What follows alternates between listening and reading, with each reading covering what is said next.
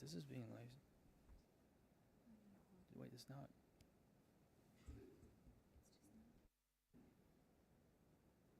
Yeah, but whatever you're doing here, that's not being displayed.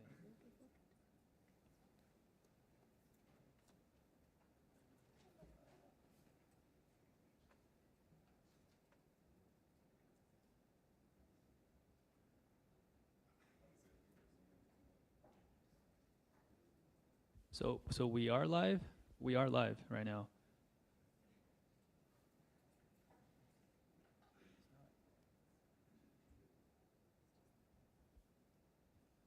Okay, kick off. Whatever you're doing there, that's not being displayed. We're live.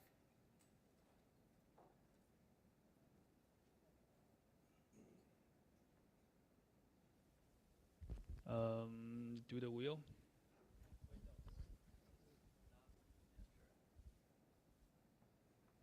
So we are live? We are live right now. We are live. All right, we're just gonna get into it.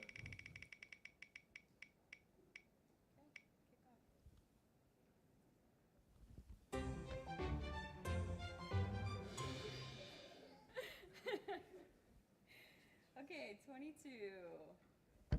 22. Do the wheel. Del, you're up first. Woo! So we are live? We are live. We are live. All right, we're just gonna get into it. See how the live stream is delayed?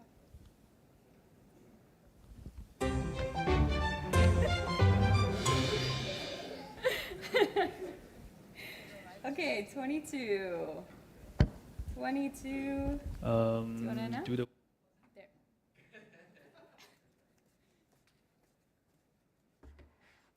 Talk about luck, eh? Okay, let's get this situated.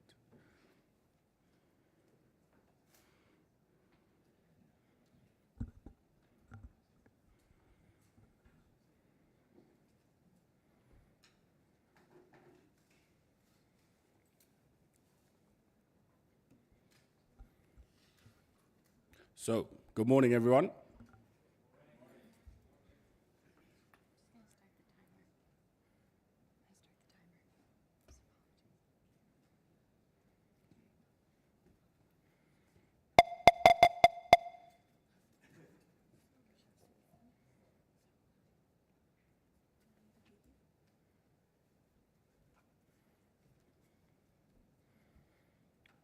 Right, once again, good morning.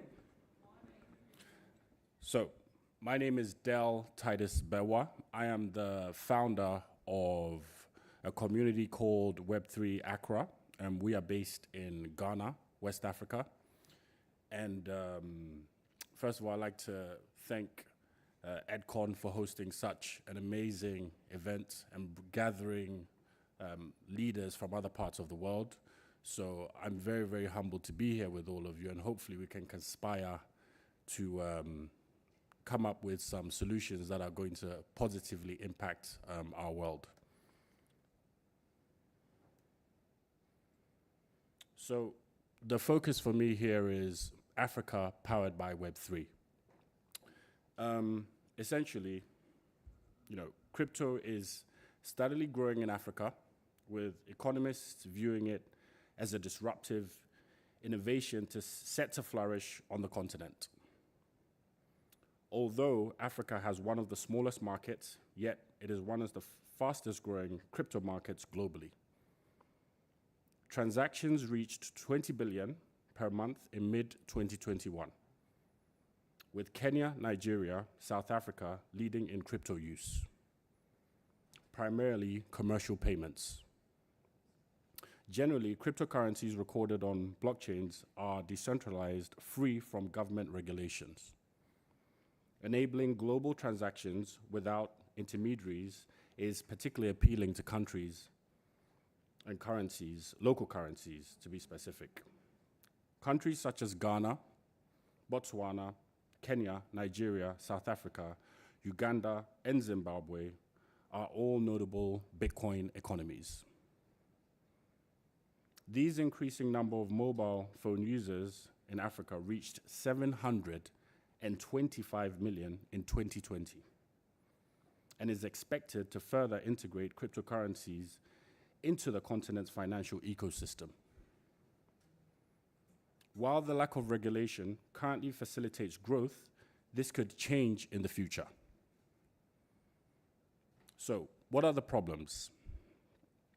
While Web3 is an emerging industry in Africa, its growth is hampered by an developing digital infrastructure and limited regional support, with some of the key challenges including limited internet access, the unbanked population, insufficient service for the gaming industry, high cost of metaverse compatible gadgets, lack of indigenous blockchain solutions, and a need for indigenous cryptocurrency tokens. Africa, with a population of approximately 1.4 billion and a GDP exceeding 2.4 trillion circa, is home to 70% of the world's youth. Despite its potential, the continent's digital infrastructure is not keeping pace with the rapid growth of the global Web3 industry. The US alone has 5 globally established tech companies with a combined market cap of about 10 trillion, give or take, with Bitcoin alone with a market cap of about 1 trillion circa. In just a decade alone, that's been a reality for most of us, as we've seen, surpassing Meta already, highlighting the immense economic potential of Web3 for the region.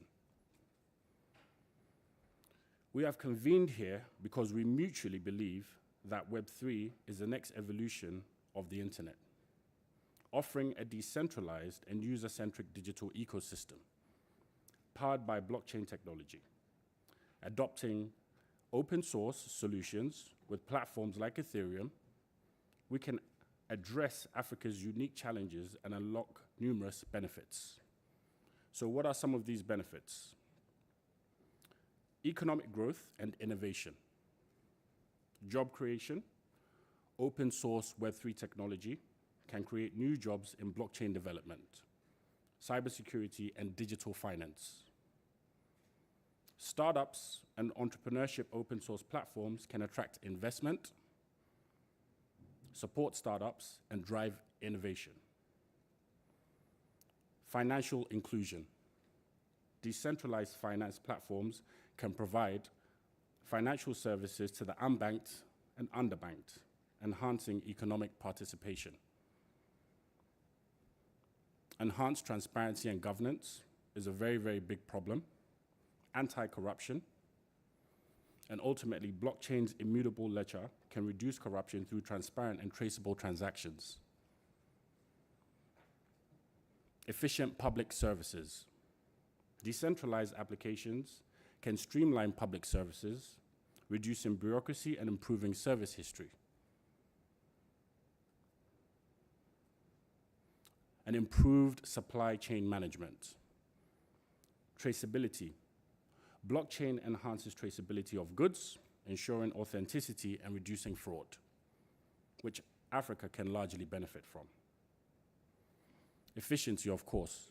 Smart contracts can automate and optimize supply chain processes, lowering cost and increasing efficiency yet again. Data privacy, security, user control.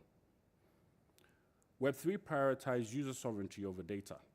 This is something that Africa really needs, giving individuals greater control over their personal information. Decentralized systems under the guise of cybersecurity can be more resilient to cyber attacks compared to centralized systems.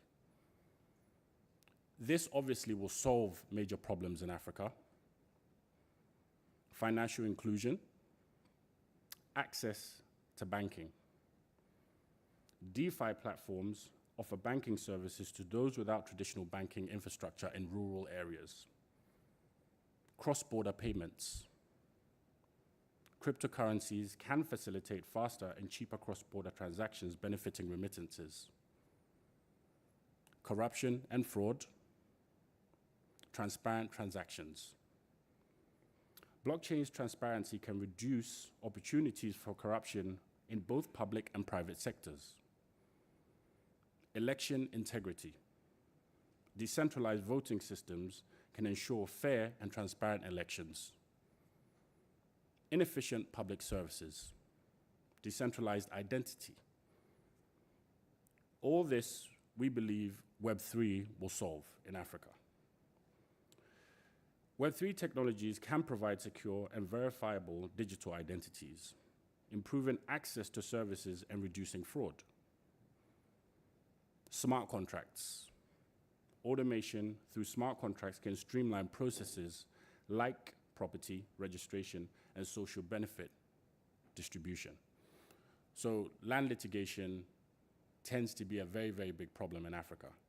And when I think of the use of NFTs, for example, it's about consolidating documentation that has been disjointed in its infrastructure from one family to another, usually stool families. So the problems that we address in Africa are going to be very different to the problems you address in the Western world, in which case NFTs will be used very differently in a place like Africa.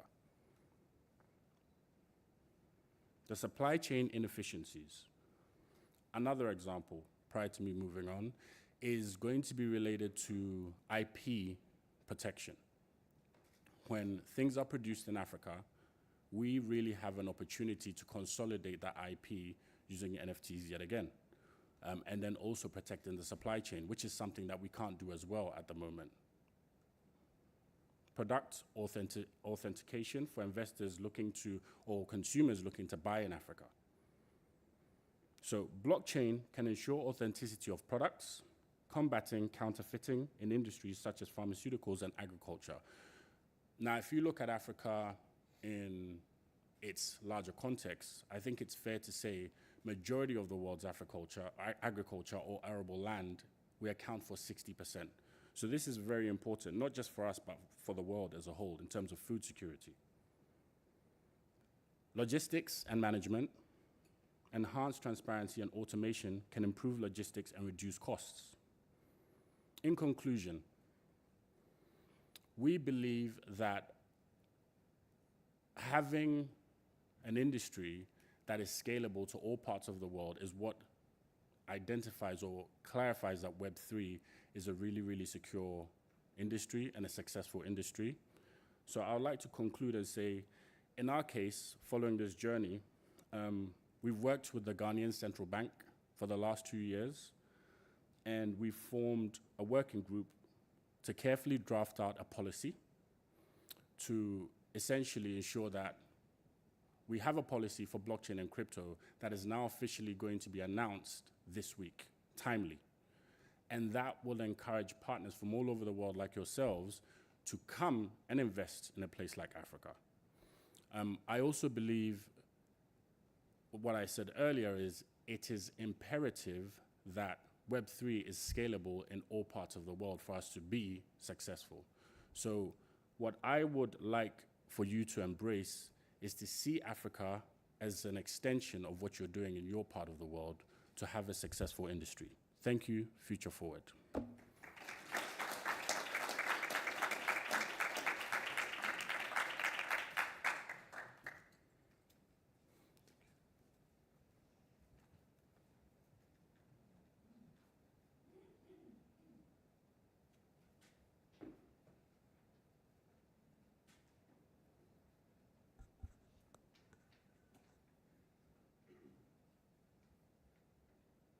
Sorry, guys.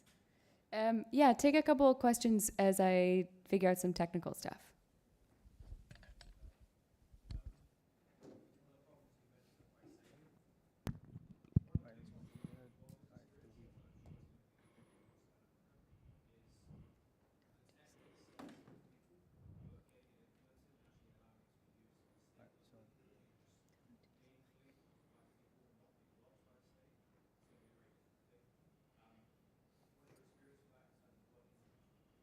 In terms of working with policymakers, local governments, people that actually allow the facilitation of remittances, property rights, etc.?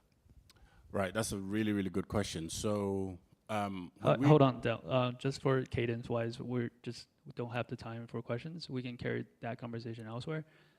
We just gotta continue the program as planned. So let's, sorry about that. Let's go to the next one.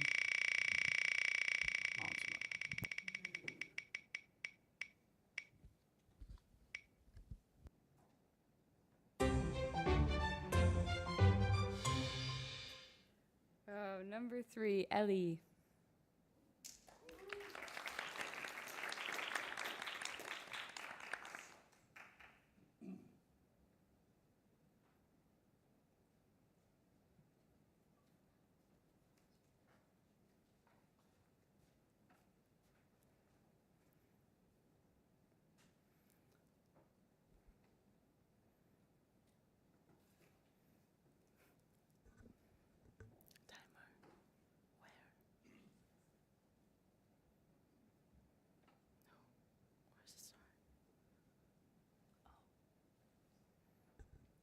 Hello, everyone.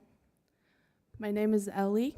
I'm one of the core team members from the University of Ethereum. Today, I want to present the proposal to raise the benchmark of digital literacy. And I ask everyone here to contribute to this cause that we really care about.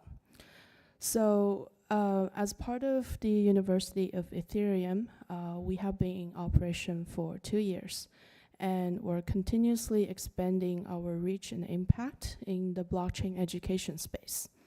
So we currently have over 100 chapters and with over 20,000 students in the network. But just think about how many students from age 16 to adult education, continuous education. At the end of the day, everyone is sort of lifetime learners, right? We've tried so hard to only create a network of 20,000 students, but really the issue that we're encountering is a generational issue that our digital literacy education can't keep up with the growth rate of technological innovation.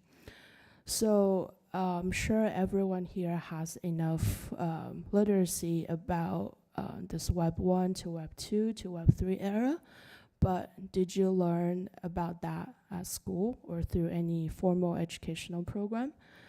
I guess the answer is no, because I personally didn't learn that from a 4-year US college system. The internet has undergone profound transformation from the last 30 years. So from the Web 1 era, where it's just read, and to Web 2, it's read and write, to now Web 3, read, write, and own. We really care about sharing this sort of paradigm shift and the mindset shift with everyone, especially the younger generation, the leaders of tomorrow in the educational system. But just purely even from the US education system, this sort of curriculum is not focused or prioritized in today's education system.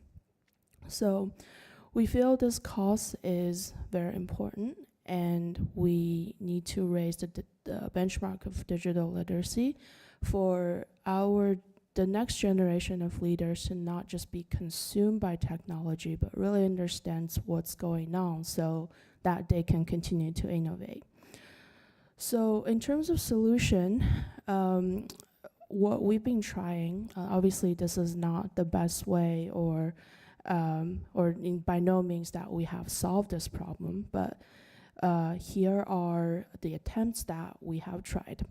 So we have this philosophy to meet people where you are, because there is a gap between Web 2 audience, Web 2 just in general, and Web 3, I guess, pioneers who see the future already. But people seeing the future, they're not necessarily going back to educate the Web 2 world.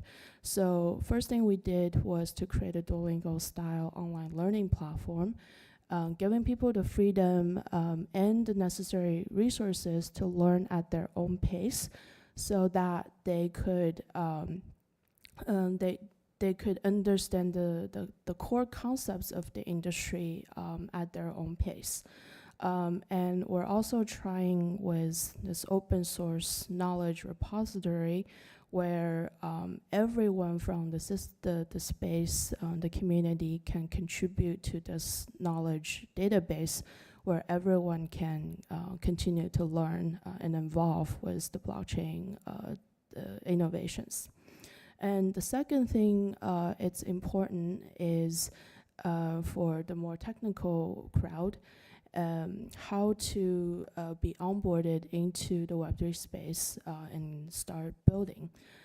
So this sort of coding bootcamp specifically focusing on Ethereum ecosystem, focusing on blockchain technology, is important to equip people to equip the curious minds with the necessary technical skills.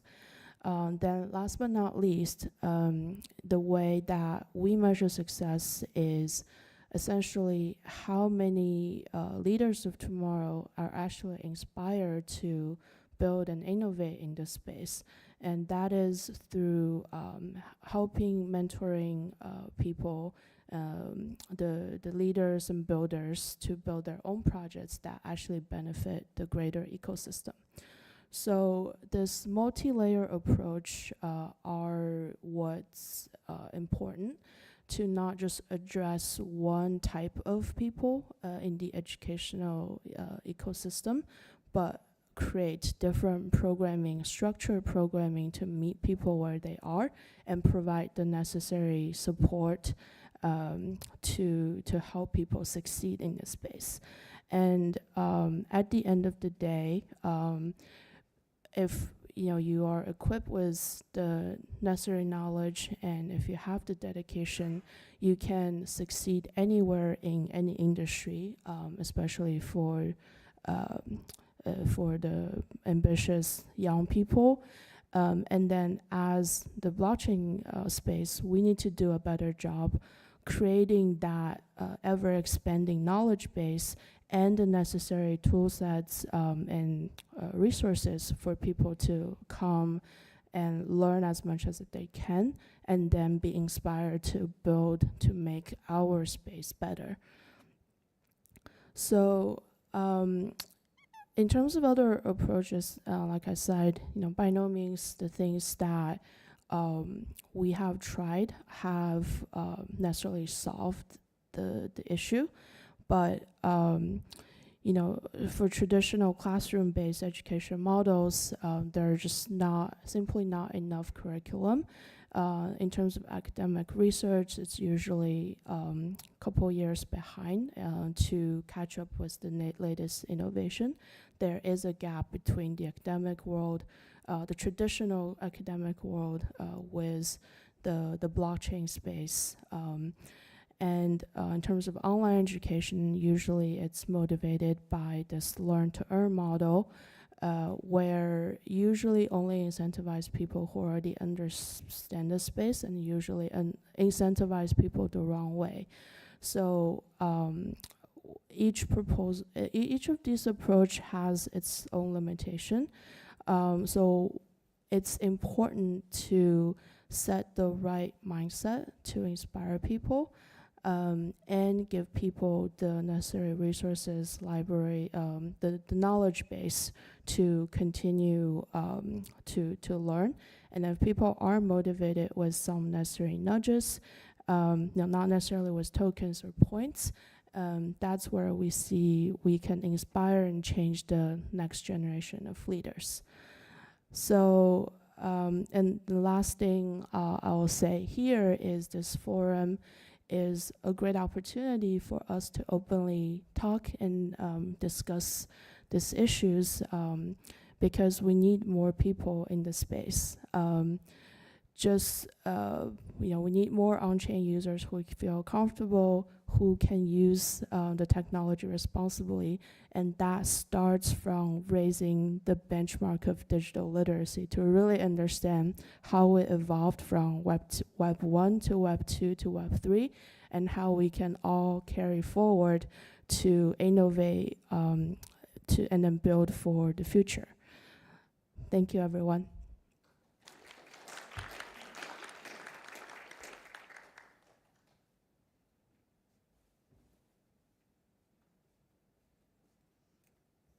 Are there any comments? Go ahead. I think the initiative is great, and I think one of the questions I have is perhaps on the inflow. Like, where do you intend to find like the uninitiated people? The reason I ask this is like we're also trying to solve very similar problem, obviously different ways, and it's awesome. And so like the inflow is kind of like the part where I see it's hard. Secondly, is for different kind of people, you sort of need like kind of different ways of talking to them as well. So just like, yeah. So these two. Great. For cadence-wise, Is Wales back in the room yet? No. Okay. Sorry, one more spin.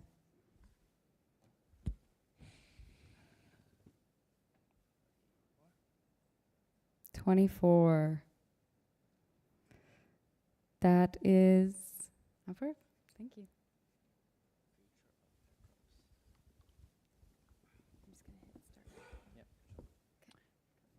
Morning, everyone. give me 1 second. Sorry. So this for just try to keep peace here. We're not gonna let anyone else come to the podium because we need to control the computer as far as the clock and then the wheel. Just make sure we're on time. And so this will be the last one. Is everyone okay with that? Cool. All right. Yeah, you just stand up. That's yeah. No worries, no worries. Morning, everyone. Yeah. Hey, everyone. How you guys doing? Awesome. So let me just start with a question first. How many of you here have gotten airdrops in the last 1 year or so? And how many of you have dumped them the day after? I know you'll not raise your hands. I know I'm talking to, right? But anyways, guys, this is Apurv, and I'm talking about a very controversial, debated topic of airdrops. And yeah, I think I represent a community of people, apps, users, who are in the space, who are building, and who are also looking for airdrops, or at least, getting fairly compensated for being early contributors to a lot of companies and protocols in the space. And yeah, the company that I come from is Interact. But let's talk about what exactly is the problem that we're facing, right? And I have a story for you guys, quite relatable with most marketers and community builders here. So suddenly one fine day you decide to launch a new blockchain in the space. Maybe there's some interoperability there, there's some modularity, all those cool, fancy technological terms that come up. And you launch the product, you got some first 1,000, 2,000 users. And then suddenly one fine day you start seeing a lot of uptick in all your numbers, right? And you become like, oh, I'm a genius, right? I'm a marketer and I got like 50,000 users on my platform one fine day and numbers are like hitting off the charts. You never saw a retention rate that's like 80% week on week. And then suddenly one fine day you do a token launch, the TGE, and the numbers drop. That's exactly the problem I'm trying to solve. So today airdrops in the space lead to very poor retention, and that comes from multiple sort of reasons, right? But the reason why this is super important is because if you think about Web3, one of the most important aspects of Web3 is incentive alignment. And without incentive alignment, the open decentralized networks will never be able to compete with the more centralized incumbents in the space. And we have seen a lot of examples in the last 20 years, like RSS, for example, which was a pretty cool protocol that I used, but they haven't been able to hit an inflection point. And that's what we are trying to solve here as a community. And this problem is super important because unless and until we solve this problem of incentive alignment, we'll never be able to attract long-term applications and community builders in the space. let's talk about how are we approaching this, right? And this has been like a trial with fire more so. We have worked with some of the major layer 2s in the space, Linea, Polygon, Starknet, Tabi. And by doing those mistakes, learning from those mistakes, we have been able to come up with our own neat framework, still slightly more theoretical and yet to be sort of battle tested. I'll just walk you guys through it. So there are 3 fundamental layers to this entire framework. The first layer is just being able to collect more user data with the consent of the users, right? And that includes publicly available data, for example, the wallets that you have, even private data that you might be interested in sharing, which could help us understand your preferences. And we're starting to see that happen through some of these social media platforms like Farcaster, where you can get those user preferences in as well. Then the second part is, once you have all that data, right, making sense of it, which is where, we have our amazing developers, shout out to one of my colleagues out here, who sort of, will help us figure out what to do with that data, which I like to call the credential and reputation curation layer.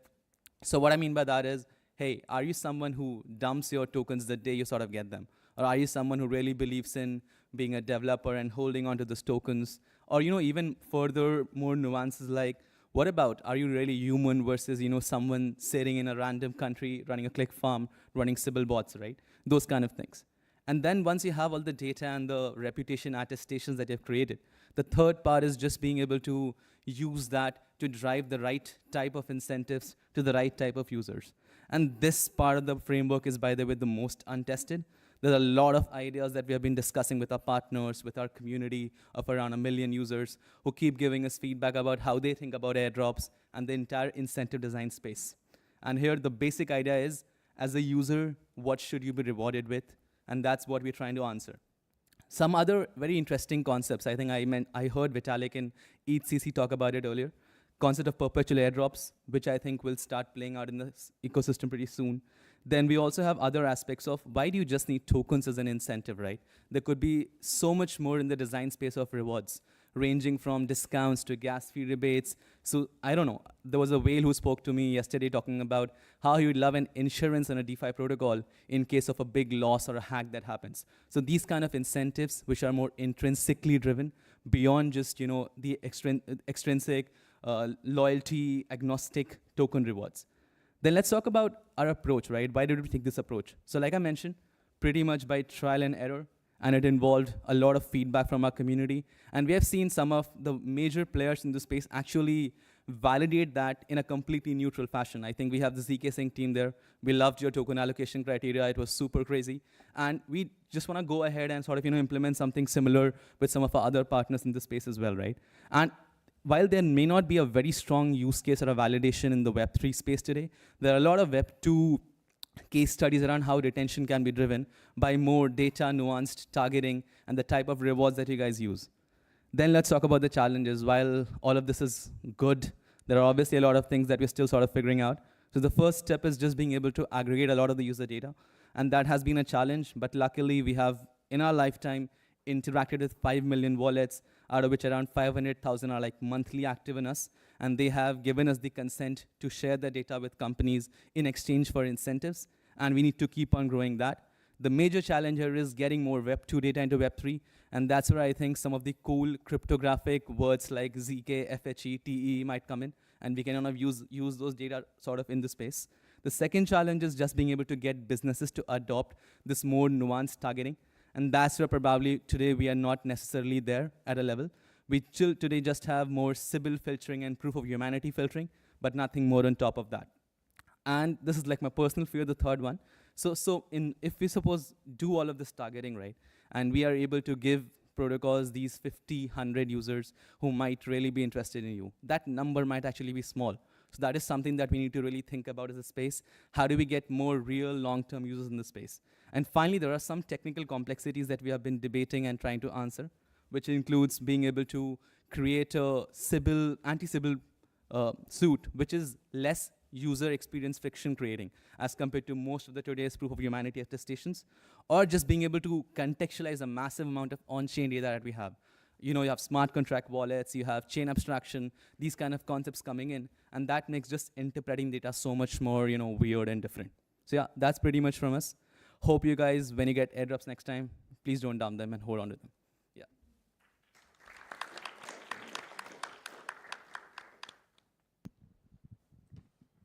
Any comments? Hi, so great presentation.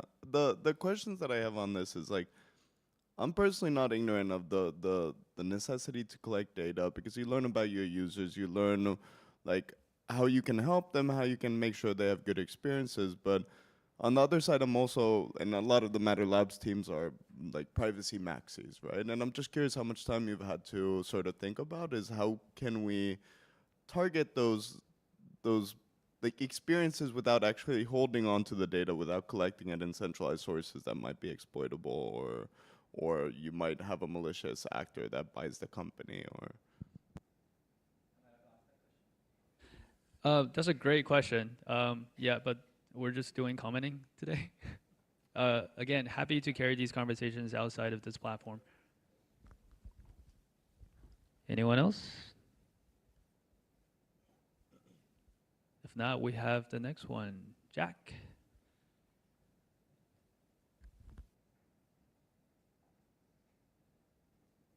Hi everyone, how are you? I'm Jack Saraco from Argentina, and I'm a Web3 founder. And through my experience on building wallets and infrastructure for the ecosystem, I found that speaking with multiple founders, the main reason and the main problem usual retail have by joining our community is a fear they have of sending transactions and not sending to the correct user. So we're trying to mitigate this risk by providing an infrastructure and an interoperability system where every single address on every network will have a live code, live three words associated with each address. If you were to send today a bank transfer a bank transfer in every single country, you would input an account number, a routing number, let's say in the US, and the bank is gonna immediately show you who you're sending the funds to. In that sense, every single user, company can see who they're sending the funds, can validate that the funds are gonna be reaching the end user they're wanting to pay, and that today is not possible in crypto. So you find that many users fear that if they were copy-pasting wrong, there's any malware in their system where they copy-pasted and another address popped in. If they received a wrong address from the counterparty and they're trying to pay, the funds are completely lost. And that is the sense of security I think that we should start giving the retail users in order for their funds not to be lost. So our idea, for example, is if we had Alice and Bob, if Alice wanted to receive the payment from Bob per se, Alice would be sharing not only its ETH address, but a 3-word code, which is randomly generated. And Bob would, in his wallet, he would input Alice's OX address, and 3 words will pop up. So he will be able to validate immediately in live that he's sending the funds to Alice's correct address. By doing this, we mitigate the risk of funds being lost on-chain to practically 0. And users, on the user side, they will feel comfortable and safe knowing their funds are being received by Alice or the counterparty they wanted to send the funds to. Right now, this I think is the major problem we see in adopting retail into Web3. And basically, this is what we're trying to get: a consortium of different Web3 founders within owners of wallets, ecosystem, exchanges that want to reduce the risk of funds being lost on-chain and adopting an easy-to-use infrastructure like the one done in today's domestic payment rails into the Web3 ecosystem. Right now, we are approaching multiple founders, multiple wallets with already millions of users to adopt our system and make cross-chain and on-chain interoperability and sending funds as easy as possible for Web2 or Web3 users that are joining today our community. Thank you very much.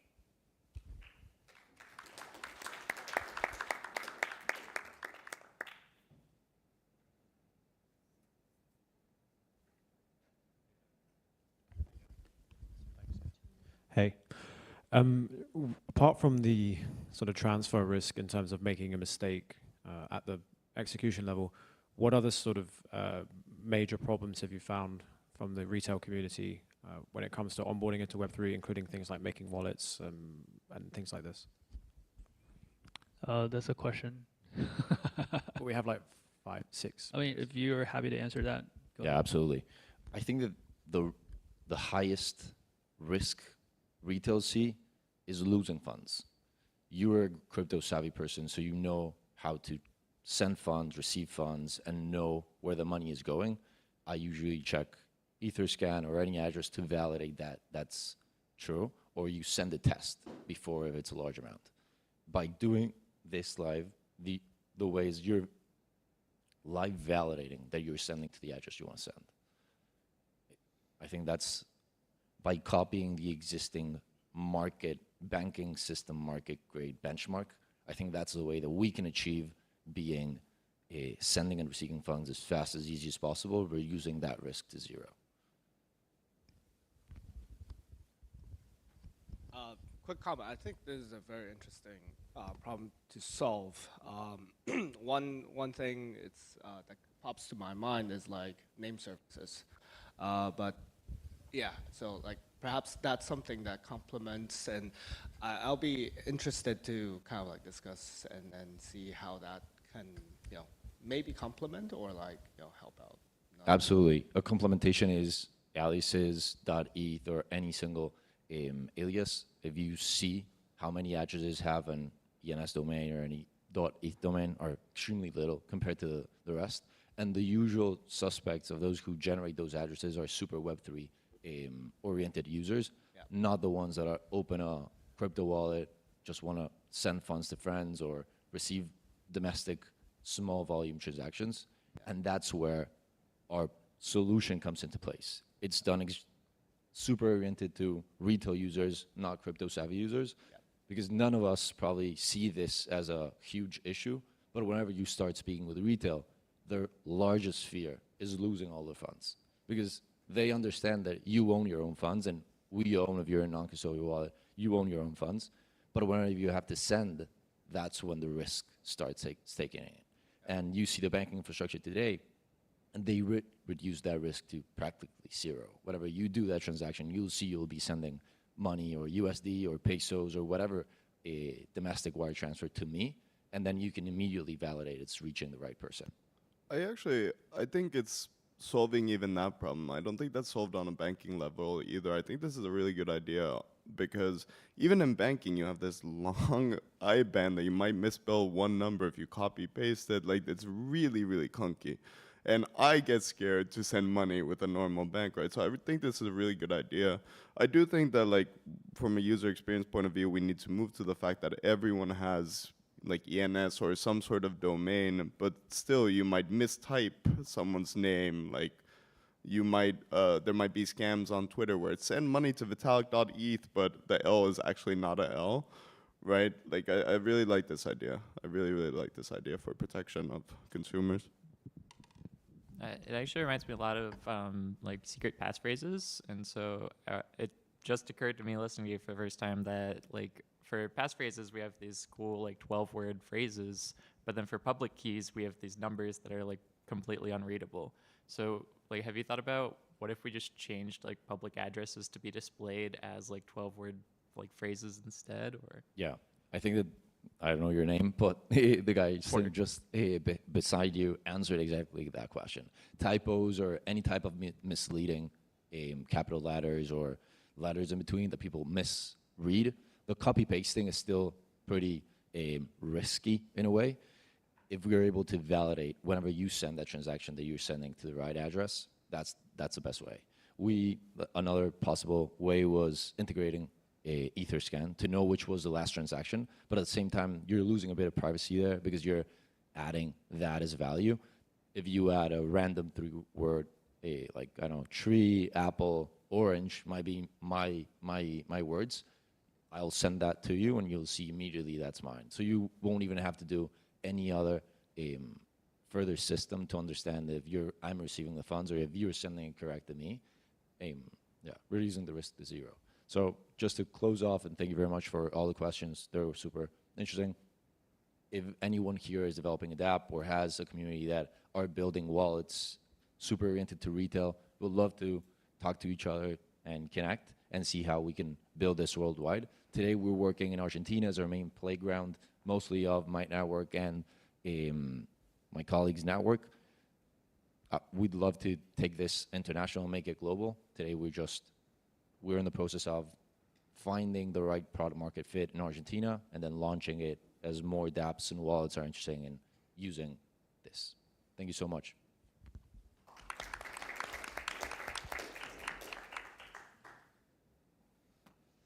Up next, Joshua Bate.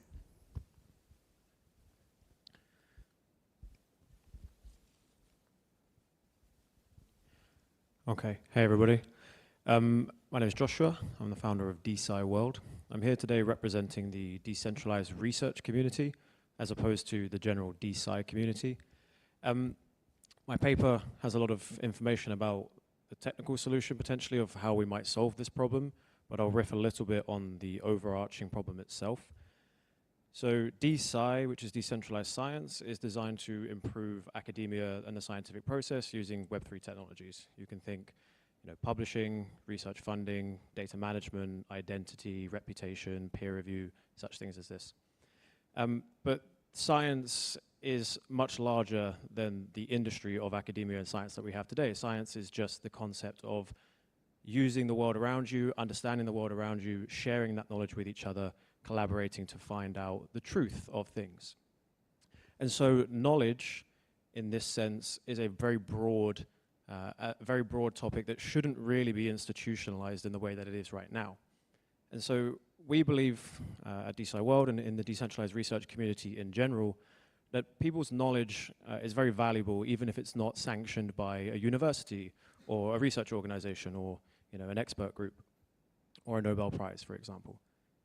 So as we're moving quite rapidly towards an AI-driven future where a lot of the resources, the data, the knowledge that we have is sort of being fed to us via these AI-driven interfaces, so chatbots, for example, you lose a few things. You lose a lot of the nuance of the data, not to get too technical, but the way that RAG LLM systems, a lot of chatbot systems work, is they take many pieces of data and then sort of synthesize it into one answer, and then they give that to you. It has a unique voice, which is dictated by the model. So ChatGPT sounds like ChatGPT. Claude sounds like Claude. And if we continue to interact entirely with these bots, these models, we're going to all start to think and sound like ChatGPT or Claude. They call it the ChatGPT-ification of voice. As this AI paradigm continues to sort of happen, it's very likely that the value of humans is going to change quite rapidly. This happened with the manufacturing sector. We sort of got outpaced by automation on the conveyor belts, and Ford basically reduced massively in the 30s their workforce and put in place automation. And this is happening already. We've sort of been replaced by machines in the manufacturing process. This is already happening in the service industry as well. Cashiers, cleaners, teachers, lawyers are sort of being done now by machines. And as this happens, humans are going to find it more and more difficult to provide value that they can get paid for to society. So the economy starts to break down.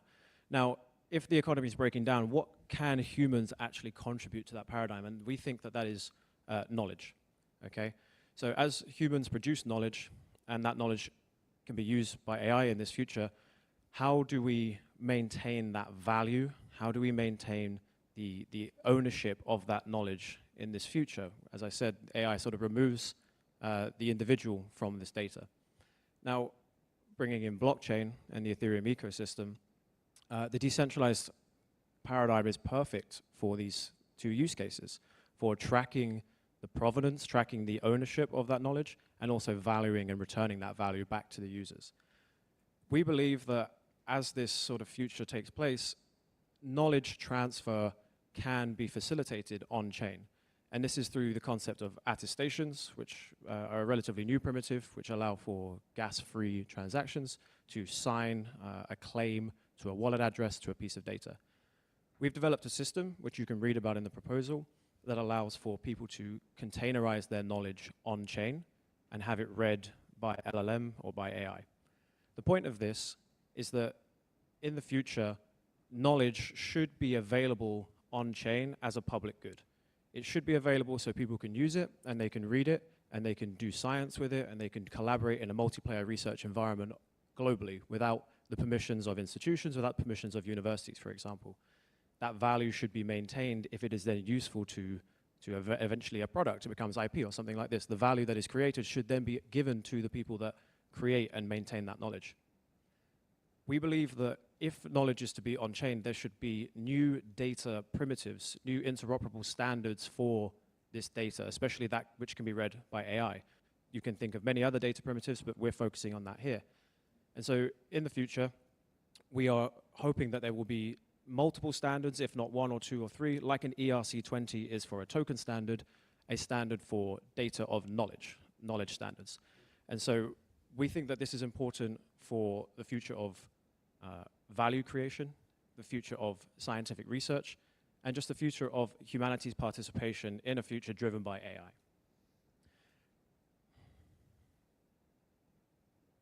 The challenges to this approach are many. The first challenge that we think is the communication of this idea, communicating the simplicity of a data standard and the complexity of making it work on-chain and making it work with AI. We see it as an opportunity to allow for communities and individuals and people at home as well as large institutional creators to create interesting interfaces to the knowledge paradigm by accessing this sea of data. The data lake is a common concept, and if it's an open source, freely available to read to and freely available to write to data lake, then the amount of useful knowledge applications can be massive. And this will improve participation in science, this will improve the creation of new knowledge, and for us, we think it's the inevitable next step of the decentralized AI paradigm, is a fully standardized, fully open source, free to access API for machine readable data. We're working on this. It's a massive challenge, and if anyone's interested in it, we would like to see some support. We are building this as a layer, a data layer, so if you are building apps that require machine readable data, you can integrate with this data layer. And I think as much as we wish the future of science and academia is going to be driven by sort of scientists in the lab creating science, it's likely that that's not going to be the case. It's likely to be driven by agents, speaking to agents, and then producing something that is probably distributed by agents to people. If we can maintain the humanity in that by having a data standard that is attributed to a user, to an individual human, and make that chain of value directed back to the people that started this basic research, then we can keep humans at the center of the AI-driven future. And decentralized blockchains, in my opinion, is the only way that this can work. So thank you, and I'll take any comments.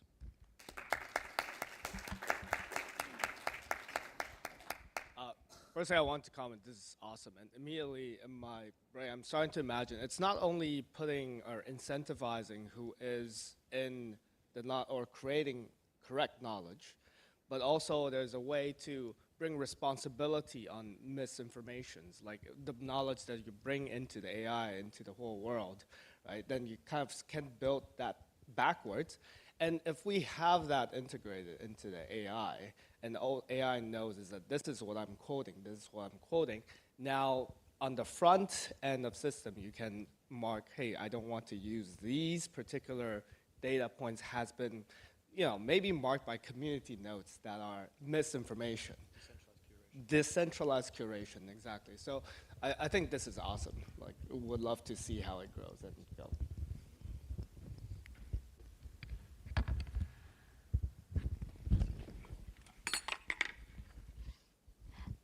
I just love the part where blockchain is actually used to to empower communities, because the typical model of OpenAI, for example, doesn't really get back to the users. And so I would love to see more of this kind of use cases for blockchain. So thanks for doing that.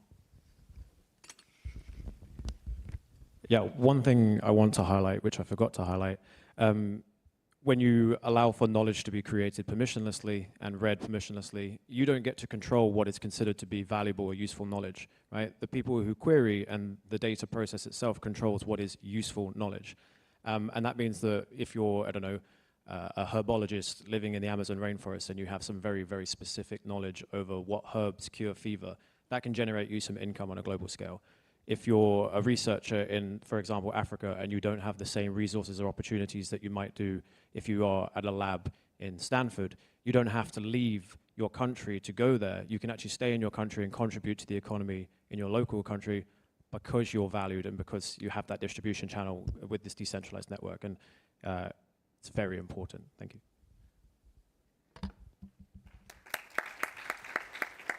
Thank you. That was fascinating. Okay, next up we have Leona.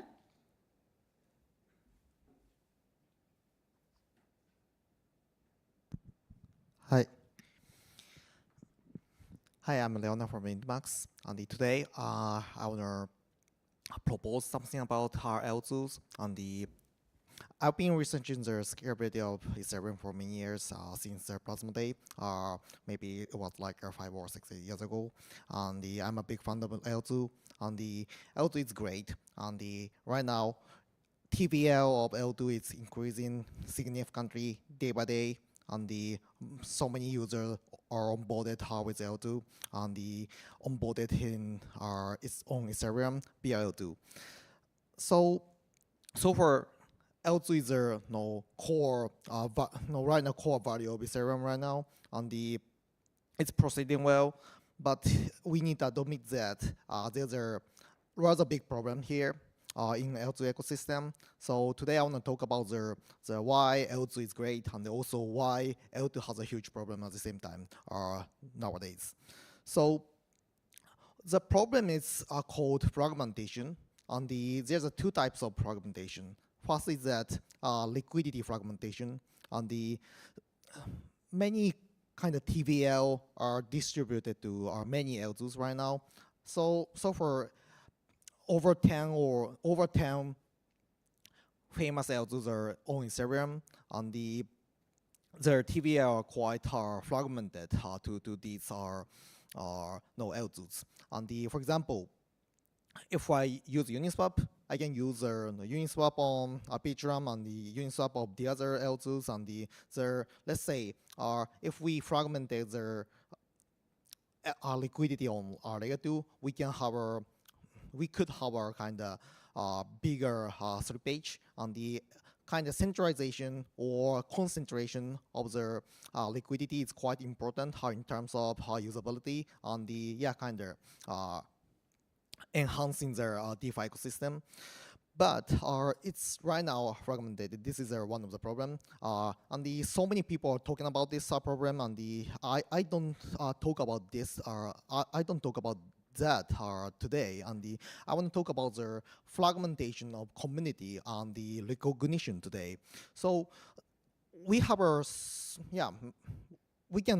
we know many L2s, right? And the famous stuff are like Arbitrum, and Base, Optimism, ZK and the Stackware, and Taiko. So many Scroll, so many kind of famous L2s, and they are very technically sophisticated, and also people are working on that, and the users are having their attraction on that. But at the same time, nowadays L2s works like a different chain out of Ethereum itself. So I went to many places actually. And last year I went to Latin America, Africa, and Asia, and I went to Ukraine last month, and I went to many places to see the real adoption of Ethereum. And what I noticed was that people recognizing L2s as a different chain, and they don't recognize L2s as Ethereum or parts of Ethereum. So this is one of the problems, simply because Ethereum, that kind of name brand is quite huge, and the people recognizing and the trusting Ethereum itself. And if we cannot recognize L2s as Ethereum, we cannot onboard people as Ethereans, right? And so this is a fragmentation of the community or recognition, and we can we need to fix that problem.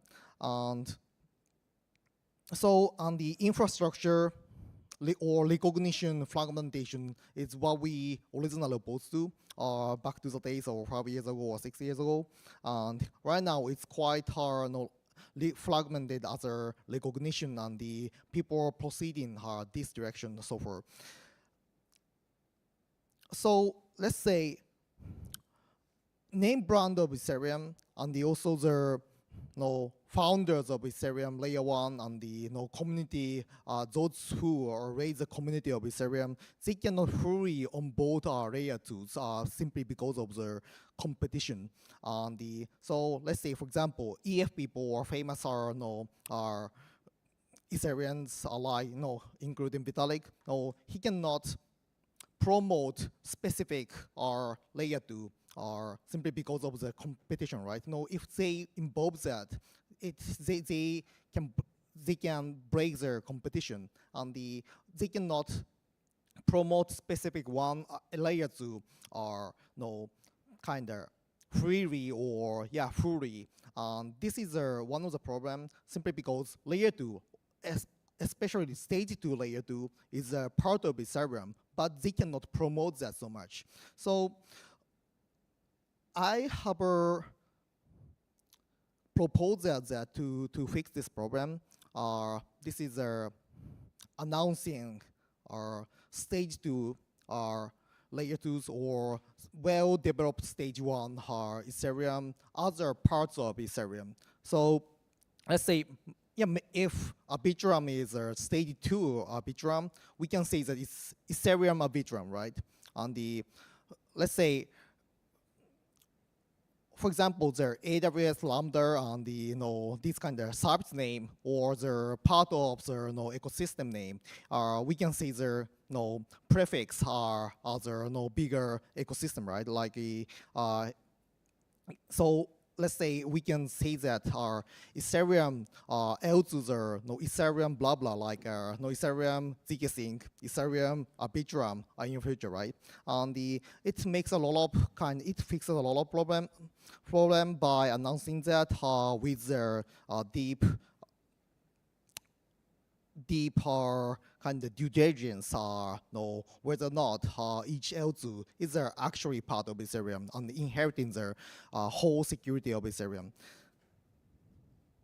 So at the end, let's get back to the real meaning of L2. L2 invented for scaling Ethereum for billions people, and billions ordinary people. And right now, people recognizing L2s as a different chain. And only the crypto very deep tech guy and the crypto mania recognizing L2s as parts of Ethereum. But L2 itself is for billions people, right? So let's make it kind of simpler for the people. And and then otherwise we cannot make the Ethereum great adoption for other biggest blockchain in this world. Thanks so much.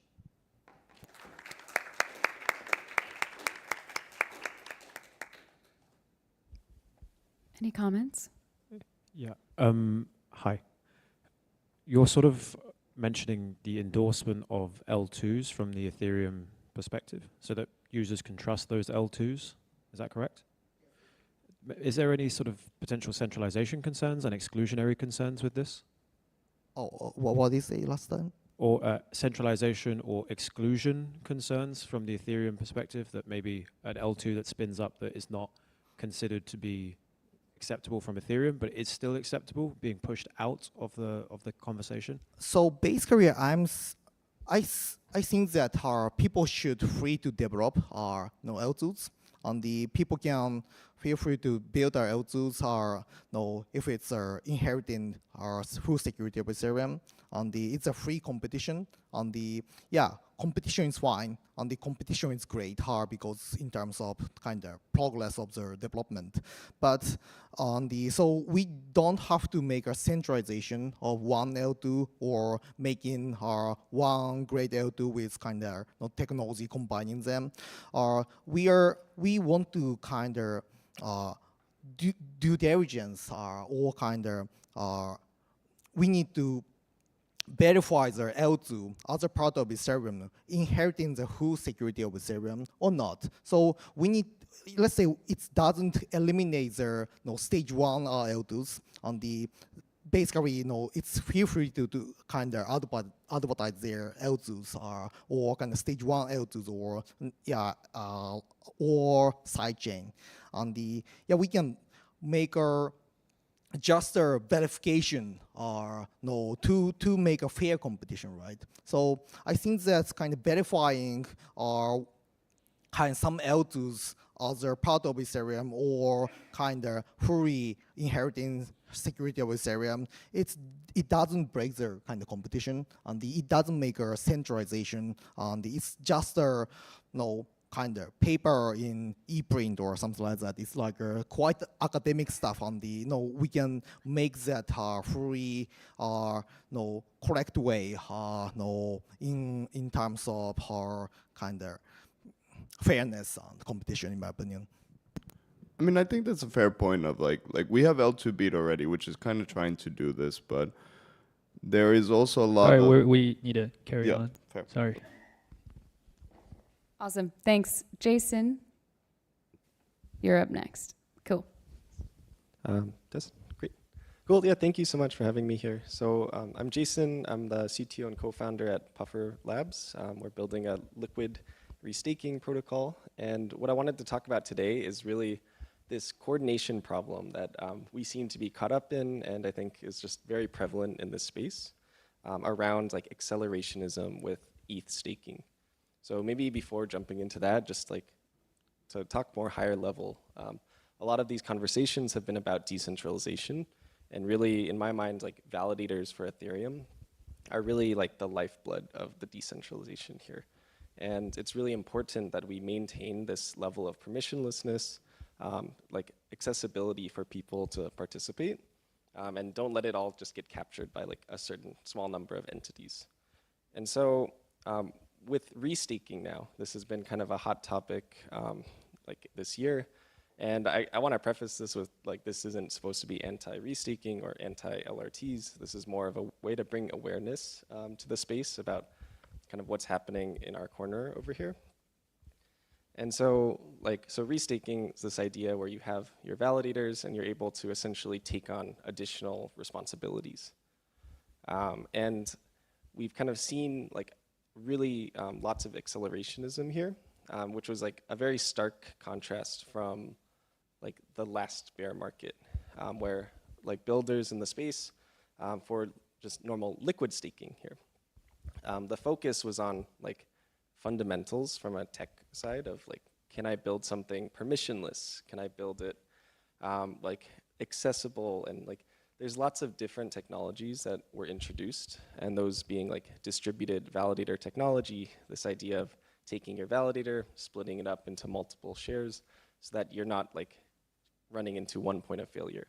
Another one is anti-slashers. This was like a hardware-based approach. Like you can have your validator lock their keys in this black box, and the idea is that like if the black box is ever compromised, what you have now is your validator key. So it's like strict security improvements. And so these types of technologies were like really championed and sort of highlighted in the public conversation like during the last kind of bear market. And recently with restaking, so what we have now are liquid restaking protocols like Puffer. And what they're doing is still running validators, just with more responsibilities. And what I've kind of noticed within this space is this accelerationism has sort of left the industry kind of forgetting about a lot of the core values that we came into the space with, like maintaining a decentralized validator set. Right now, like Puffer has tried hard to be like permissionless day one, like anyone can run a validator. But of course, like that's difficult. It has costs, whether that's in time, in resources. And what this is like now we're in a coordination problem. Like we really want to maintain like this level of decentralization across the network, but the incentives are pointing like all these projects to go fast, like solve it later. We've kind of even abandoned the whole like, I have a roadmap to decentralization. Like people don't even have roadmaps. We're just like gonna launch it and fix it later. And so what this really is, this proposal is more of like, I wanna bring like awareness to this issue, and also like, I guess the outcome of this would be more community pressure on these different restaking protocols, whether it's like at the actual restaking protocol level, whether this is like the eigenlayers or the symbiotics or the Carrix, but also for the liquid restaking protocols, like the ones that are actually running the validators. Can we, as a community, focus back on the fundamentals? Like, is it permissionless? Like that should be like a benchmark that people really care about when they're talking about these. Higher benchmark than yield, I would say. And as well as like, so permissionless being the first one, and then really adopting all of these technologies that have been built, like anti-slashers or DVT. Like these are simple additions that these protocols can make that can significantly improve decentralization across the network, but also significantly reduce user risk. And so if we're talking about like the long-term like sustainability of the network, I'd say like keeping it permissionless, keeping it kind of as the status quo, but also trying to like reduce all of these risks that are coming up. And whether this like even just means slowing down, getting more audits, things like that. So I think like the best analogy here is similar to that, like there's the call to de-accelerate or decelerate like AI, like for like general AI, because there's a lot of unsolved things, but then it's a coordination problem. If one person doesn't slow down and everyone else is, now they have an advantage. So really like this is a market problem, but I think the best thing that we can do instead of like solving the market is try to apply some kind of pressure from the community on all of these protocols to kind of keep building in a way that's like sustainable and healthy for the long run. So I guess like the takeaway, like if there was any kind of metrics here, it would be like trying to hold your protocol accountable to be permissionless and adopt these types of technologies. Thank you.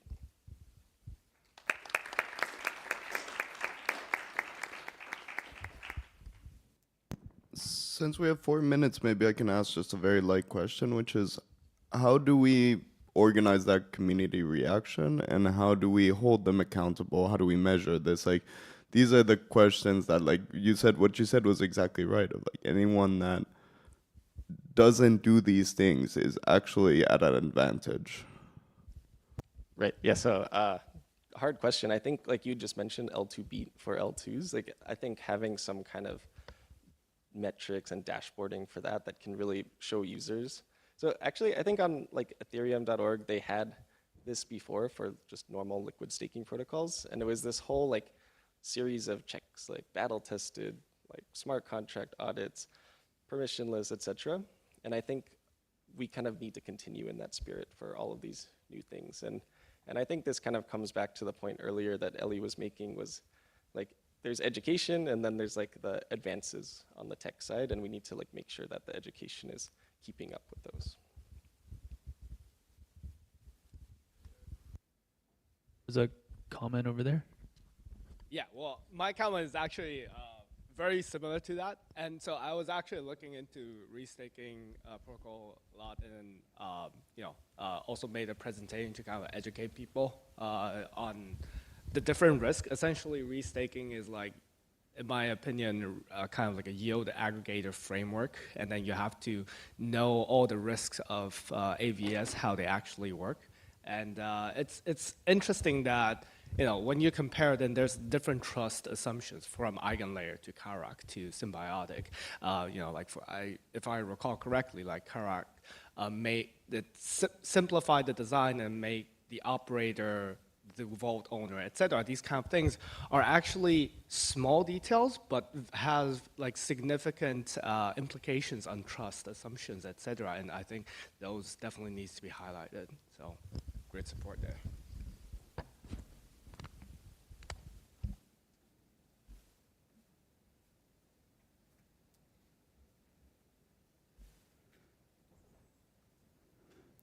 All right. 16.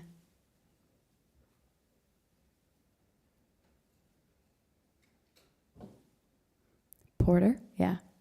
Cool. Hi. All right. Thanks for having me. I'm Porter from Matter Labs. I have a Zcat, which is very fun. So I'm an engineer, but today I want to talk more about the Ethereum community, specifically conversations between developers and users. Most noticeably, I think the developers and the users have kind of increasingly become two separate communities, and I think this is largely bad, and it's getting worse. And so my kind of call to action and like a 20-second talk is just we should be friends again, and like devs should talk to users should talk to devs, users should be more involved in like core protocol decisions, core protocol devs should still be in like Discords and Telegram chats with the fun users, and we should have like a good time all together. So I'll slow down now and go through it all a little more specifically. If you spend as much time on Twitter as I do, you've probably heard recently stuff like devs do something, and like, can somebody please build a real world application, please? And then that's more from the user side. And then from the developer side, maybe they're not tweeting as much, but the sad truth is a lot of the developers are not using a lot of crypto, and they show up for their jobs and they go home, and they're kind of like, actually, I think it's part of the reason why a lot of developers have been burnt out very recently. I see more and more developers choosing like not to even want to work in crypto. They don't feel like they're having an impact on the world. And I think it's completely because they're just not talking to users. Like, I think we have like way more impact on users around the world than like almost any other industry and almost any other job. So it's very confusing to me when I see people leave because they want to have like an impact somewhere else. Like, I think we could do a lot. If you don't see the users and you don't talk to them, it's hard to like see really like what impact you're having. So I'm rambling a little bit and jumping around on my points, but I think like one of the challenges is going to be like, can users actually learn about like the core protocol and get involved in the other side? I think from the user's perspective, a lot of them feel sort of left out of the core protocol. They don't really know what's happening. Things happen, and then sort of like as the updates coming through, they're like, oh shoot, like I agree with this or I don't agree with this, but either way, like I didn't know this was coming. And so it sort of alienates the users over time if they sort of aren't involved in like progressing the community forward. And I think maybe initially some devs would say like, well, the users can't understand, my stuff's very technical, so there's no way they're going to be able to get it. I think that's largely not true. I look at the AI industry, and like there's all kinds of people who can tell you about large language models and gradient descent of just like random people around the world. My sort of litmus test for this is if my dad can talk about it, and my dad will start talking about like small high level differences between like the different types of AI. And even though I work in crypto and he's my dad, he cannot tell me small differences between like blockchain protocols or sort of what's even being worked on. Everyone's heard about Bitcoin around the world. Everyone's heard about Ethereum probably, but if you talk to them like what's happened in the last like 2 or 3 years in terms of like core protocol development, no one can tell you anything. At best, they've seen some new meme coins this week, and that's kind of like their information that they've been working on. So I think there's kind of 2 ways to solve this user and developer divide, user-developer divide. One, either we just rely on some big influencers, and the big influencers can just go and like, you know, some really great technical people could just put out like the best explanations ever for like each EIP coming in, and like that's gonna, you know, get millions of views on YouTube, and we're gonna be set because somebody will just like do a really good job influencing. I think this kind of works, but it's kind of not great, and probably not like the Web3 way we want to do this. I think a much happier way to solve this problem is to just like have everyone be friends, and instead of like one massive influencer telling the whole world how everything works, is like just everyone in this industry should try and do a better job of, like the core developers specifically, should try and do a better job of talking to users. And we can all sort of onboard our own communities and our own groups, try to keep everyone up to date and like what's going on, what's happening with progress. And I think this sort of like decentralized communication method, as opposed to like more centralized influencers, is like a great approach. And so that's the summary of my call to action today, is we should all try and do a better job talking to users. We should, of the developers side, and then users try and get to know the developers a little bit more. I think it'll be safer too for the users if they kind of like know a little bit of the details of what's happening. Probably less likely to get rugged, less likely to be alienated by the community. And so I think let's all try and get along. Let's all try and build Ethereum together, and let's have developers and users be friends again. Thank you. So there was a second part of this as well. My name's Lumi. I'm a senior product manager at Matter Labs working on ZK Sync too. So this is what we want for the space for Ethereum in general. And then I think it's a core responsibility of every developer here, not just to talk to your users, but to be a user of your own protocol, right? Like, go through the same journey, play the games with them, and there's some efforts that Matter Labs as a company does towards this. So for example, after every wave we have, which is 2 months now, we have a 1-week hackathon. We force our devs to use the protocol, because you'd be surprised by how few of them have any time to do anything on ZK Sync or actually build on it, right? We all have busy schedules, so we force that into company action.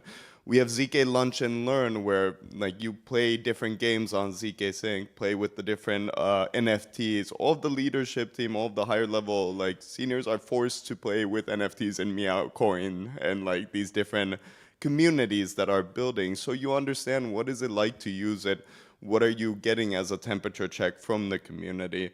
There's a $1 a day program, you get money on ZK Sync that you can then play around with.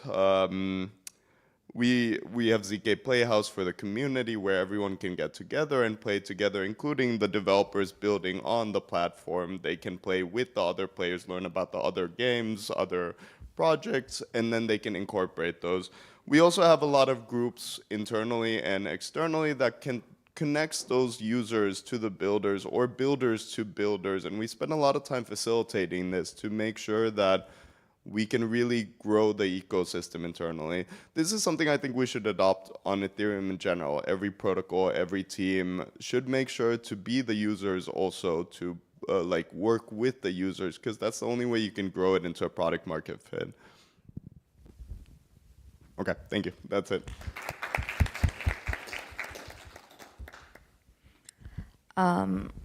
Yeah, so I would say that it is really important for developers to talk to those actual users, because from the reality, what we've been seeing is a lot of like individual developers or smaller teams that are building product that no one is actually using, nor the protocols that has been raising like hundreds of millions that they are like still building product like no one is using. So it is really important for them to actually know what the user wants, what the market really wants. How do you introduce yourself at a party? How do you say that you do ZK research at a party? It's a great question. How do I introduce myself as like a ZK researcher? I mean, yeah, we're trying to work on better explanations for like the heavy duty cryptography stuff. Obviously, you specifically know, like I love trying to explain like the most technical things possible. This is, I actually do have time. I used to be on TikTok and trying to condense like anything into a 1-minute short where the user or watcher probably has like no idea of any technical background is like a very fun challenge actually.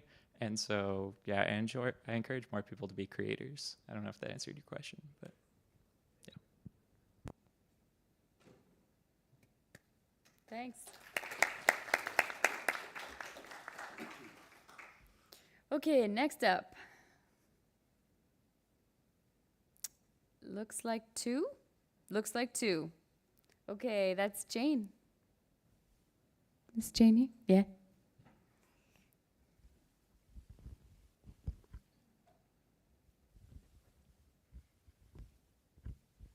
Hi everyone, this is Jane, and so before my talk today, I really want to do a quick survey or engagement call. If you are a developer or if you ever leverage any kind of AI tool to write a single line of code, even if it's just hello world, please raise your hand.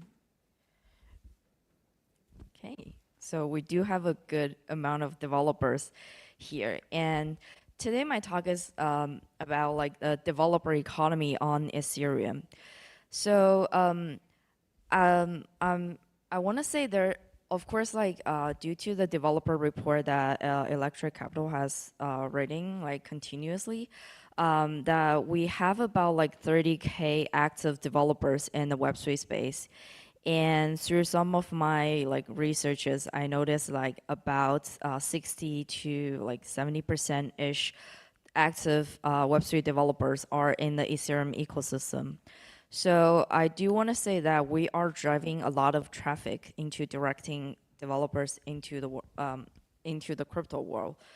And we do need to continuously to onboard more developers into the space. And when we are comparing the number of developers that are active building in the Web2 and Web3 space, we do realize that we do have a very small community in the Ethereum space. And sorry, I didn't really prepare too much, but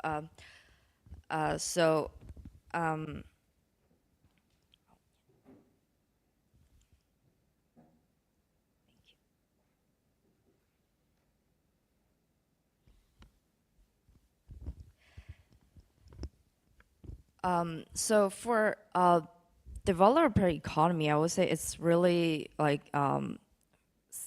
similar to creator economy, but no one really talks about it because the way that traditional developers think about what they're gonna do is they will normally get a degree at UC Berkeley or CMU and then go to work at Amazon. That's the best way that a developer can think about what they're gonna do with their career.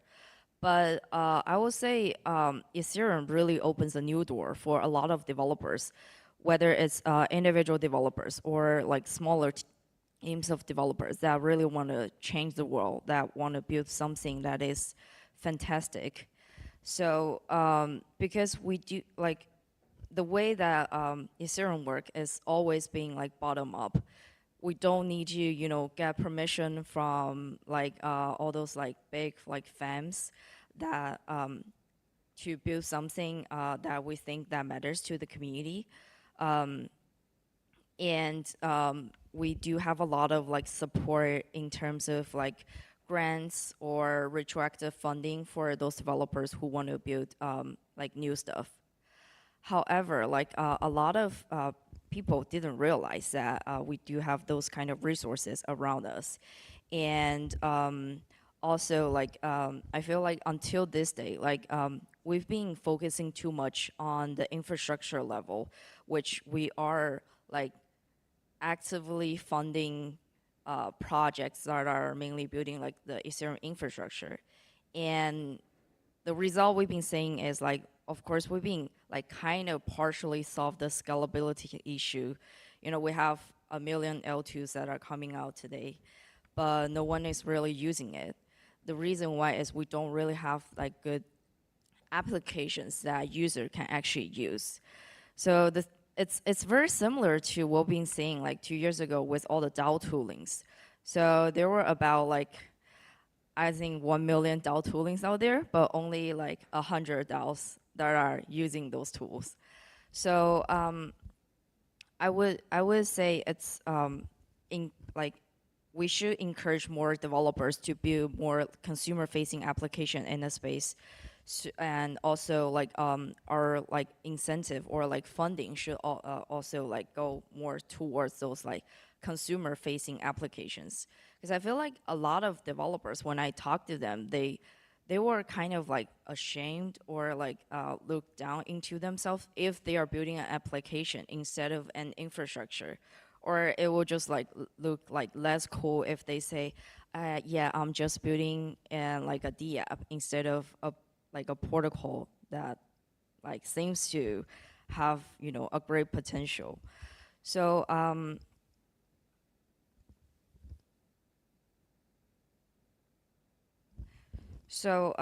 would love to, you know, propose like a new like thing called developer economy, which can help individual developers to whether get better funding or to better talk to users that are actually gonna use their product in the future. It's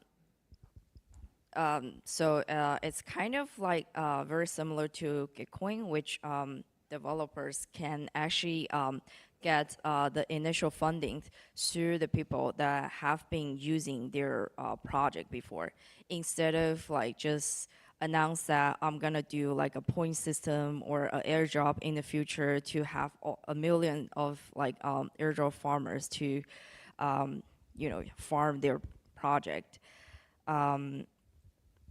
So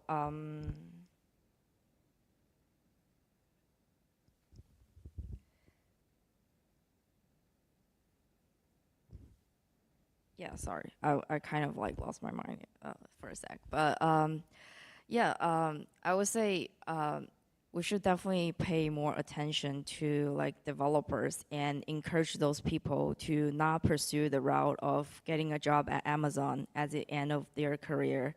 They should really be building something that is meaningful, and you know, without, you know, the leverage of those like big companies as the main like source of funding or where they can start their project.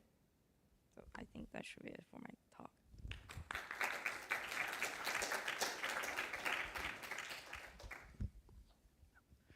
I have a comment.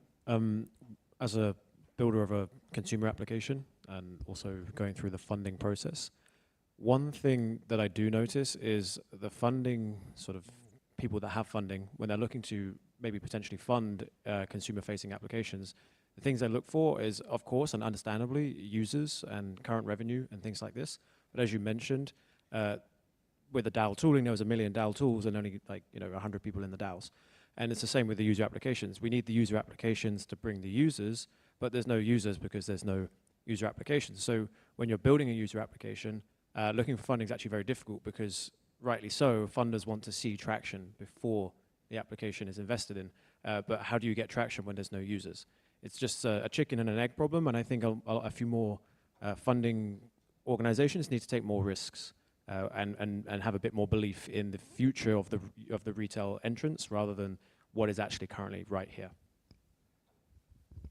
Yeah, I also have a comment on the kind of getting into the Web 2 developers into the Web 3. So we're doing something along that way, but more on the technical side, not encouraging them to build, application level, but like more just introduction. So there's like another thing I'm seeing somehow, some people stigmatize as like, oh, Web3. Like outside of Web3, where people don't understand, they're like, oh, this is not as cool. Or like this, they sort of like relate Web3 with uncool things. And so what we do is like we go to the community, open source community, and then give talks there and even have a track there. So I think like slowly building towards there, removing the stigma, and then also like having that reward is like, as you said, like this creator economy will be great. So.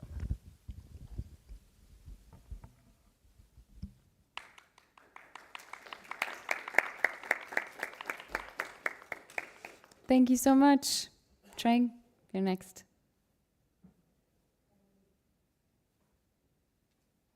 Hello, everyone. Thank you for having me. So I'm Jan Fernandez-Leknecht. I'm the founder of my own law firm in Switzerland and the co-founder of Women in Web3 Switzerland.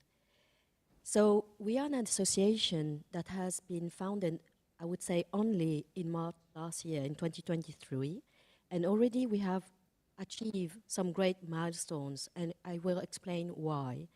But we have achieved about 3,000 members and still counting every day, and have 50 plus partners within 12 months. And we are looking forward to growing even more our community. At the moment, we exist already in several locations in Switzerland, and we gather communities in different parts of the world, such as Morocco, the Balkans, South Africa, Dubai, of course, and I am here also to build in Asia. So we are expecting to be present in Asia very soon too. So what problem are we addressing, and why is it important? I'll give you a few numbers, figures that shows more than if I was to tell more a lot of text. So the Web3 industry shows great disparities because only 13% of startups include a female founder, and merely 3% have all-female teams, while female constitute almost 27% of the workforce in the top Web3 startups, and primarily in non-technical roles such as HR and marketing. On the other side, I don't want to do contrast, but male dominate the fields, especially in roles relating to technology and leadership. So in an era of digitalized economies, with emerging technologies as well, there are many various potential future digital worlds that are possible. So we want to promote talents for generation of all levels and increase diversity by creating a safe, but especially an attractive space to attract more female talents in a traditionally male-dominated space such as finance and technology. And this has become vital. That's why we want to see digital worlds. And also, we have noticed in Europe, but in particular in Switzerland, the ecosystem are mainly made of investors and white collars, I would say, specialists in different fields. In other parts of the world, we can see entrepreneurs, founders, and developers, and we believe that we need to make them meet. So, what is the purpose and the mission of our association?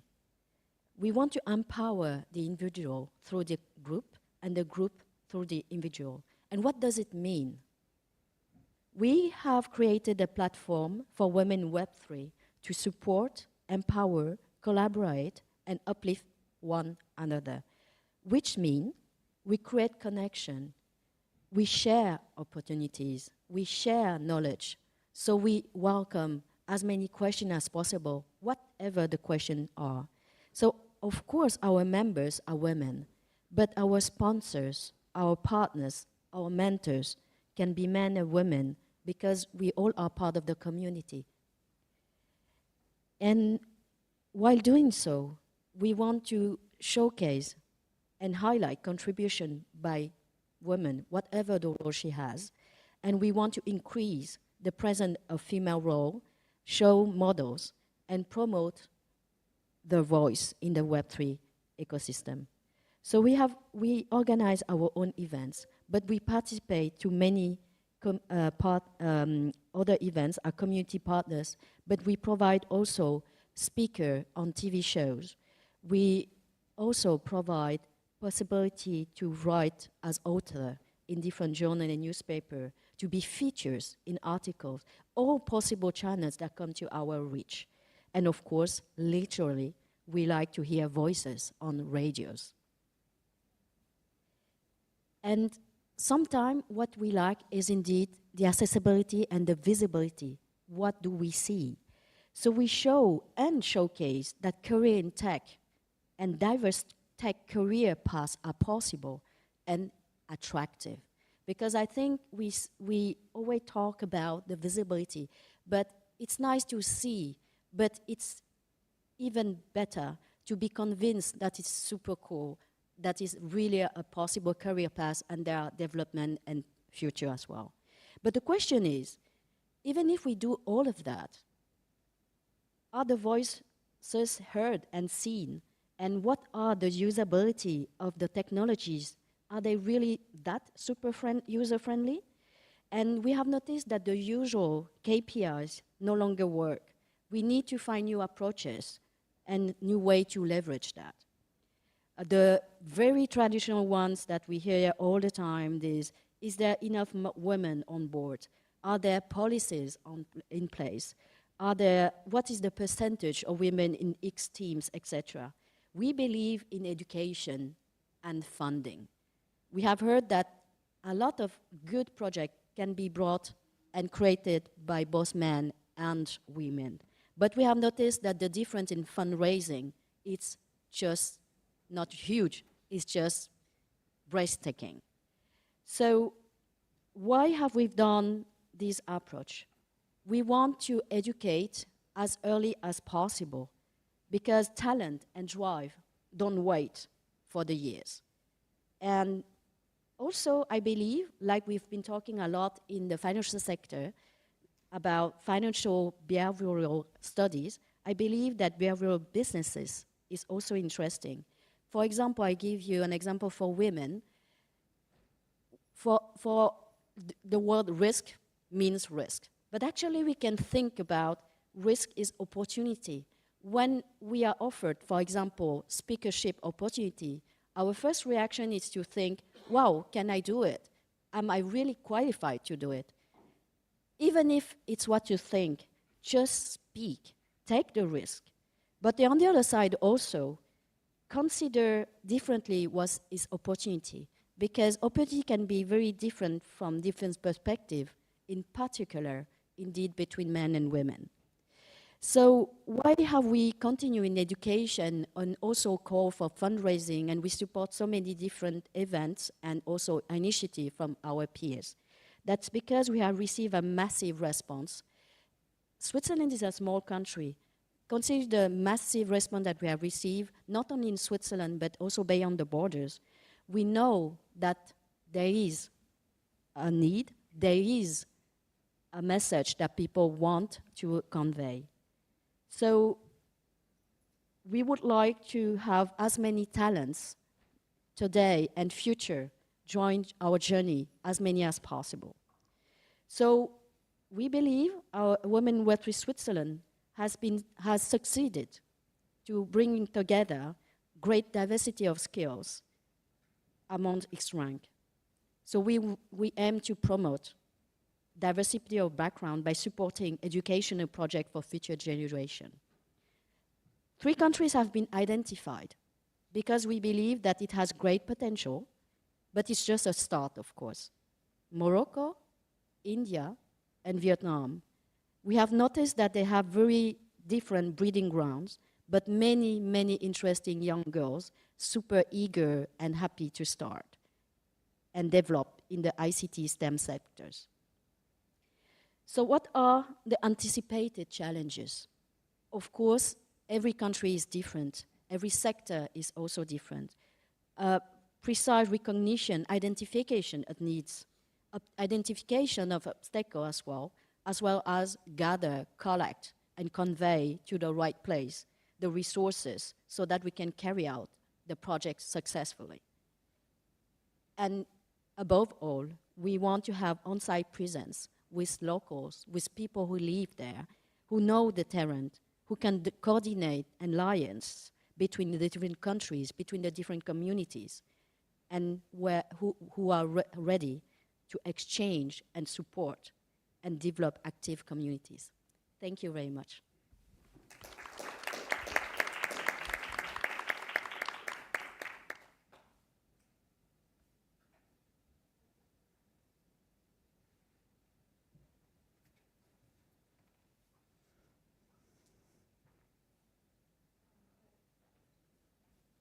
Previously, I was part of just a small little forum for female founders in Web3, and I think one of the major things that we need to take into account is to have allies to support us, and that is, we need as many allies, not just female allies, but male allies, and to make sure that this place is safe for us to build. Thank you. Thank you so much. So sorry, we have to move on. Chris, yeah? All right, hello everyone. I'm Chris Corella. My affiliation is with NounsDAO. I'm here representing grants programs, grants councils, voters, quadratic funding participants. The problem I want to talk about is that it's actually very hard to trust projects when you're cutting grants.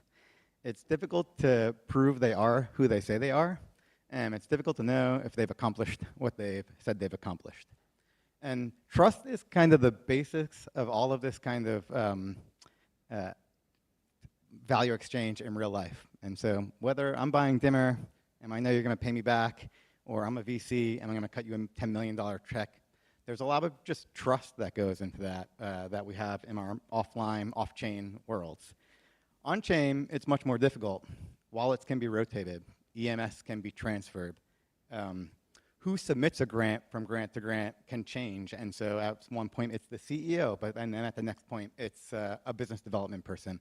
And so it's often hard to know who are you actually dealing with. And there's a lot of due diligence that has to be done through a grants program that we would hope would be solved through the blockchain. And so what I'm proposing here is that we build these reputation events, that we use EAS to build project attestations, and then that those projects get reputation attestations on top of them. And so a good example is if I'm evaluating a grant, I want to see if you've been awarded another grant, not just on my chain, but on any chain. I want to know if you've delivered on your milestones. I especially want to know if you have not delivered on your milestones. And even other reputation events like you participate in governance. You're a stand-up community member. We're here at Quorum giving a talk. Reputation matters, and we can bring it on chain with EAS attestations. And so the solution I want to talk about is something that is currently working for the Optimism project. And so Optimism, starting with their last round of retro funding, introduced the Optimism project ID. And it's attestation in a particular schema that you sign up for your project, and then you get attested to that you have a unique project ID. And then when you submit to kind of anything in the Optimism ecosystem, you're using your project ID. And then so any sort of accolades or reputation you gain can go back to that project ID. And so I recommend you check out the schemas. There's a project ID schema, which basically gives you an ID. There's a project metadata schema that can be updated because your project metadata changes. Your GitHub account may change. Your Twitter account may change. And then there is a project owner, or like a people attestation. And so at the end of the day, projects are people. And who are those people? Optimism chose to use your Farcaster ID, which is reasonably Sybil, unique, has great recoverability. If you lose your keys, it's easy to recover. It's just a very consumer-friendly way to do it. Just through their experiences in the past of someone applies for a project, they win, they need to rotate out their keys, they then need to contact Optimism and let them know they rotated out their keys, where we can just key on your Farcaster ID, you're free to rotate and associate whatever wallets you want. I'll just say the main challenge here is every chain and project and protocol wants to have their own project registry. I'm talking about trying to build a universal registry based on attestations. I don't really care what chain you're on. I just want it to match the schema so that when we pull it into our grant software, we can see all of the reputation you have gained through this process. So I think it's that. I think it's there's a challenge in whose attestations do you trust? First and foremost, who issued the project attestation? How do we make sure that is real? And then who has reputation events that are valuable? That's like another thing that's a challenge here. And so, and ultimately, I think it's just all of us coming together and trying to think, what is a project? What should that schema be? How do we trust each other in issuing those schemas and make sure the system is not gamed? And so it's just kind of my proposal here is that we adopt a universal schema for project attestations that we can then add reputation events to, so that in a fully on-chain way, we can start to know you are who you say you are, you've accomplished what you said you have, and especially on behalf of grants councils, as we're then evaluating your proposals, we know a lot more about your project, have a lot more trust that this is the official project, that you have done what you said you've done, and have a confidence level in issuing those grants. So thank you.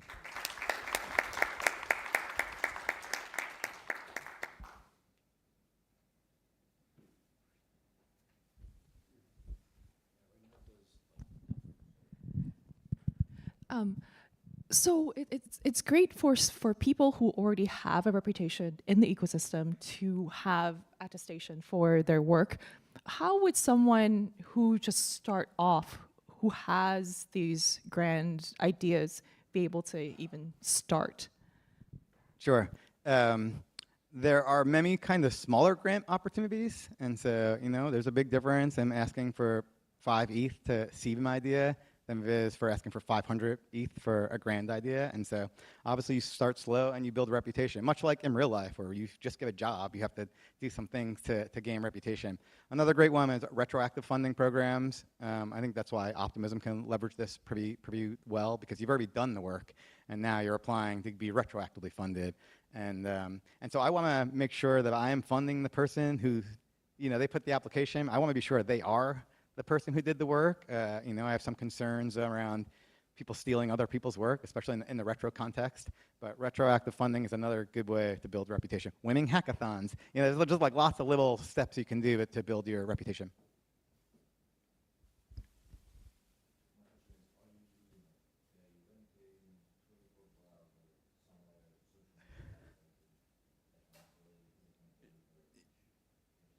Yeah, so so grants programs at large collect. Here's the other interesting thing. Every grant program collects the same information, and if you're a grant applicant, you wind up writing this thing 5 times over and over again. So there is some notion of like a common project profile. They tend to include Twitter, LinkedIn, GitHub, more recently Warpcast. On the Optimism project side, their metadata format includes X, LinkedIn, GitHub, Warpcast, your website, some common information, a Telegram usually, because then the way this actually happens is the grant comes in, you love it, you want to approve it, you then Telegram message the people and make sure it's really them, right? And you have to like kind of prove otherwise. One interesting thing would be to have you OAuth into things, and so I know you are the Twitter account that you say you are. But in a lot of cases, it's an open text box, and I need to go figure out, is that really you? And it just adds a lot of overhead to what should be a pretty seamless process. So I've actually want to do a little like plugging, because my startup aspect, I think I'm on one of the first like use cases of EAS, because I've been talking to the team since I think over a year ago, and I'm actually building a developer reputation project that aggregates all their work, previous work, not on chain, but on their GitHub, LinkedIn, all those social medias. So I would say, yeah, we definitely need this kind of tool. And of course, Aspecta is all pro for developers to grow in this space. Yeah, cool. I've been watching you guys. Related to this question, so Aspecta's a tool that is aggregating things for you. My question is more, if you're trying to develop this this project profile, does the project itself like have to aggregate the information, or are you expecting tools to be built that, okay, so developer aggregation, but what about like the on-chain activity of the members of the project or the project itself? How is that aggregated? Yeah, so there's a little bit of a pain point now where you often have to like, well, your project profile should have your smart contracts. That's easy to say. Some DeFi platforms will have like 100 contracts across 10 chains, and they have to cut and paste and fill that out a lot.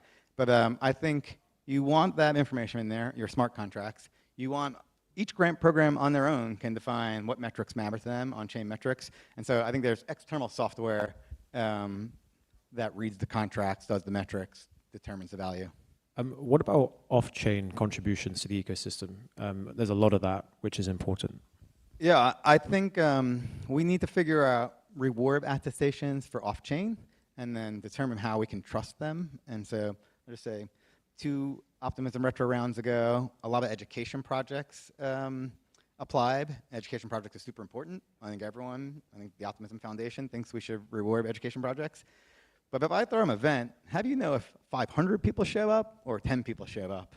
you know, and there's lots like, well, use a POAP or issue MFTs. I think it's just like an unsolved problem, but I do think offline events are really important. I do think, in my last 15 seconds, we can start to do web of trust stuff, like old 90s PGP stuff, where it's like, well, if Chris trusts Azim, and Azim trusts you, then I trust you. You know, I trust a 1 degree hop. So I think it's time to bring that stuff back too. Thanks. Thank you, thank you. We're going to do one more. We're halfway through. Then we're going to do a quick 15, 20 break. We're about 7 minutes behind. Wales, actually, you were called while you were out of the room. Do you mind going now? Can we bring you up? You were called while you were out of the room. So retroactively, we're gonna throw you in before the break. Yeah, thank you.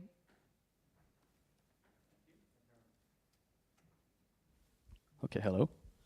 All right, so I'm Wales, and I'm actually here to represent the university blockchain ecosystem. So my proposal is pretty lengthy, so I probably won't go exactly as what I wrote in the proposal.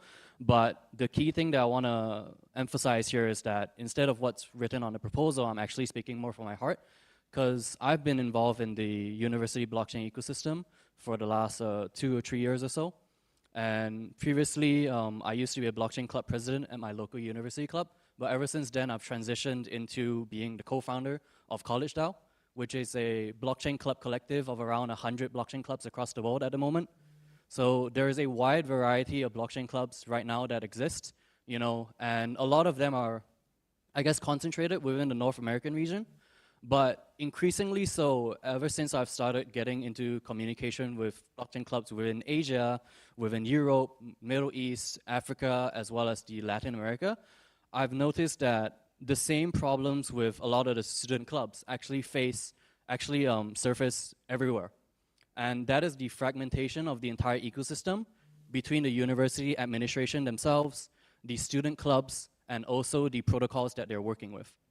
So one of the key things that we realized while doing CollegeDAO as a collective is that the general feedback that we've gotten from the clubs is there's a lot of disconnect between protocols understanding what the clubs actually want and what the clubs actually are doing.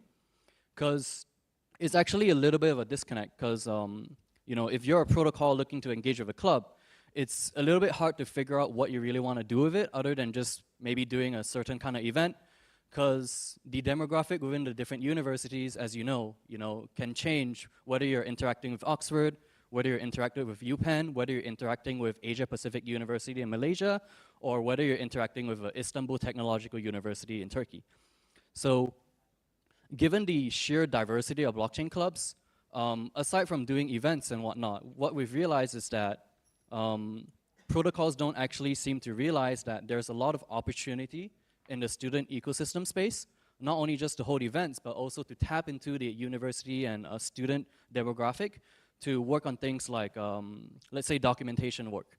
You know, technical documentation, you know, having students involved in it is a very easy way to get the student community involved, a way for you to be aligned within the ecosystem as a community contribution effort.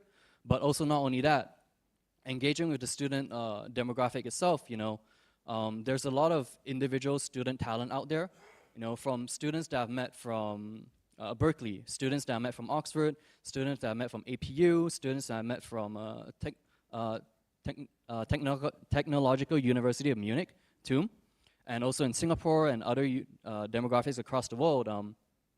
We realized that there's a lot more to do with the student ecosystem rather than just, you know, being that afterthought for events, because most of the interest is on tapping into the general developer community, because of course, you want to get the highest ROI, you want to get the highest tangible benefit for reaching out to the communities that's actually going to build in your protocol. But what we realize is that, you know, if you take a step back from that, if we want to bring on I would say this, you know, the next billion users into Web3, you know, a lot of them are budding students that are trying to get into the blockchain space, but they don't really know where to start. And aside from hosting events to get to understand the ecosystem, a lot of them are looking for jobs. A lot of them are looking to boost their resumes, whether they are participating in hackathons, whether they're participating in research or development projects with a protocol that they're working with.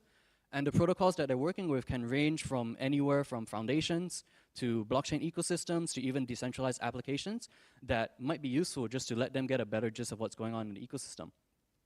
So kind of the primary aim for College DAO is essentially acting as a central coordination hub, because there's so much disconnect and there's so much fragmentation that we realize that acting as a collective makes it a lot easier for protocols to understand what's going on in the university ecosystem at large, for the clubs to understand the blockchain industry at large, and also for the university administration to not kind of look at the university blockchain clubs as one of the clubs within their hundreds of different interest clubs across their student campus, but really see that there is a whole myriad of activities and sectors within the blockchain industry, which almost acts as a microcosm of like the entire Web2 space on its own, but applied into a decentralized, distributed kind of coordination manner. Like there's such a big world to unlock within the blockchain ecosystem that the university administration might not really realize exists. So acting as a coordination layer, working between the university administration, working between the blockchain clubs and protocols is kind of the biggest thing that I want to solve. And I guess to tap into the more direct call to action, part of the things that we really want to do is that instead of having such a high concentration within the North American region,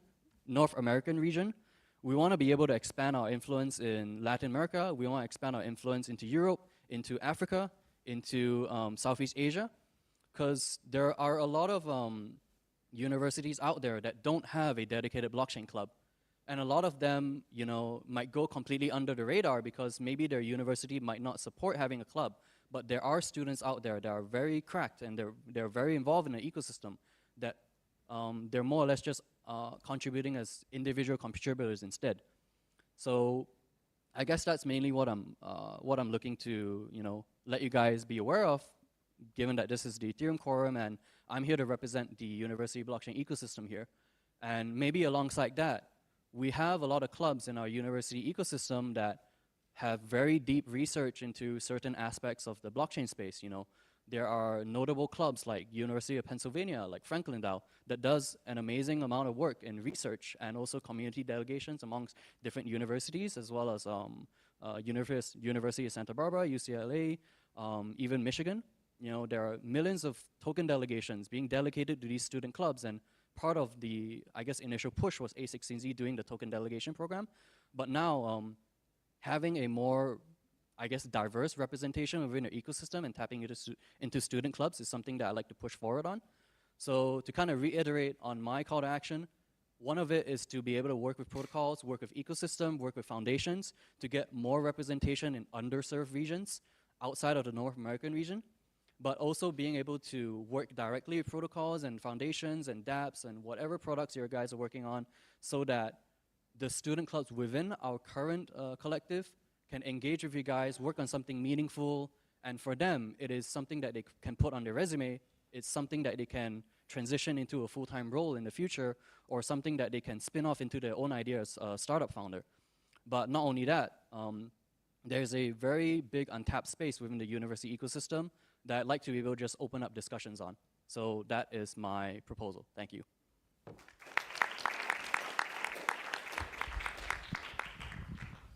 Quick comment. So from my side, I'm myself university lecturer and teaching specifically blockchain development.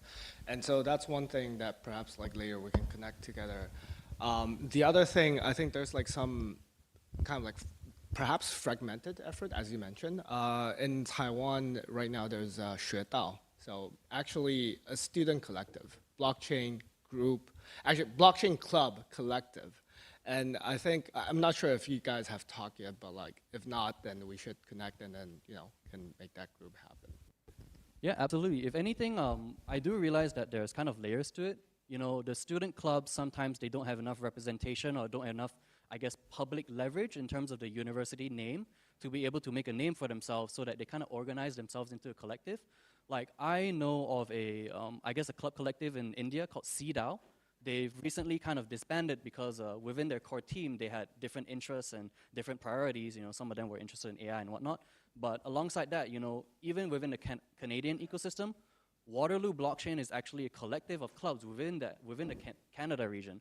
And it's not just Waterloo, but Laurier and a bunch of other universities within Canada actually come together within the same region to, I guess, use Waterloo's name as a representation of their blockchain club collective to actually do a lot of things in the ecosystem. So yeah, absolutely love to be able to connect and actually learn more about the Taiwan ecosystem. I've actually had a few, I guess, interactions with different clubs and communities there, but yeah, absolutely, really, really stoked to be able to work together. I have something that I could share from the Malaysia side, which is that we actually have an ecosystem where ETHKL, for example, would create a fund that sponsors students to go overseas for hackathon, and if they win, part of that would go back to the community fund, and this is now replicated by our friends in Taiwan and Korea, and actually the students from the APU Blockchain Club are self-organizing a hackathon and a boot camp mid-August. So, and I was literally texting our friends from Korea that, hey, are you guys gonna send people to Malaysia? So let's keep that circulation going. Yeah, absolutely. APU's and UD, who's part of the core team, is actually really, really close to us, and he's part of you know, a lot of things that we're working on. But he's an absolute beast. Yeah, I absolutely love that there's a lot of community representation in different regions, but would love to be able to expand that further and be able to work with more protocols and collectives in the future. Yeah.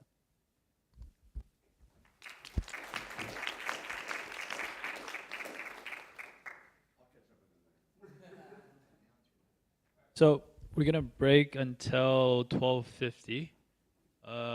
Thank you guys. It's been 2 hours. We got 2 more hours to go. 12. Oh, sorry, 1:50.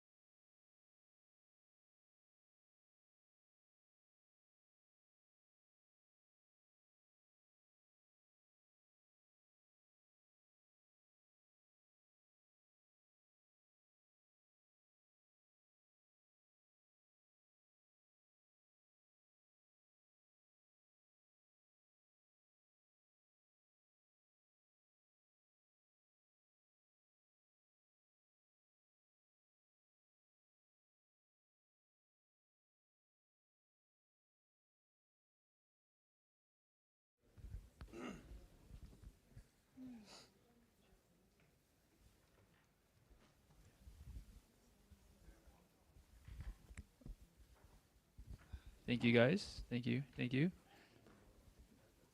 Martin, are you ready? Yes, sir. I am. All right. Stage is yours. Yeah, so my proposal is actually more on promoting Web3 knowledge to non-Web3 people in more this direction in general. And so the problem that, as Taiwanese community are experiencing, and I believe this is also perhaps a worldwide, across the world, and all community is probably experiencing this, is that in the legal structure, like the Bitcoin community started to get into the legal framework, et cetera, in Taiwan.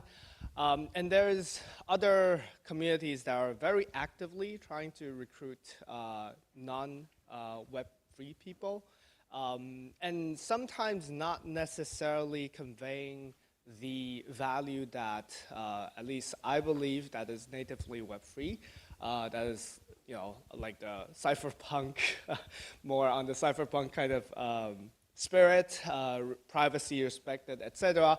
All these kind of things, and so that's kind of like where we're looking at it.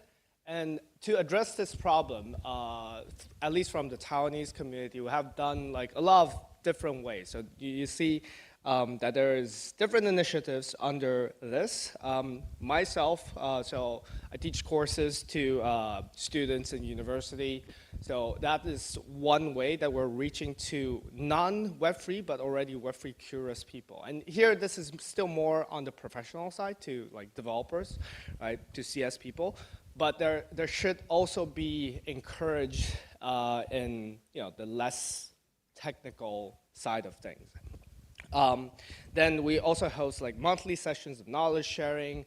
We support local student hackathon that initiates basically Web2 students and just like in general just curious but never had the opportunity to really get in touch with us. We create a lot of those touch points.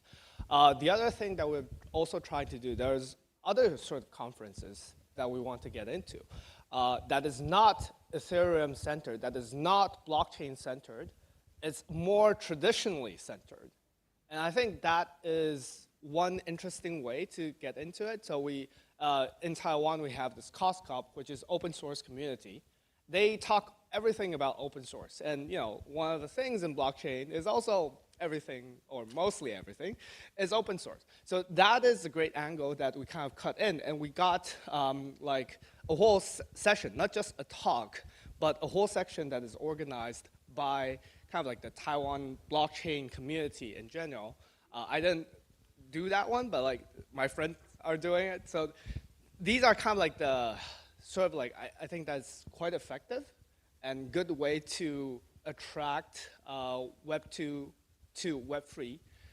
However, the other things that we're seeing and I'm still trying to explore, because obviously what I mentioned are still more on the technical side. And what we're lacking, as I mentioned, in the kind of like the problem here, is that you have legal people who are, consulting other communities, and they may sway it in interesting, let's say, interesting values, right, with their interest. And I believe we have to, like, as cypherpunks, as much as we don't like,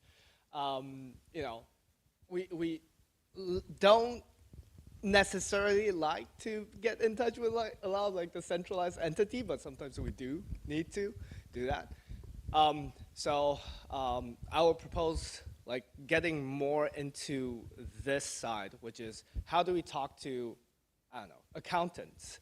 How do we talk to lawyers, et cetera? Like all these like different essential roles that we don't normally talk to, right? Not just people like users, not just like the current users, not just the future users, but also all these like legal frameworks around that actually also exist in the current world, and sort of like morph the future in our way, in the way that it respects more privacy, in the way that it respects more like these human rights, basic human rights, the freedom of transactions, et cetera.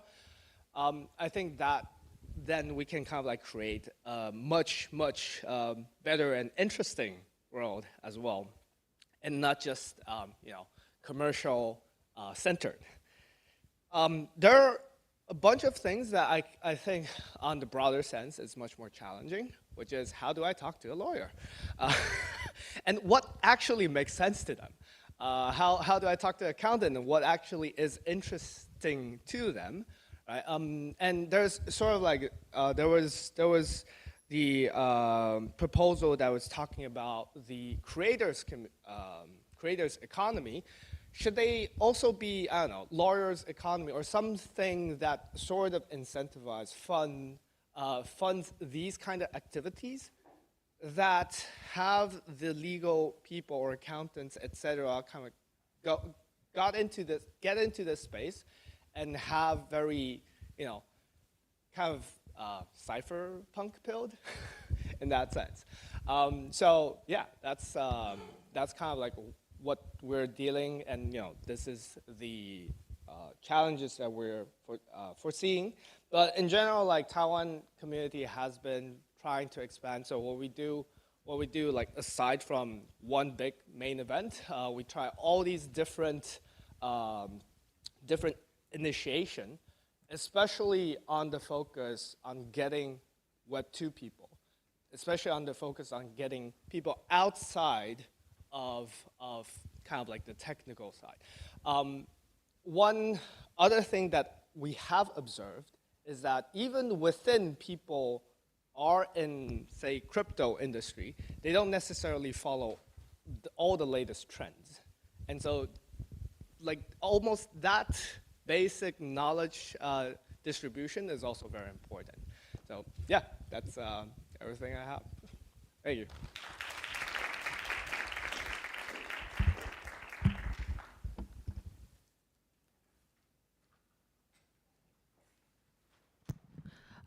Yeah, thank you, Martinet. So I'm curious, from, you know, obviously you worked at a very technical place and then you teach at university, and then you mentioned this kind of talking to the normies. So have you had any experience, just maybe even one person who has gone through this journey from normies to crypto curious to like eventually working in the industry? Like, do you think in today's world, like that's even possible for people to go through this type of journey?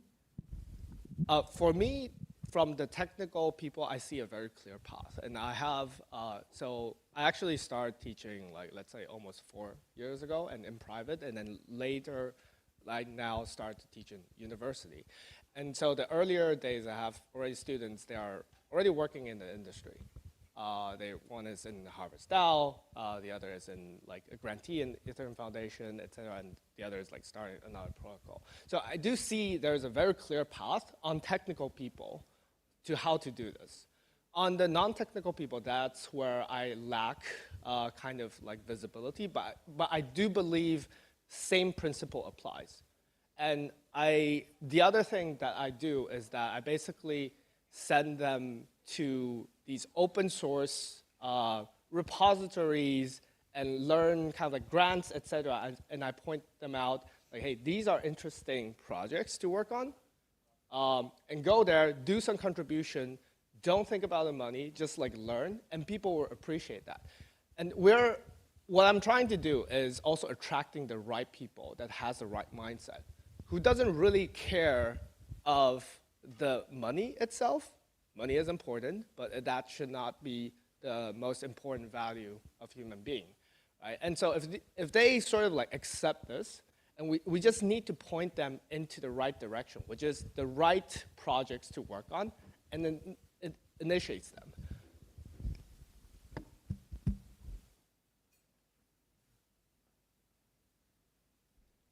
Awesome. Thank you so much.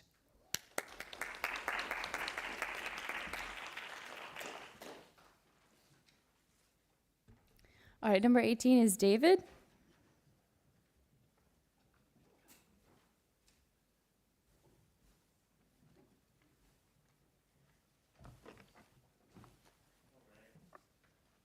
Me? Yeah. David Casey here, Director of Funding the Commons. We are a public goods funding event series incorporating conferences, residencies, and hackathons, and more recently, public goods funding pilots and experiments. So we are addressing a dual problem, one in the kind of mainstream world, very broad aspect, and one particular to the blockchain industry. Inefficiencies in public goods funding is generally a problem that affects all humans on Earth because we depend in large part on nation states to fund our public goods. And I define public goods funding infrastructure as allocation, distribution, technology, governance, identity, civil resistance, impact evaluation, impact certification. So yeah, defining the broad context of public goods funding on this planet for humans and other forms of life. And then in the crypto industry, we are looking for mainstream uses for adoption of blockchain technology that are unequivocally socially beneficial. And we believe that public goods funding infrastructure could become a killer use case for mainstream adoption of blockchain technology by not only governments, but also international institutions such as this one here, the United Nations, international NGOs such as the Red Cross, Save the Children, municipal governments. So we just had the governor of Tokyo come speak at our conference next door a couple days ago, as well as the head of Web3 and AI policy in Japan, who was really bullish on blockchain, which is awesome. So yeah, that's one of the things we also do is bridge the blockchain industry to the public sector. So the proposal is to create something which we've just launched called the Commons Fund. The intention of the Commons Fund is to fund the research, development, and deployment of new public goods funding infrastructure, mechanisms, and implementation of pilots in not only funding open source software developers, which we believe is essential, but also real world pilots in all sorts of conditions that will let us test this technology in the wild. At the heart of our efforts is, in fact, the open source builder community. So we have a series of events to support the builder community, including developer residencies, public goods hackathons, and something we also recently launched called the Builders Basic Income Fund. And we believe it's essential for builders to have opportunities to work on open source public goods without needing to get venture capital, and just having other opportunities for funding. Let's see, yeah, the main concept here is developing the public goods funding infrastructure and then dogfooding it. In other words, testing it on the open source developer community first to fund more developers of open source public goods funding infrastructure, and then starting to introduce this infrastructure more and more in the context of the real world, as well as the Web 2 open source community. The potential impact of the proposal includes improving the effectiveness of public goods funding processes more broadly, the development and adoption of blockchain-based public goods funding infrastructure, and positive social outcomes. The impact can be measured through the amount of funding that flows through these blockchain-based public good funding mechanisms, and the effectiveness of funding using these new mechanisms versus using traditional mechanisms. Yeah, we believe that blockchain has inherent properties that lend themselves to improving public goods funding processes. More broadly, I don't need to go too deeply into that, but accountability, transparency, distributed governance, citizen participation, et cetera. Let's see. So yeah, challenges, regulatory acceptance, as many of you are familiar with, technological integration with existing systems, the UX, UI of blockchain and Web3 in 2024, the developer user bridge, which we spoke about earlier, lack of awareness of Web3 solutions amongst our target stakeholders, and then talent development and retention in public goods funding when there's so much opportunities for developers to make money in this industry pursuing other means. Yeah, so public goods funding largely relies on grants, sponsorships, Web3 foundations like the Ethereum Foundation, and crowdfunding tools like quadratic funding. We are engaging with all sorts of stakeholders, regulators, institutional philanthropists, and others who hold the keys to large public goods funding distributions. I mentioned our conference, which you just completed a couple days ago, and we're working closely with traditional funders to understand the pain points of traditional funding and how blockchain can address those pain points.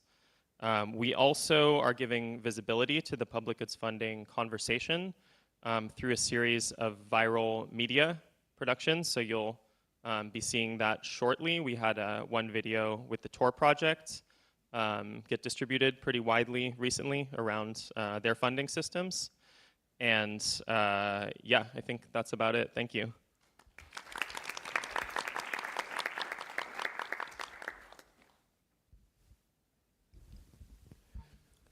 What sector of of the public goods infrastructure are you seeing with the most adoption right now? Most adoption where exactly? Yeah, that's the question. So where in terms of the people and also like, as in the general public and also the Web3 native users? Yeah, so amongst, let's say, open source soft developers, Gitcoin community, et cetera, I think there's a pretty good degree of adoption and fluency. We're starting to see and support pilots with municipalities. So one of the builders in residency we ran in Berlin last year got a grant recognition from Ethereum Foundation as the Next Billion Fellow to run a pilot in Croatia for quadratic funding for the municipality that he lives in. So though it's very early, we're excited about the potential for like municipal government adoption of blockchain-based public goods funding infrastructure. In terms of adoption outside of the Web3 community though, still very early. Actually, Taiwan, we had Audrey Tang from former Digital Affairs Minister of Taiwan speak a couple days ago about implementing quadratic funding experiments on a national level in Taiwan. So I think that's the first place in the world we're really seeing it like bridge beyond the Web3 industry. On the municipal level, you seem to get this adoption, and maybe with smaller innovation departments and larger companies, for example, like what is it from your experience about these smaller enclaves, either politically through municipals or just like small departments of larger organizations? Why do these people adopt public goods? Like what is the thread that connects all of these? Yeah, I think it's different for each constituency. On a municipal level, there's plenty of mayors around the world that are interested in experimenting with new funding models for both just standing out their own reputation and legacy, as well as looking for other sources of funding when national funding is drying up, for example. So like in Ukraine, there's a good bit of interest in these kinds of experimental funding systems at a local level. Do you see playing to be cynical, playing to the ego or the political ego of some of these people as like, obviously it works? Do you see it as problematic sometimes? My approach is really looking at what are the real pain points and how can blockchain actually solve them. It's really political though. So in some jurisdictions, like it's not even a conversation. And then in other jurisdictions, especially smaller ones, government officials are very open-minded. Yeah, I'd like to follow up with a comment. So here in Taiwan, as you mentioned, Audrey Tang and the funding the common folks in Taiwan and leading that front. But there is an interesting challenge that I also see in this, which is, as you guys are mostly talking about the public goods stuff, which is totally awesome. Then there's the gap of, like, let's say, other ecosystem with the governments as well. That is another gap that I'm seeing. Kind of like, I'm starting to like get more into the funding conference and make friends with like just various folks. But I think in general, it's actually a bit different community, and that also sort of like fragments within. And I like to kind of like make that everyone friends again, kind of like that, right? Awesome, yeah. Yes. Thank you so much. Up next is Harith.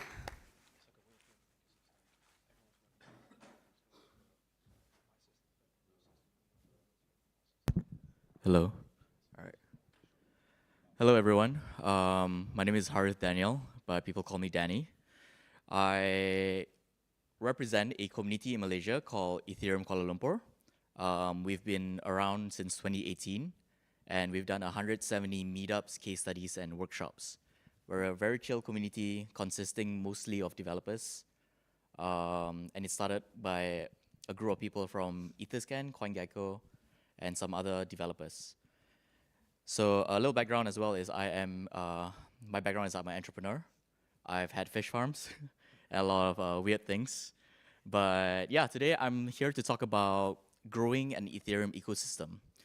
And one of the problems I kind of want to address okay, I'm not going to be very boring with this. I want you guys to imagine a sandbox, right? And all the sand is kind of Ethereum, like what you can create with Ethereum. Right now in Malaysia, there's a lot of developers. So it's just kids playing in the sand, like building things and all that. But what we're lacking is people bringing the shovels, buckets. We're also lacking. We also realize that the walls of the sandbox is quite high. The government don't really know what to do with it. They just know to contain it, and it can get real messy. So one of the issues that Malaysia has right now is that we have a lot of developers, but we don't really have a lot of entrepreneurs, all this culture of startups. Funding as well, and for good reason. As an entrepreneur, I understand that it's better to build a business in neighboring countries like Singapore, where an established business would be much preferable on a global scale. So what is the kind of solution I'm proposing is that perhaps you can open up the conversation even broader within not just Malaysian community, but other communities. I've noticed that countries like Singapore, Hong Kong might have more financial institutions. And some other countries might also have this better culture of startups. Yeah, so one way that we're encouraging this is that for our events, we're not just making it very Web3 specific. This sandbox is for everyone. We're bringing in communities from the UI/UX community, we're bringing communities from the traditional communities, but we're also bringing about problem statements, whether it's from oil and gas giants, as well as small refugee groups. What kind of problem statements they might be facing and how we can actually solve that. So this is one way that we're actually building out real world use cases by really, really interacting with the broader community within Malaysia. Yeah, so I think that's exciting. So why this approach? I would have to say that this was rather inspired by a Malaysian company called ETHERScan. And they have this very, very intimate feedback loop where they actually get interns from universities around Malaysia. And they have this, and these interns will really interact with their own communities, like university clubs and such, and get proper feedback so that they can actually build a better product. And I think that's one way of how we're going to build that out. And yes, so I'm going to keep it short. Anticipated challenges is that, yes, we're starting out something new, bringing out this culture of startups, encouraging regulators to also listen to us, what policies we could advocate for, as well as how we can learn from neighboring countries or other countries, like Taiwan with how active the ministers are in approaching Web3.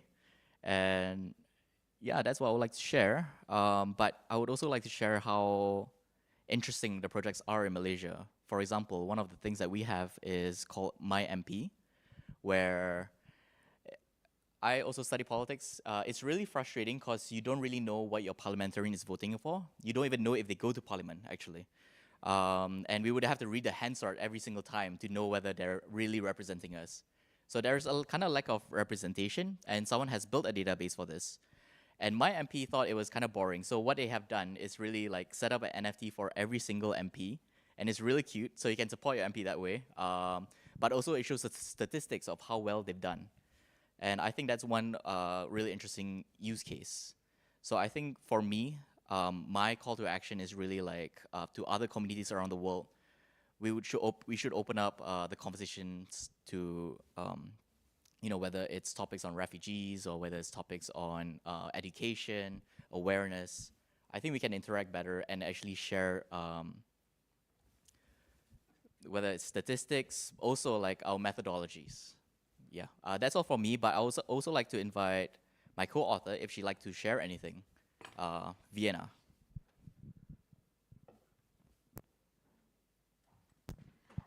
I'll just keep it short, but I was really inspired by the plurality conversation at Funding the Commons, and I wanted to like provide Malaysia almost as a space or a platform for the world. Like I say that because in Malaysia we have 4 concurrent world civilizations at the same time, like and that is the Western civilization, the Chinese civilization, the Indians, and also the Islamic.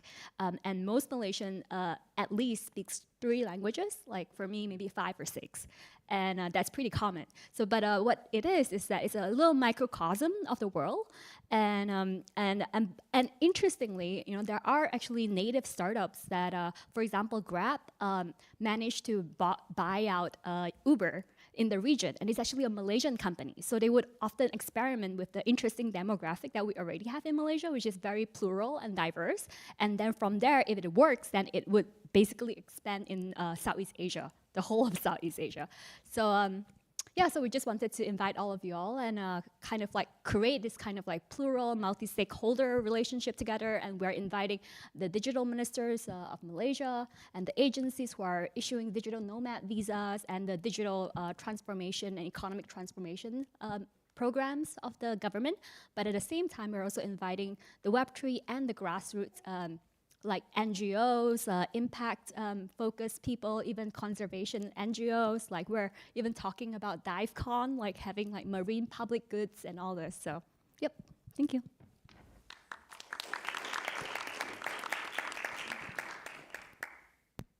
Any questions? To Vienna's point about the plurality of the communities in Malaysia, what about, from either perspective, what about Web3 can help you connect and, and harness and maybe take advantage of that really interesting differences between the people in Malaysia?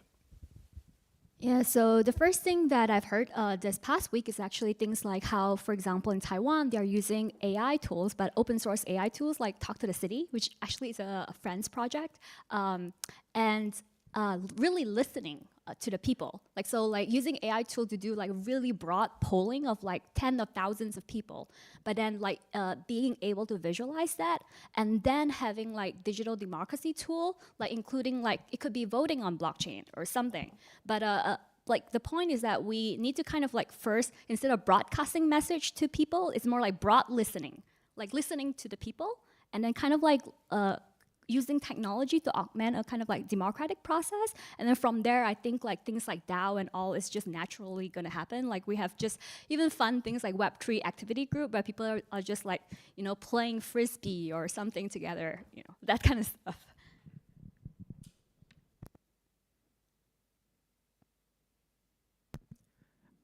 Awesome. If there's no other questions, I also just like to share that we have a conference 4 to 6 October. So if you'd like to meet some of the local conservative agencies, our digital minister, some of the larger groups, refugee groups, and all the interesting projects that we might have, definitely come say hello, and thank you so much. Thank you.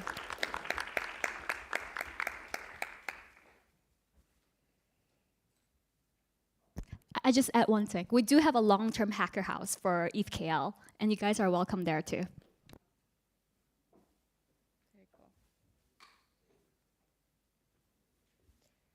Right over the line, number 11, Cheeky Gorilla.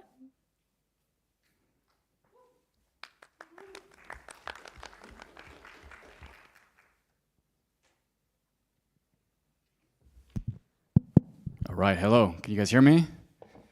Let's do this. All right, so yeah, I am Cheeky Gorilla.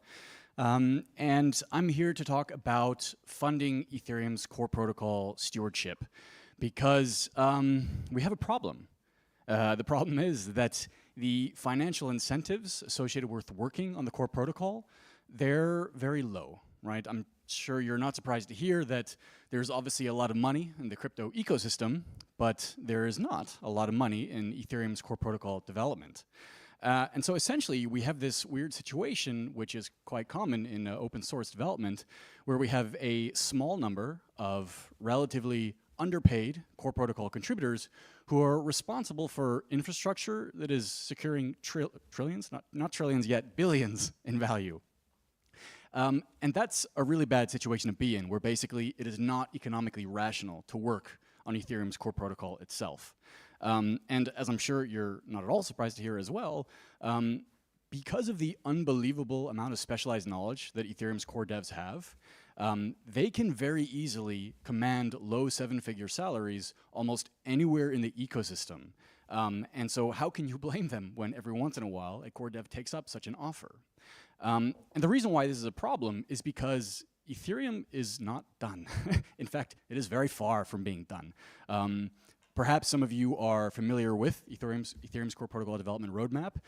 There are a large amount of really exciting changes that are still planned to make it more secure, more decentralized, more scalable. But of course, the only way that that roadmap will be executed is if we can retain the core devs, right? And so this really raises an existential question for Ethereum, which is how can we make Ethereum's core protocol development economically rational on a risk-adjusted basis? And the good thing about Ethereum is that there are tons of public goods funding mechanisms out there. And so the obvious question is, well, why can't we just rely on some of those? And the answer is that they are great, yes, but none of them are optimized for distributing funding to Ethereum's core protocol contributors. That is a very unique nut to crack that those public goods funding mechanisms simply were not optimized for, right? We also cannot rely on kind individuals because, quite frankly, we don't know if these kind individuals will be around forever. We also don't know if they will be corrupted, right? So to that extent, we shouldn't rely on the EF, for example, as the main funder for this kind of work. And we also should not rely on carving out a portion of Ethereum's issuance or the burn to fund this kind of work. And this is the thing that usually people think like right away, is like, oh, we can solve this problem by just redirecting a portion of the burn towards Ethereum's core protocol development.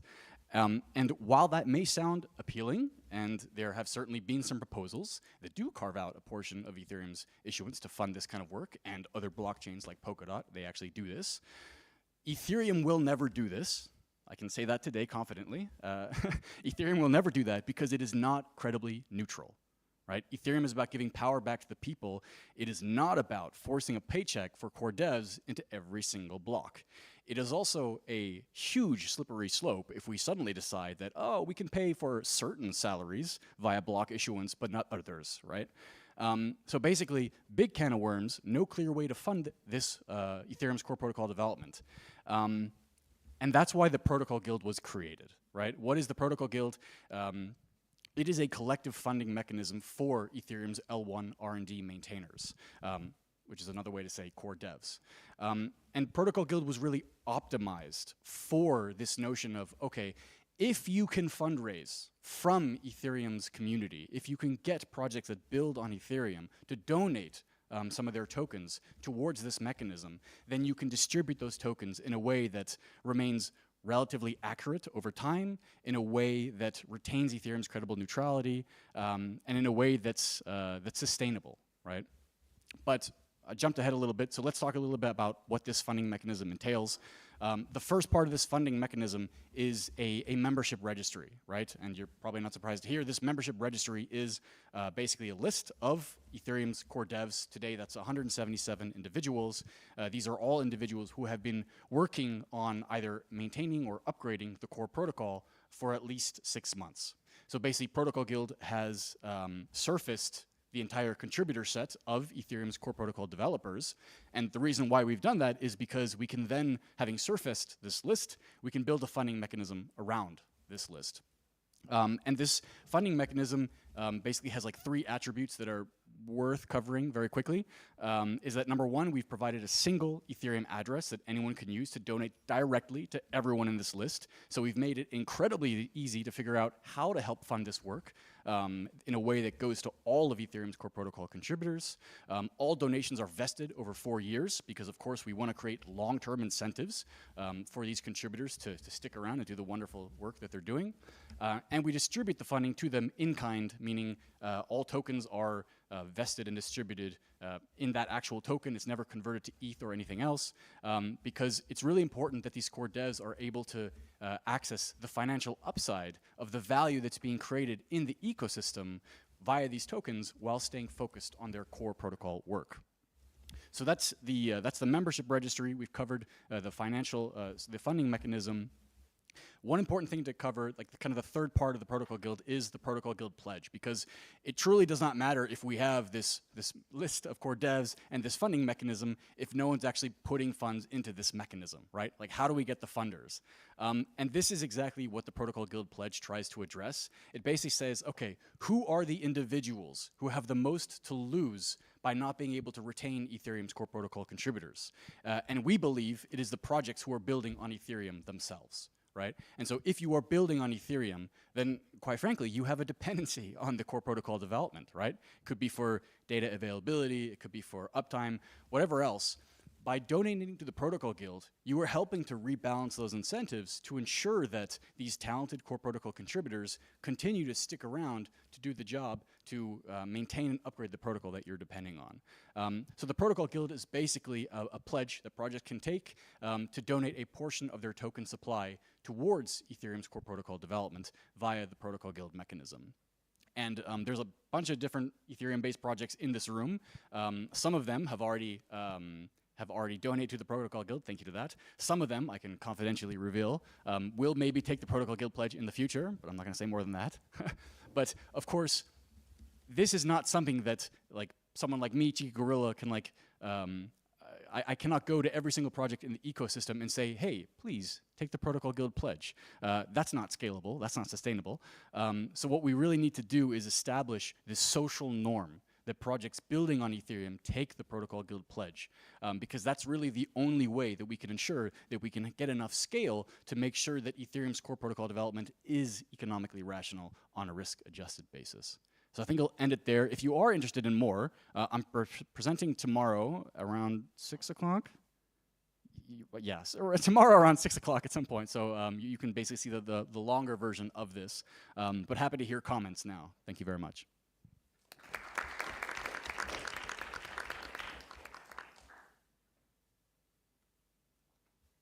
Who wants to debate me as to issues? First of all, congratulations. I think that's amazing.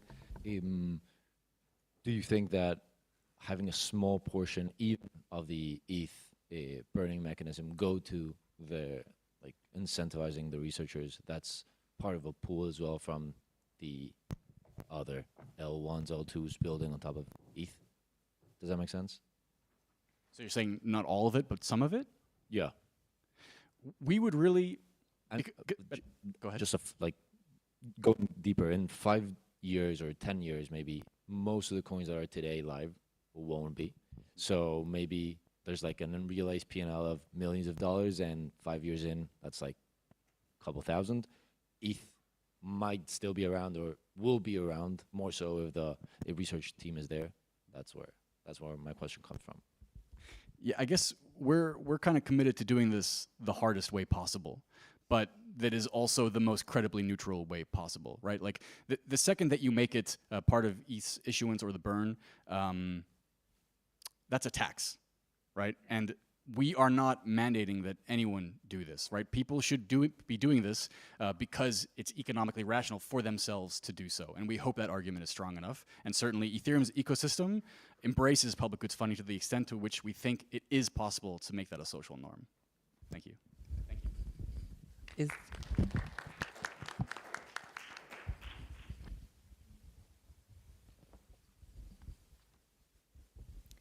Thank you so much. Up next, Danilo.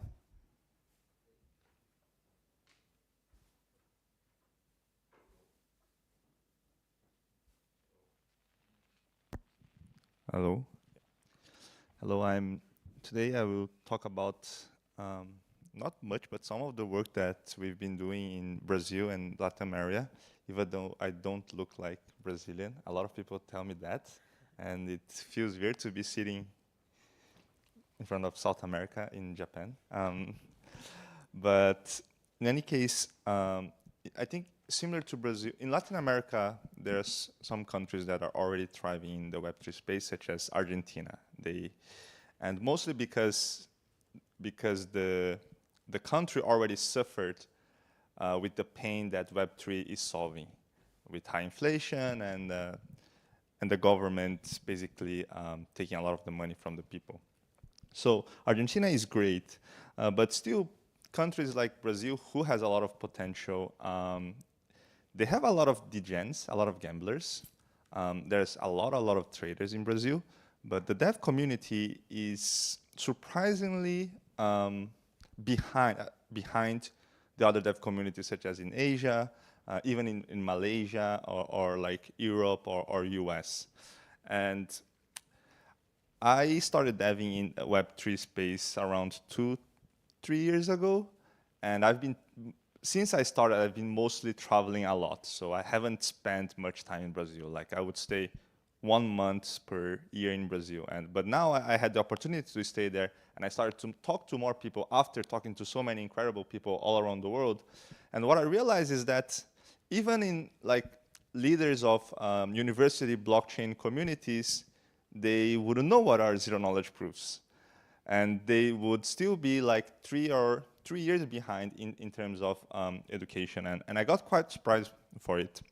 So what I decided to do is that, okay, since I have some time here, let's gather some people and try to start build this more technical aspect in Brazil. And thinking about that,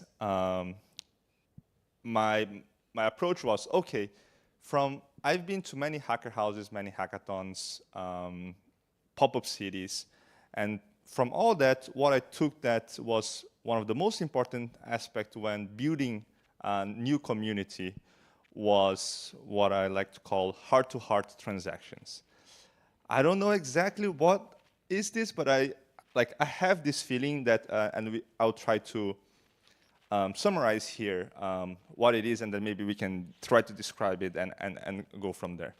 So in events, we meet a lot of people, but I realized that my great friends and people who I trust and my allies are not people who I have met during a panel or during a talk, but those who I had a lunch with, or I was in Zuzalu, for example, I was in the sauna together and randomly met him, and then we'll start talking about things from live to some people who recommended me some really good animes. Those are my friends for life.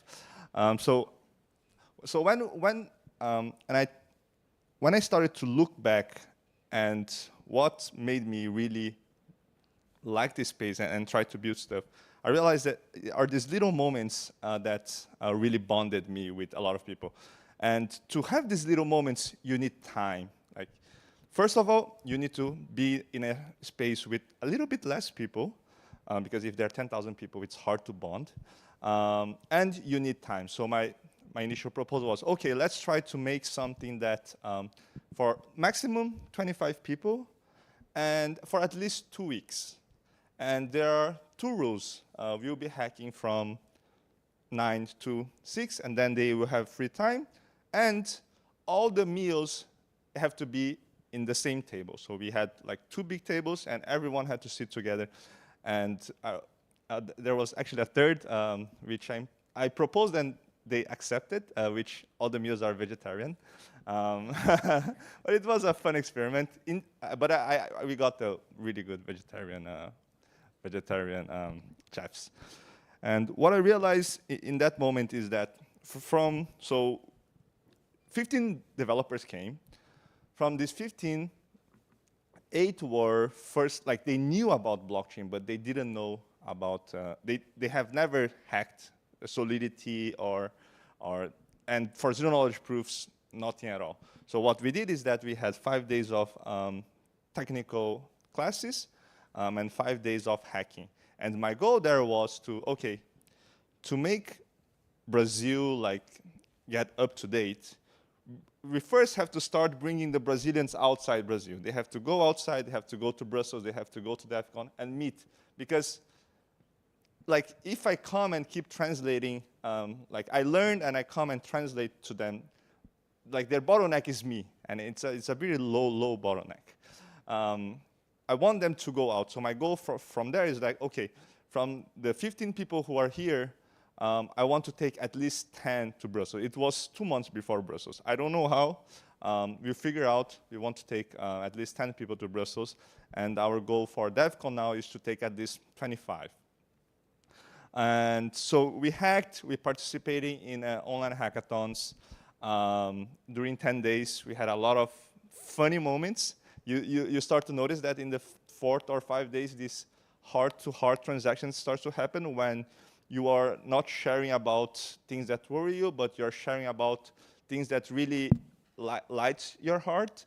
And when this thing that you're excited about also excites the other, I think that's when you had a successful heart-to-heart transaction. So we've been building, and then we were in Brussels together. Also in Brussels, we had one house with one bed and a lot of sofas for 6 people. But they were like, another thing that bonds is like going through hard times or struggling together is also very good for bonding. So, and after Brussels finished, I realized, oh, now we have like a really strong community. Something that started with me and 2 more friends. Now, like, even though I'm here in Japan, they are organizing things by themselves. So today we have a community, I would say 25. But I expect that in 2 years, we will have at least 5 like strong startups coming from Brazil. Like, I don't want to like, oh, we're gonna do like 1 million Brazilians. I think if we have 5 strong startups, then that's the kickstart of a country.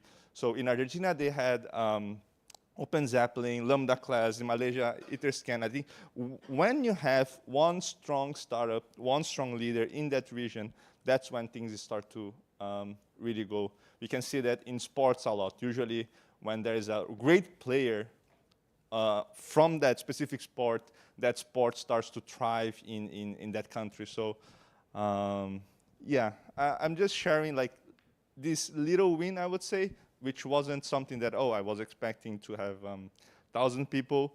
We'll probably keep iterating this. Maybe as we scale, it will not be possible to do such a, because it is a bit exclusive. In our case, it wasn't. Whoever applied got in because like there was no awareness about it. But I think the main thing that we want to focus on is how can we make the amount of heart-to-heart transactions increase, and at the same time allow them to be able to connect with great leaders from outside Brazil. Then I think maybe this can bring the new futures of leaders in Brazil.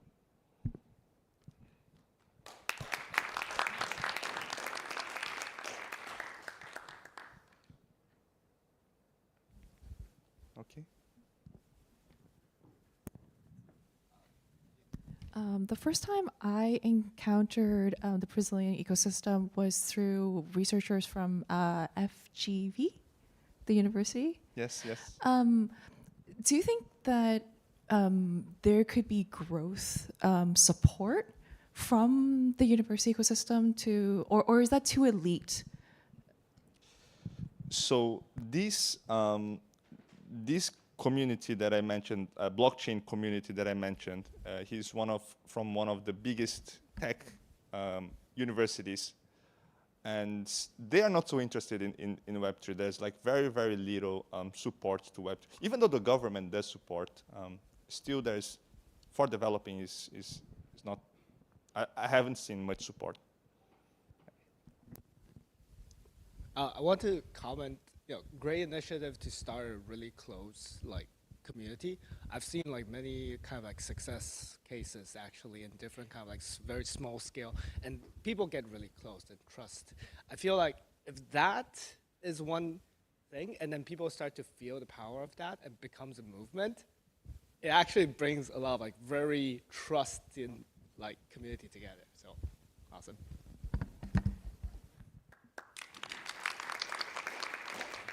Thank you. Thank you so much. Aritra, you're up next.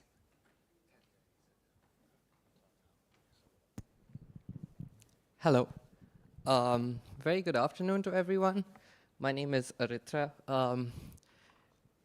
Trying my best to represent the India community at what is a beautiful platform.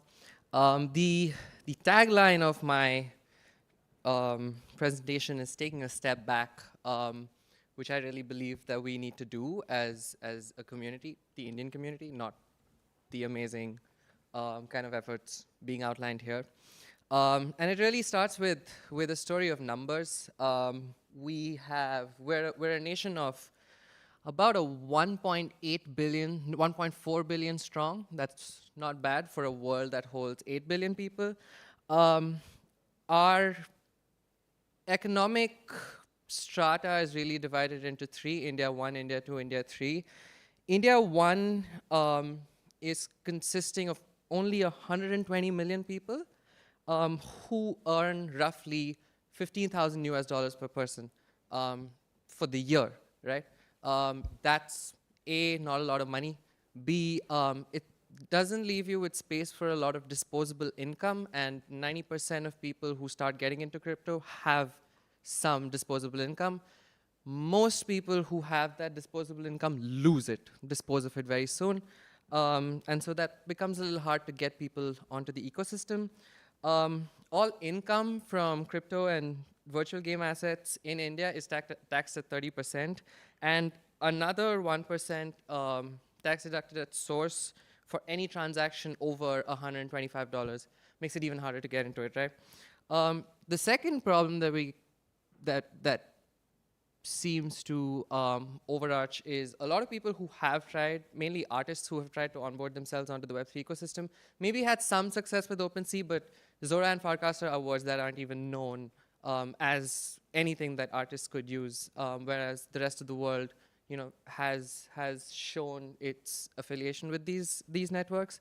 And yeah, our tech culture is also more support-oriented as opposed to new feature-oriented.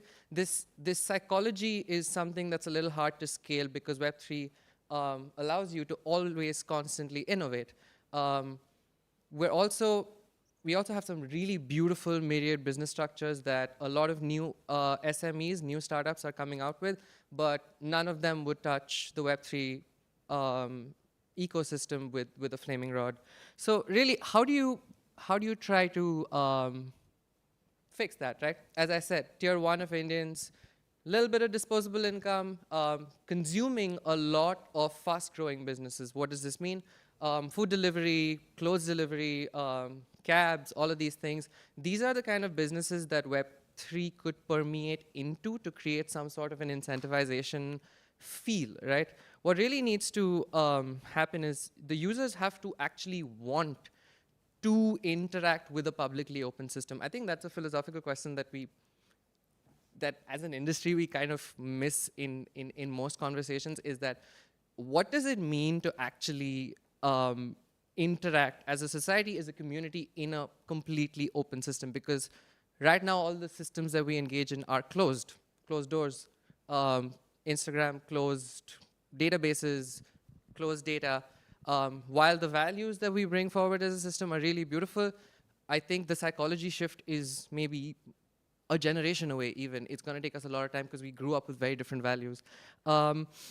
Success in India, actually, a lot of Web3 narratives like points, incentive farming, so on and so forth, these are already implemented as Web2 concepts in a lot of our platforms. I shouldn't take names, but we have a credit platform that actually pays you in so-called points for paying your credit card bills, and those points get you like hair dryers and like chocolates and stuff. So like we're ahead in terms of using that psychology, but we're not using the blockchain to do it.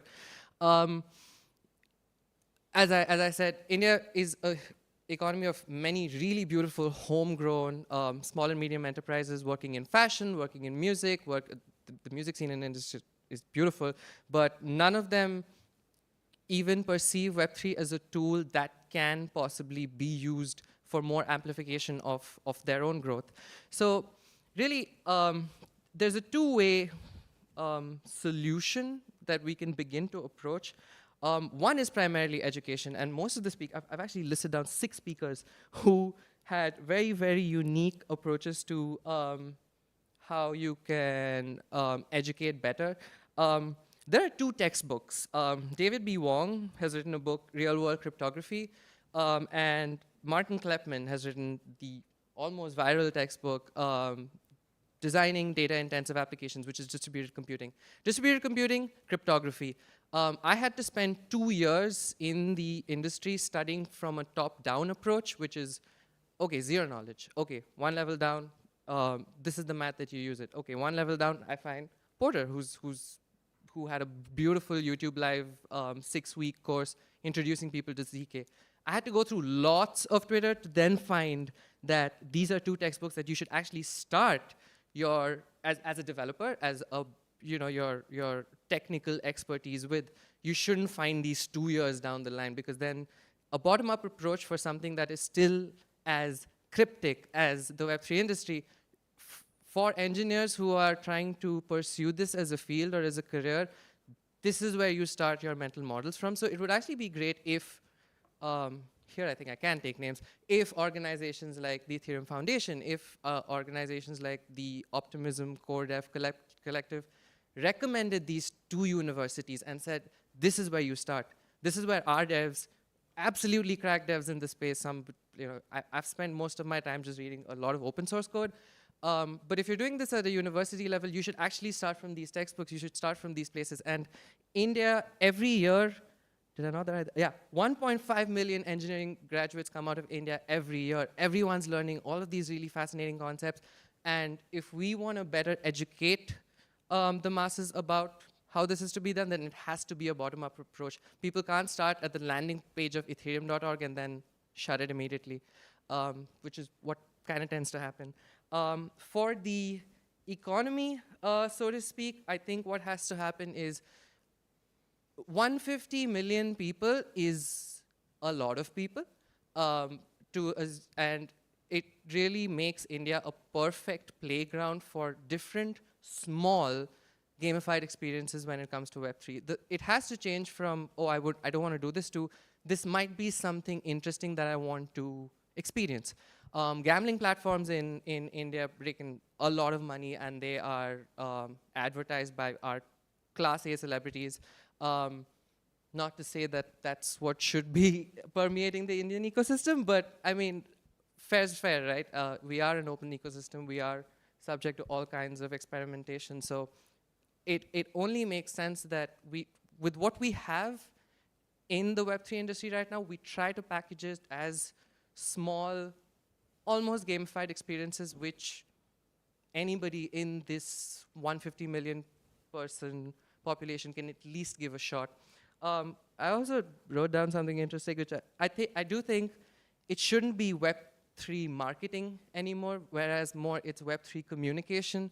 You need to communicate many different ideas, many different base level technical concepts, which will take a lot more time than just packaging up and just saying perpetuals trading. That's a little hard.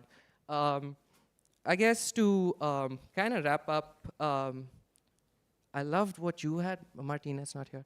But I loved everything that they were doing. I would love to have a longer conversation with you as well on the DeSci stuff, because I really do think these are really, really fascinating approaches being taken forward. And obviously, you killing it for like 2 years straight now. So I'm very grateful for this platform and everything. Yeah, thank you. That's me.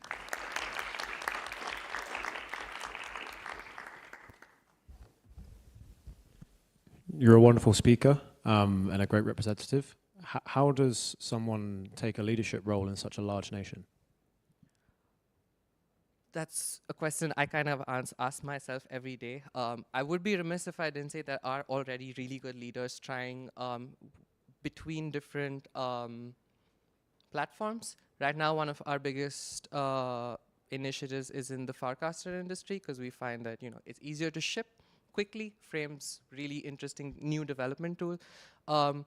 You identify a vertical first. Like my inclination is towards art, so I've been having conversations with countless artists as to how to help them, if in any way. Identify a vertical. Chances are you throw your dart anywhere on the board, you're dealing with a market of at least 5 million people. That could be law, that could be art, that could be transportation. There's actually one of the largest ride-sharing services that we have is based on an open source protocol called Beacon. It's not decentralized. It's just an open source Web 2 protocol.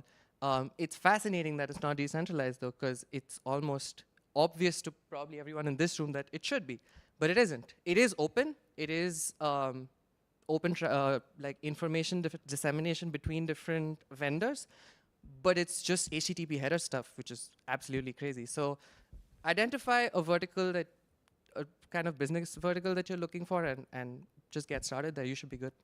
Yeah. Thank you. Thank you.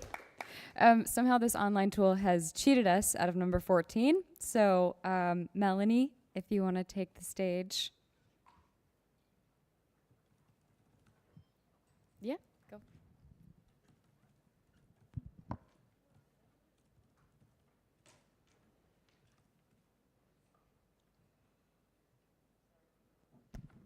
One, two. Sorry for that.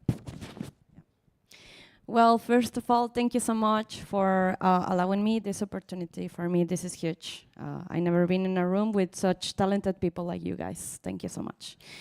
Okay, let's start. My name is Melanie Ramirez. I come from Mexico. And I'm the Chief Global Strategy Officer from Knox Gallery. So I'm based between Japan and Mexico. So I came here representing two communities. Actually, the communities are really big.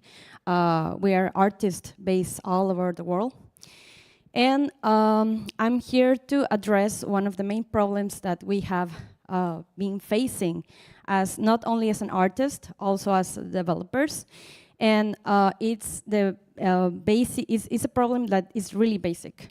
The massive adoption, like right now people is not ready to understand what blockchain is. So we are currently doing exhibitions around the world, bringing education to blockchain through art.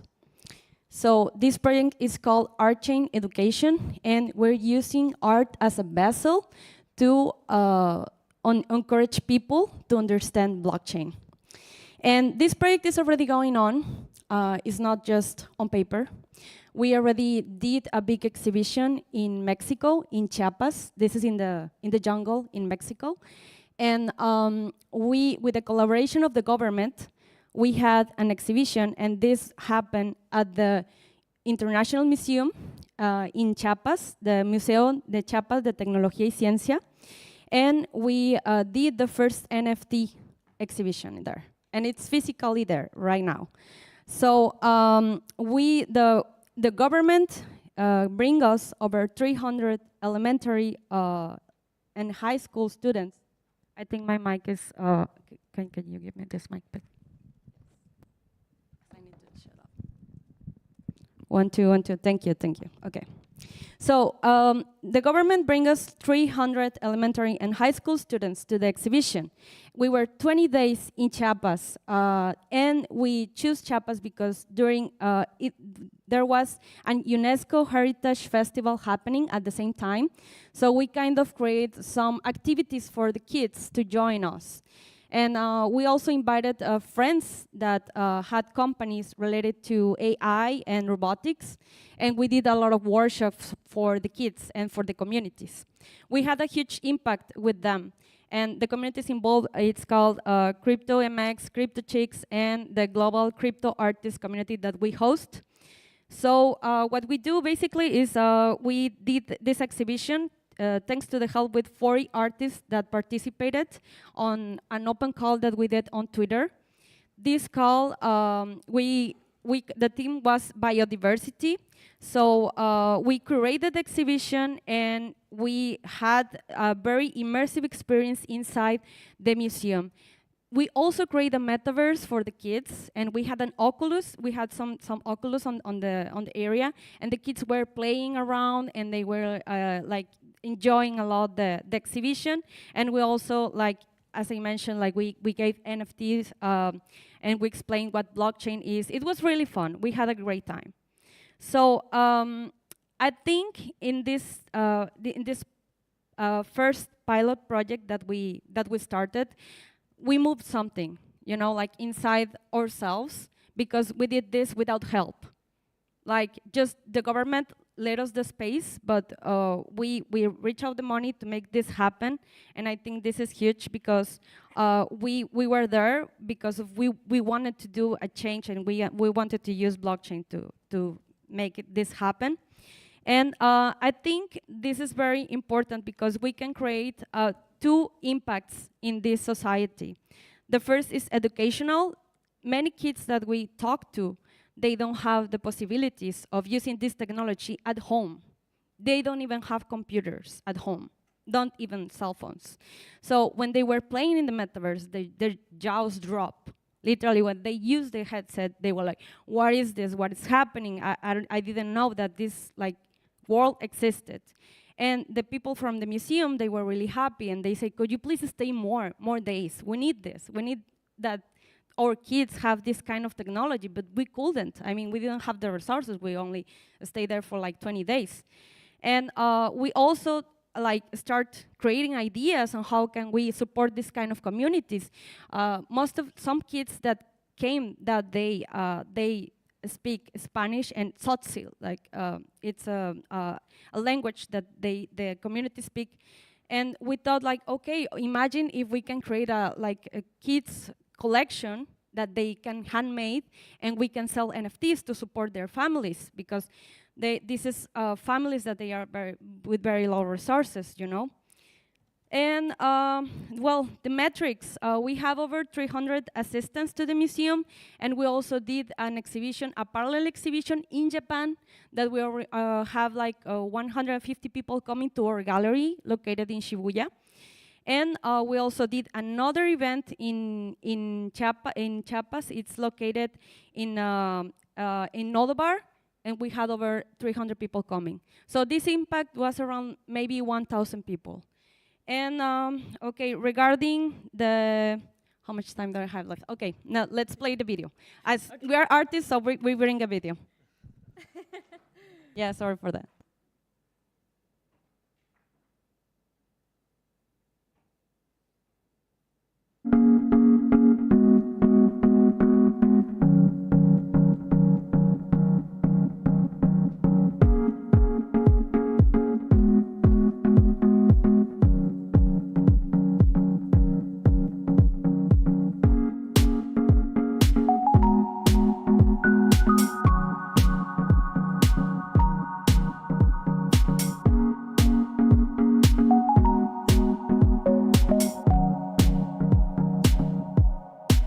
La parte creativa es muy importante porque cuando tú tratas de hacer un proyecto tecnológico, necesitas que la creatividad sea el carrito en donde te subes, ¿no? Para poder ir desarrollando y ejecutando tu proyecto.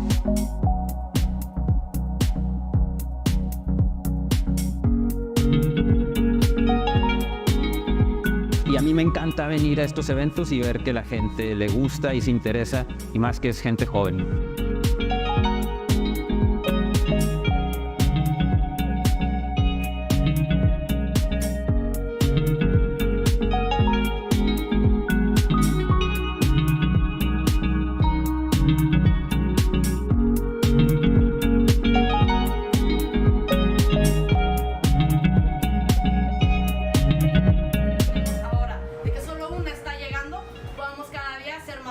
Muchísimas gracias.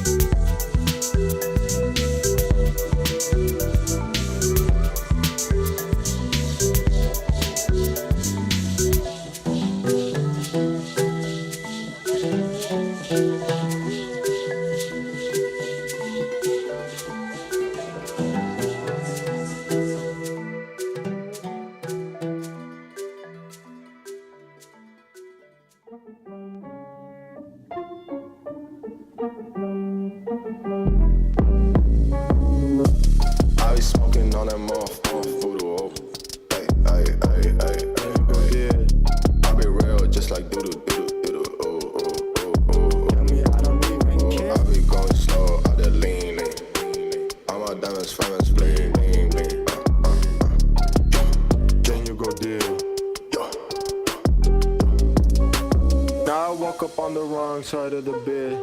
Call up Jesus, bring them pieces, then you go dead. Say you wanna smoke, now you're just scared. Let them come and kill me, I don't even care. I woke up on the wrong side of the bed. Call up Jesus, bring them pieces, then you go dead. Say you wanna smoke, now you're just scared. Let them come and kill me, I don't even care. Siempre son bienvenidos aquí en Chiapas. Segundo evento que organizamos, esperemos que sea más. Este es el primero de muchos. Muchas gracias.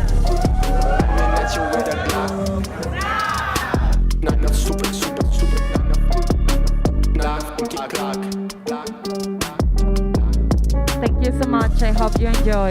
And Hunab means unity in Mayan. So yeah, this is our project. Thank you. Thank you, thank you, thank you. There's an exhibition also at Knox in Shibuya now. Everybody should go.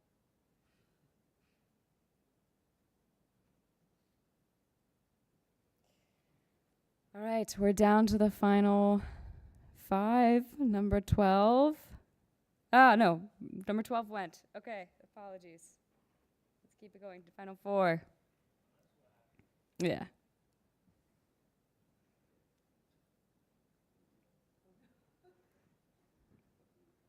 Number 6.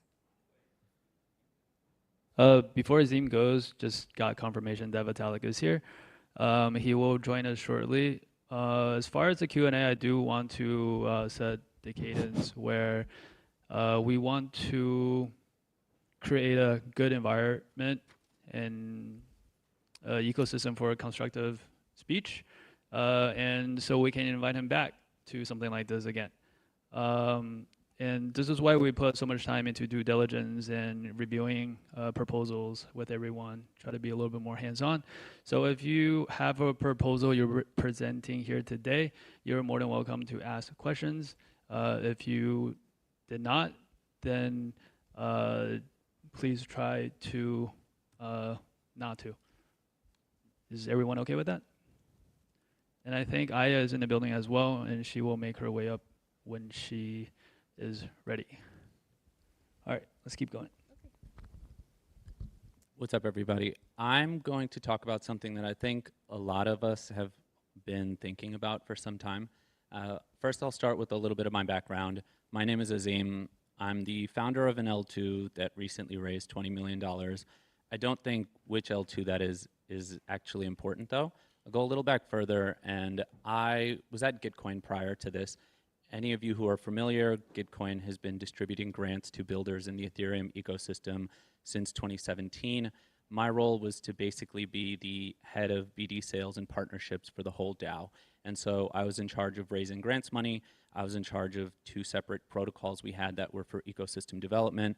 I helped oversee the Gitcoin Passport DID protocol that under my watch helped get to about 1 million users, has been since growing, and then finally also helped Gitcoin launch the Public Goods Network, which was their layer 2. And in that time, raised a $10 million amount of money that we distributed to grantees across Ethereum infrastructure, decentralized science, open source software, like a variety of things. And so I was in a unique position where I got a chance to speak to builders that were at the earliest stages of their journeys, all the way through the most successful companies like Uniswap and Optimism and Yearn and MakerDAO, because they were at one point grantees. We had done some calculations that of the about $60 million that we had distributed, that there had been about $29 billion in global financial impact created. And one thing that drove me crazy while I was there was that we couldn't actually get any skin in the game. Every quarter when we ran grants rounds, it was my job to go out and speak to literally anyone and everyone who would be willing to give us money to run these grants rounds. And so I also got put into a unique position where the venture funds, the centralized exchanges, the high net worth individuals, Vitalik actually gave countless amounts of money to us and just never wanted to actually get any recognition for it. The DeFi protocols, the NFT projects, like I got a chance to know all of them. And so I got to sit in this unique position where almost like the capitalism of a public goods project was outsourced to me to be able to do. While I was there, I did a large deal with UNICEF, with Shell Oil, with the American Cancer Society. Today, I'm still a consultant for the UNICEF Crypto Fund, also for Mercy Corps Ventures, and so doing sort of like public goods even in that way. So when I assessed what it takes to actually build a blockchain, it was something that really became very clear to me. There's two separate problems that you need to be able to solve. The first one being, how do you get TVL users, liquidity, transactions onto your blockchain? And then the second one is, how do you get builders to actually go about building on that blockchain now?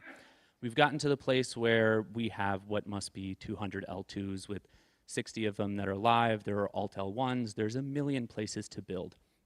And while everyone's been talking about why they think we're in this place where infra keeps getting funded and consumer apps can't get access to any money, I've actually written on this, and it was sort of rich being someone who's raised $20 million at a 9-figure valuation, but I sat down, and as someone who's in a position that I get to be behind closed doors with all of these people, I've even written for CoinDesk to say, look, there's a misalignment between what investors are supposed to do, and which is make money for their LPs, and what we actually are looking for when it comes to building consumer applications that are actually going to take off.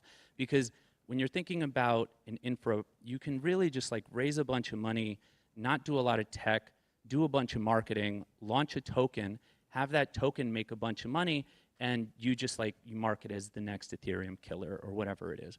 And so there's a ton of money to be made in doing this. There's not a ton of money in any of the consumer applications, more so because we don't even know which chain it should be built on. Should it be built on an EVM chain? Should it be on Solana? Should it be on Aptos? Should it be on Sui? And at the end of the day, it really made me think about, as we launched our own L2, what is it that we need to do to actually create a thriving ecosystem of products that succeed? Because where we've gotten stuck is that the infrastructure providers have sort of become like the main characters, or have like main character syndrome, where they want to have the biggest parties, they want to have the biggest branding, they want the coolest merch, they want you to know who they are, their founders are the ones that want to be on all of the biggest stages, but at the end of the day, that makes a very small subset of people a lot of money, and not anyone else. And so we've come to this place where many of you have correctly addressed the idea that it seems like we're stagnating, and there's no actual innovation going on, and the right things aren't being funded, and how do we get out of this? And what I often hear are interpretations of saying like, well, VCs need to be more open to things. But at the end of the day, you have to take a look at sort of the cycle that you need to actually create money. If you're looking at like, what are the incentive mechanisms in place for the people that you need to actually pay attention to you, that's how I looked at how we can go about successfully launching our L2, but also being able to create success in a way that should be a positive flywheel, and that I actually hope people in other L2s start to replicate. And so when I said earlier, for a blockchain to actually get the initial TVL users and transactions, they did have to go about doing this main character syndrome, where they threw the biggest parties and do everything they could to actually get recognition so they could get those initial users, so you don't look at it like a ghost chain. But then after that, we've gotten stuck in this place where every one of them, including us, will be like, we're here to give you grants. Like all of you guys who are builders here, it's like, here's a 50K grant or a 25K grant, and like now just like go figure it out and make this successful. But the reality of it is especially because I was at Gitcoin, is I got to talk to all these builders, and some of the smartest people I've met in this space, who are light years smarter than me, don't know how to raise venture capital, because once you've raised some grant money, you're initially building an MVP.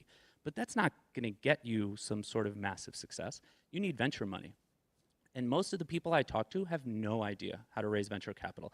The smartest people are in this position where figuring out what you need to do to pitch VCs is just something that just doesn't come easily to people. I've been fortunate to be in the positions where I've had to do it so much that it's become second nature, but that's not the way it is for the venture funds.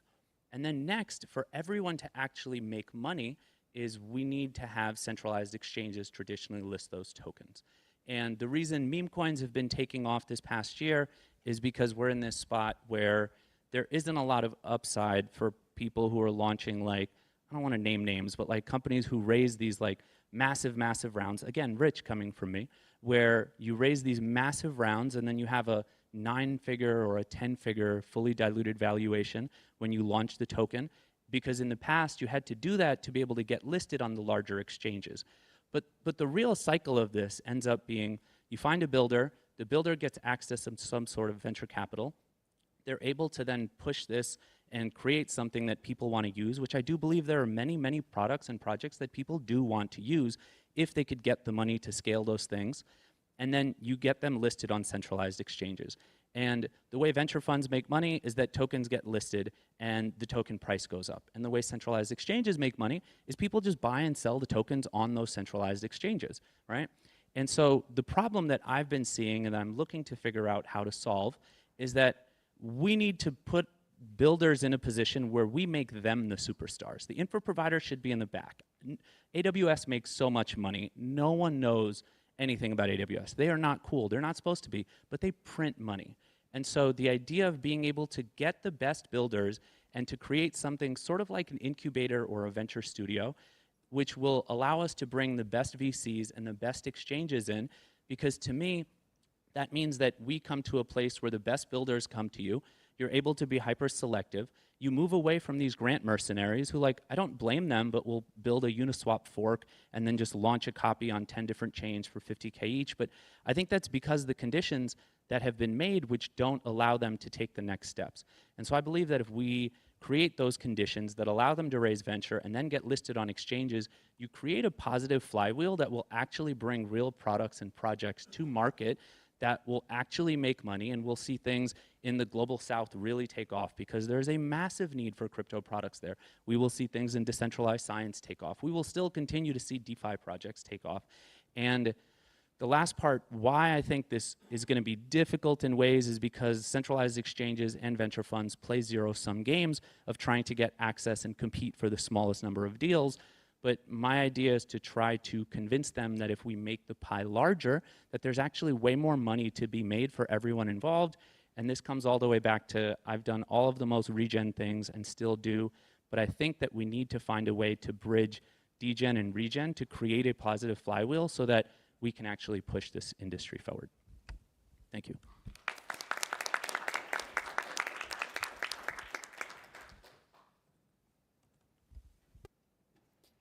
Thank you, guys. So the numbers have failed us, which means we're just going to go through the last four very quickly. Joseph, would you like to come up? Or talk from there, sorry, yes. Thank you.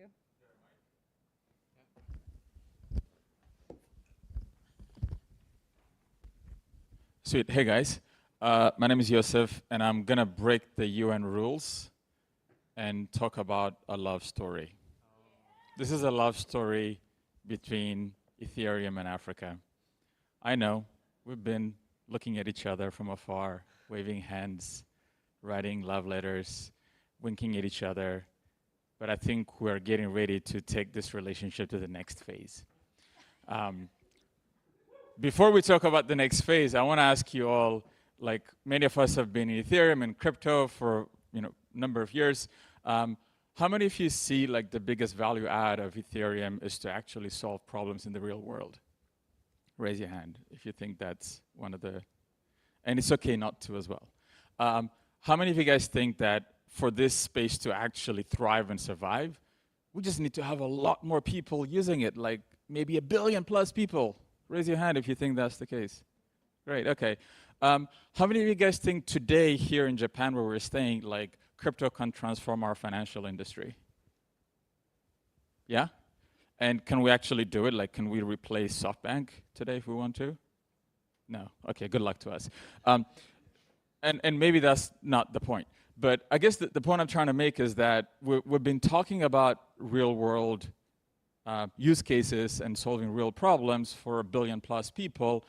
Well, in fact, so much of that is happening in one of the fastest growing markets in the world, with the youngest people were all boomers if we go to Africa today.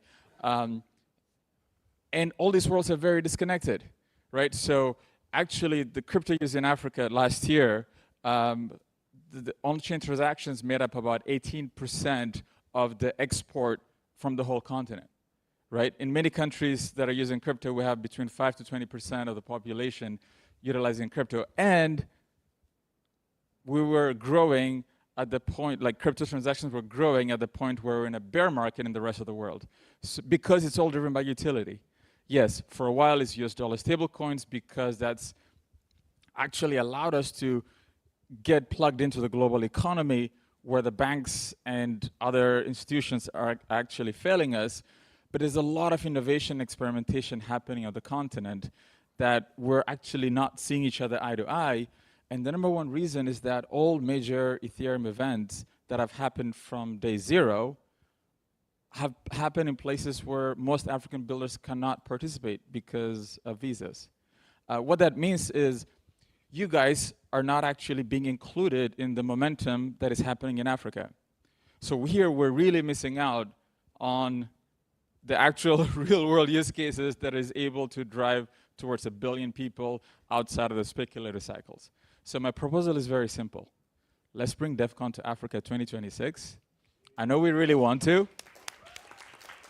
I know deep inside we all really want to make it, but we're a bit afraid, we're scared, we don't know, right? It's far, it's dangerous, there's a lot of crime, there's a lot of those things that keep us away. And there's a lot of people who ask, who's building? I haven't met many African builders. That's because they can't get visas to come to where all our events are, right? So the further we get disconnected, the less impact we can actually create together.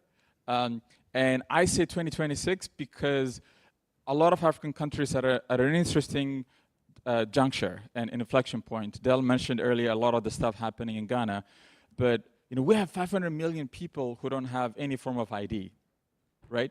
So are we going to give that contract to Google? First, we cannot afford to pay Google to build our internally identity system for many countries. And so we got to figure these things out. And we're doing that right now, right? We're trying to figure out how to run settlement across all African countries because at the moment it's all happening through the dollar through a US bank system.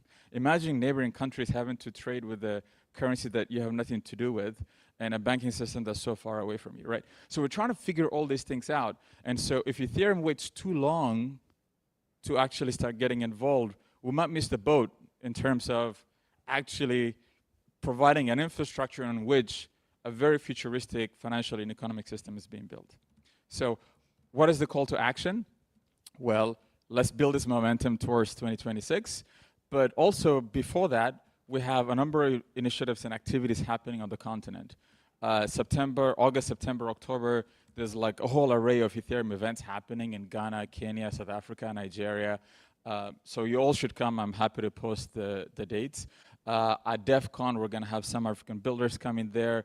There's the Global Majority District where you're going to see a lot of LATAM, Africa, Asian builders coming. And 2025, I know there's some amazing global event organizers here, hint, hint. Would be amazing to have you guys do those events on the continent just so that more builders can come and, tiptoe and get more comfortable in places. And last I would say is that wherever you go across Africa, fun is the #1 common denominator that we have with food, music, and dance and culture. And so I can almost guarantee you that if we do DEFCON in Africa, you'll have a blast, you'll dance your ass off, you'll eat amazing food, meet incredible humans with the biggest smiles, your cheeks will hurt. So I think that vibe, I think it would be incredibly beneficial and additive to the Ethereum world that we have here. So let's make DEFCON 2026 happen. Thank you.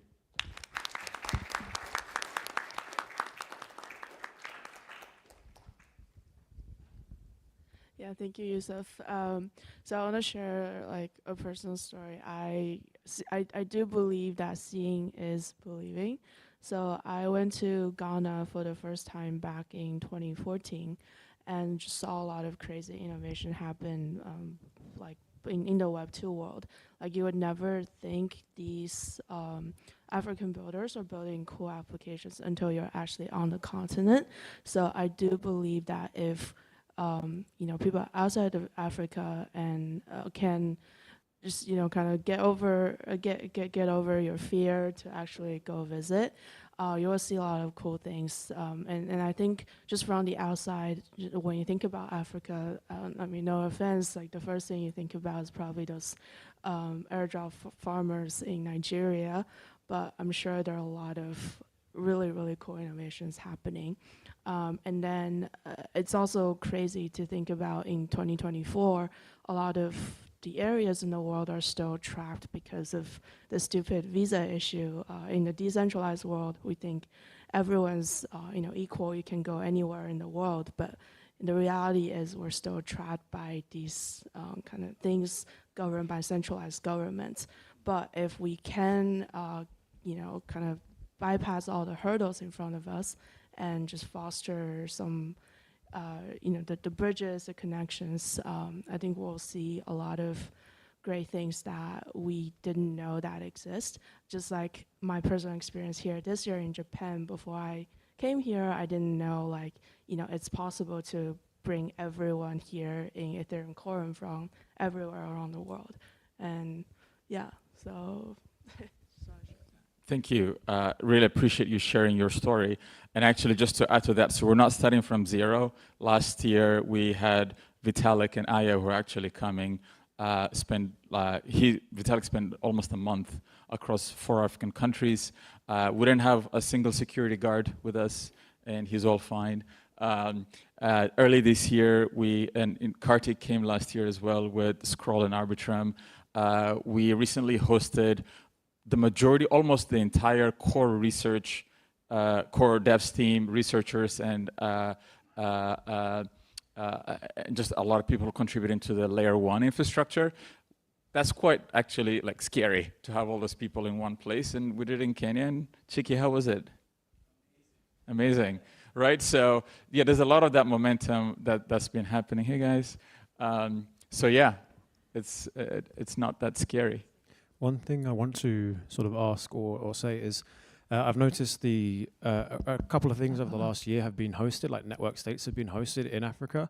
And they've, again, from the outside perspective, I wonder if there's some temptation to take advantage of some of the lower regulatory environments in Africa. And I wonder, how do you stop that from being extractive and more of an empowerment to the local community rather than an extraction from the local economy? That's a good question. It's a longer discussion, but even asking that, I think, is really important. Like, how do we actually show up in a non-extractive way, in a way there's a win-win? If we're looking at the success of crypto in 10 years from now, like the success of the African market will drive so much success for the Ethereum world that I think is really valuable. Like, projects that are surviving in Africa today, they're all making revenue. That's a crazy idea in crypto, right? Projects making revenue, but that's the foundation, right? So because they're adding a lot of value to the space. So there's a lot of win-win situations that can happen. I would love to just make one final point, which is I would encourage you to onboard the African builder community to Warpcast, because the Indian community just recently came on to Warpcast and I think has just blown us all away. And now there's Western venture money funneling into, or at least asking to get into some of the Indian deals. And so, if you feel like you're isolated on an island, come on to Warpcast. The water is great. Yeah, I will gift. Cool, yeah, great, perfect. Thank you so much.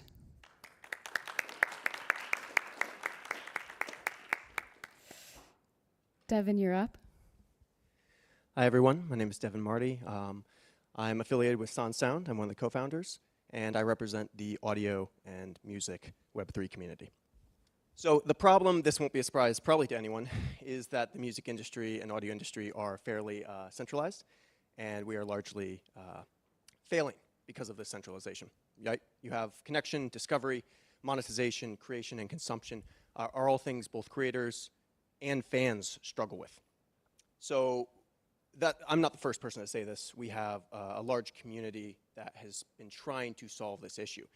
And the solution that they've come to is we need a more decentralized audio industry. How have they done that? Mostly music NFTs or content NFTs, which I largely do not believe solve the issue. So a music NFT, for example, is rather confusing if we're talking about bridging to a Web2 audience, because what do you do with it? how is this different from streaming on Spotify? Actually, it's harder than streaming on Spotify. What does this get me? Are there royalties? Are there, do I own a part of the song? If it's ever played on a commercial, do I see some of that? So having I guess the challenge is in our approach. We are probably not going to bridge to a Web 2 audience correctly with the current state and our current approach. So my proposal here is, we have our way at SoundSound of doing this, right? Of integrating blockchain into audio hardware and software to, give exposure to creators and to build on-chain fandom. But you can read about that in here. But the thing I want to focus on today is a little bit more about the approach, not what we're doing, but how we're doing it instead. So the bridging,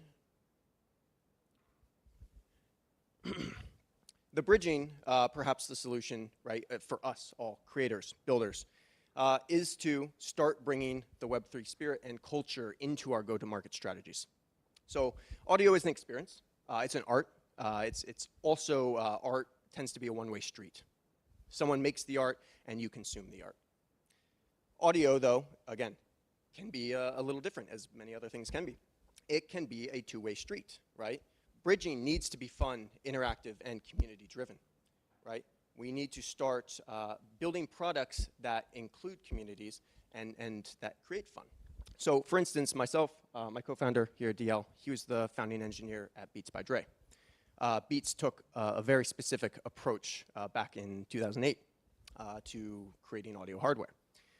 So we sat down, we looked at the market, and we realized, okay, instead of creating a vampiric approach to our go-to-market where we use Web3 to raise funds and build a community that is just going to be there to talk about us on Twitter, perhaps we use Web3 to establish superfans, to actually listen to them, to measure on-chain the interactions we had with them in product testing, and to drive value back to them. So our specific approach was to take simple NFTs, give them away. You want to come into the community, it is free to do. Please jump in Discord, share your music, all that stuff, right? Things that anyone can do with no barrier to entry except for the internet. Then we said, if you are really interested in product testing, you can soul bind this token. It will mark on-chain that you are here to product test, and we know where to drive tokenized fidgetals that represent prototypes of our hardware. And we did that. And we were able to get into, very quickly, 22 countries where people were living with our devices, product testing. Cool, moving on, we got into 37 countries with our next prototype. We used those tokens on-chain to create a governance proposal, right, where we wanted to know what creators, what artists, producers that we should send our next prototype to. So with this process, we were able to iterate very quickly with a consumer device that made it an experience and brought people in to honestly have a lot of fun, meet new friends, and be part of something that is more than just buying a product. You actually got to be a part of building the product. And that is not something people usually get to say when it comes to technology. So in conclusion, I would say the go-to-market should emulate the decentralized ethos, right? Whether you're a creator or a brand, bridging is not just about the product, it's about the process that we use, right? That gets community members to, one, come to where you are, be interested in what you're doing, actually listening to them when they have good ideas. We had, I don't know how many iterations based on community feedback that led to a better product, so we were better off. They get to tell their friends, family about this cool thing they're doing. They're having a lot of fun with community. And then we can continue using on-chain tools to drive value back to them perpetually. And we will do that as we continue to grow. So that's my proposal. It's a cultural shift to how we build and go to market. That is the bridge, not necessarily just the product. Thank you.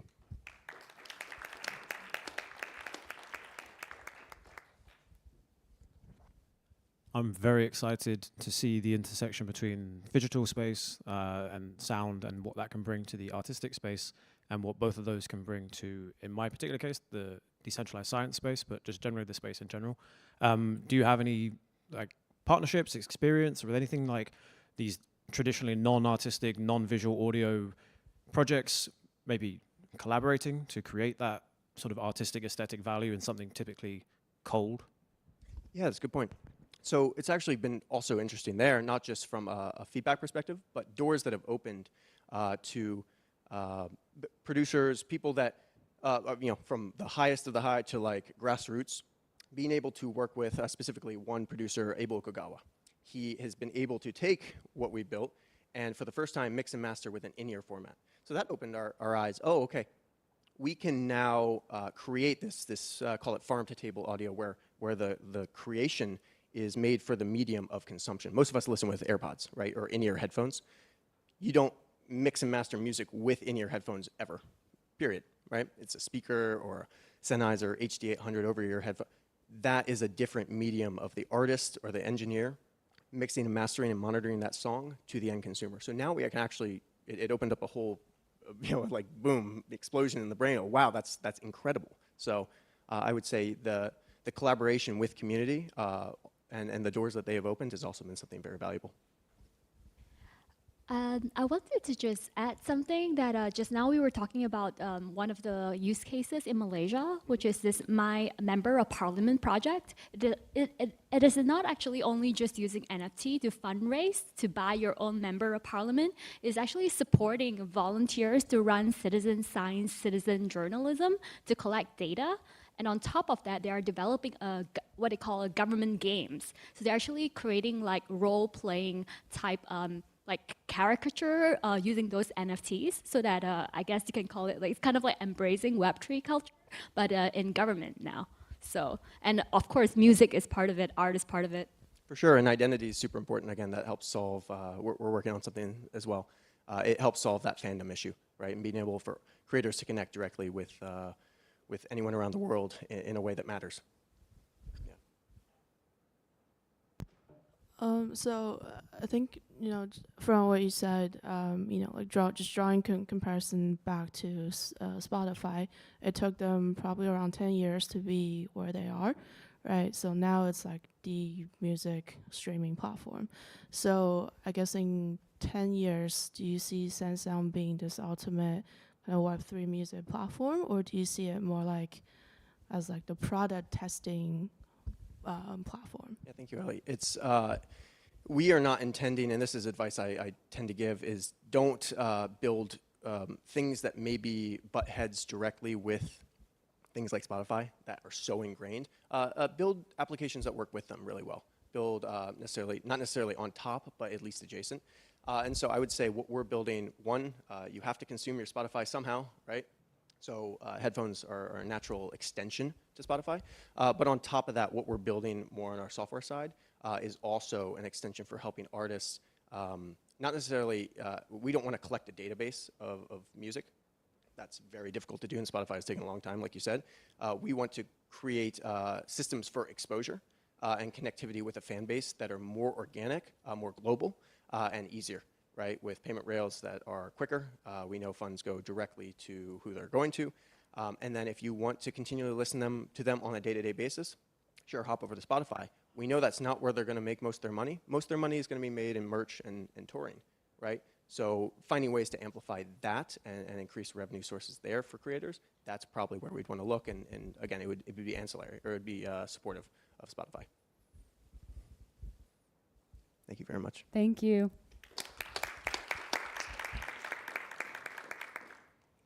Quinn?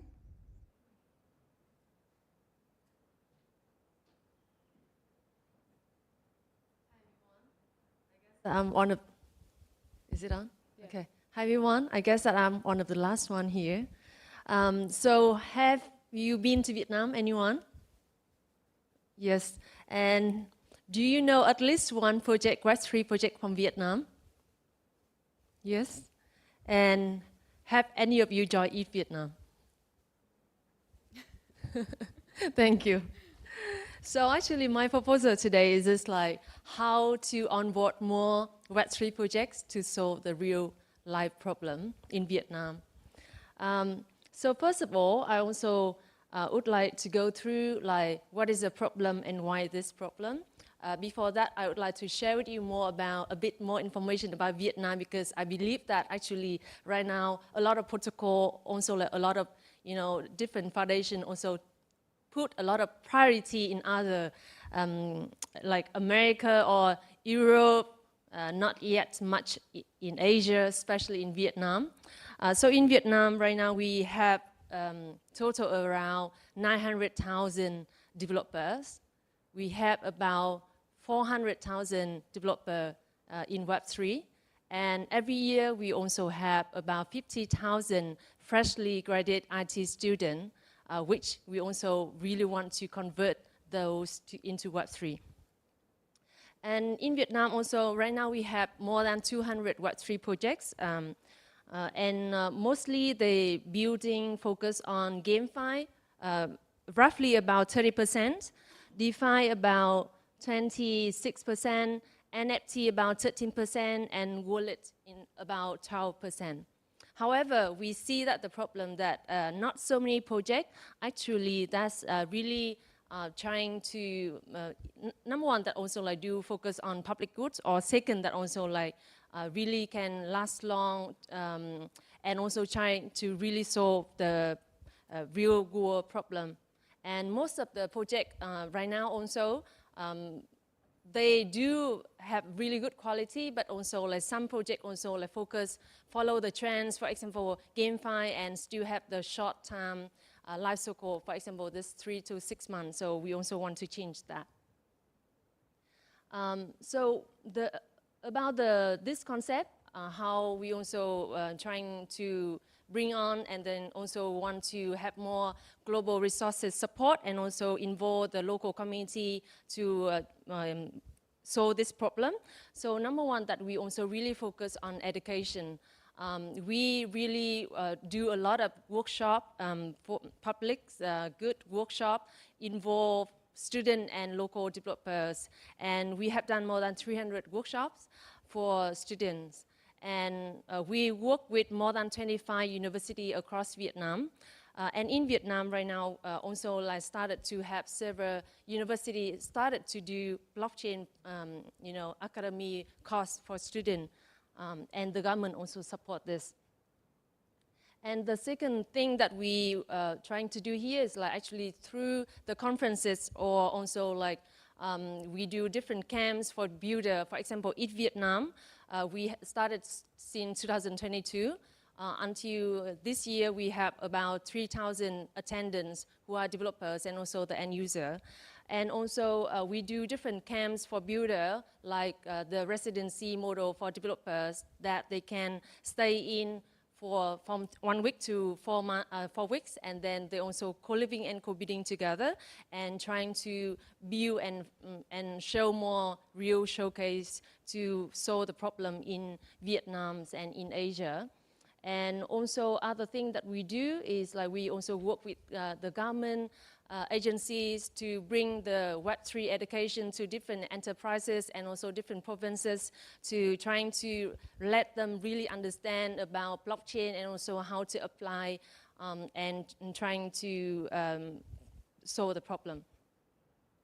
So the next part, we also like want to share maybe a bit like about Vietnam, that you can see here, like also if you can move in the proposal, like some of the university or about the project that we do in Vietnam right now. So for example, in 2023, the blockchain and crypto sector in Vietnam really grow fast. And also, like, as you can see that some of the number of the projects here, for example, RC Infinity, the total capital here is about nearly $1 billion. This is the data end of 2023.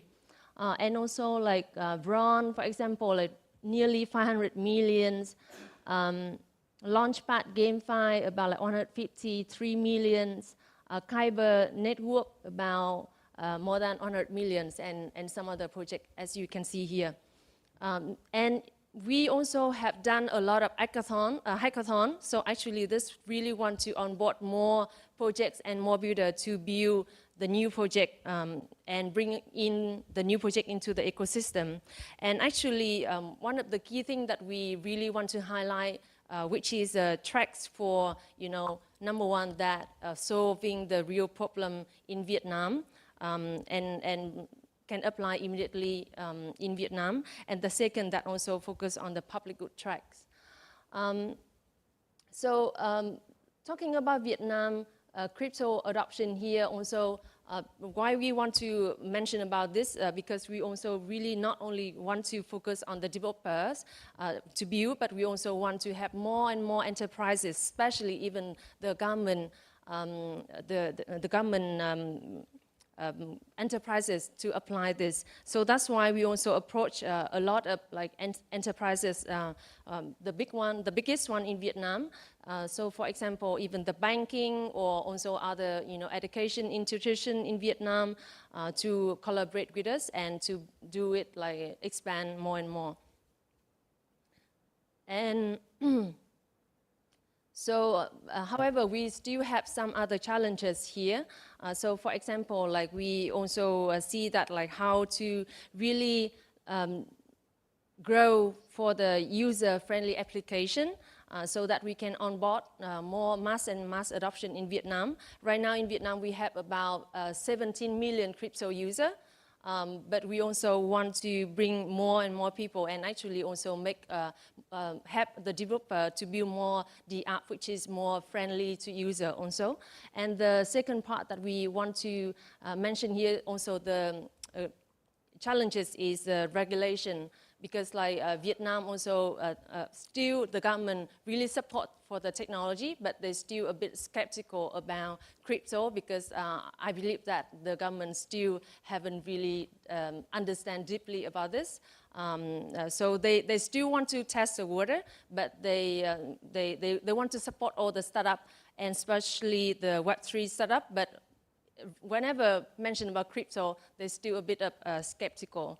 And also another thing that we share with you here, if you want to go through even that like more details about how Vietnam government also like started to build the sandbox for startup in Vietnam, especially in Web3 startup.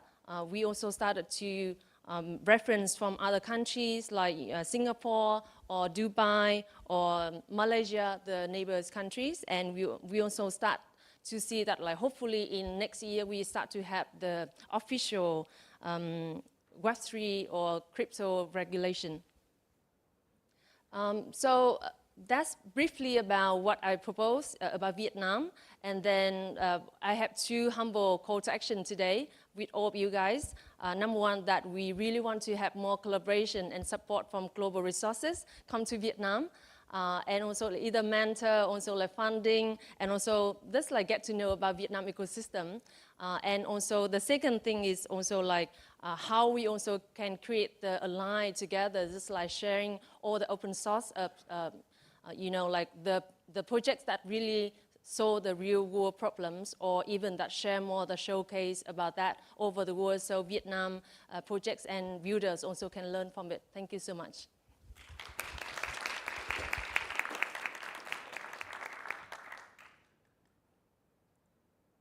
Thank you, thank you. Any quick comments? Okay, Kevin. Unless, yeah, you're last, yeah. Hello, everybody. My name is Kevin Jones. I'm a developer relations engineer, actually working on the Graph protocol, but I'm also a core member of the Build Guild. First of all, I just want to say thank you for having me at this and for everyone that's here. It's been really inspirational to hear like everyone's views and problems, and I think it's really, really constructive to get everyone together. I know I've already had some great conversations with people on how we can collaborate, so it's really great. I'm going to kind of read through the proposal, and then I'm going to tell a little bit of a story about my experience in the Build Guild.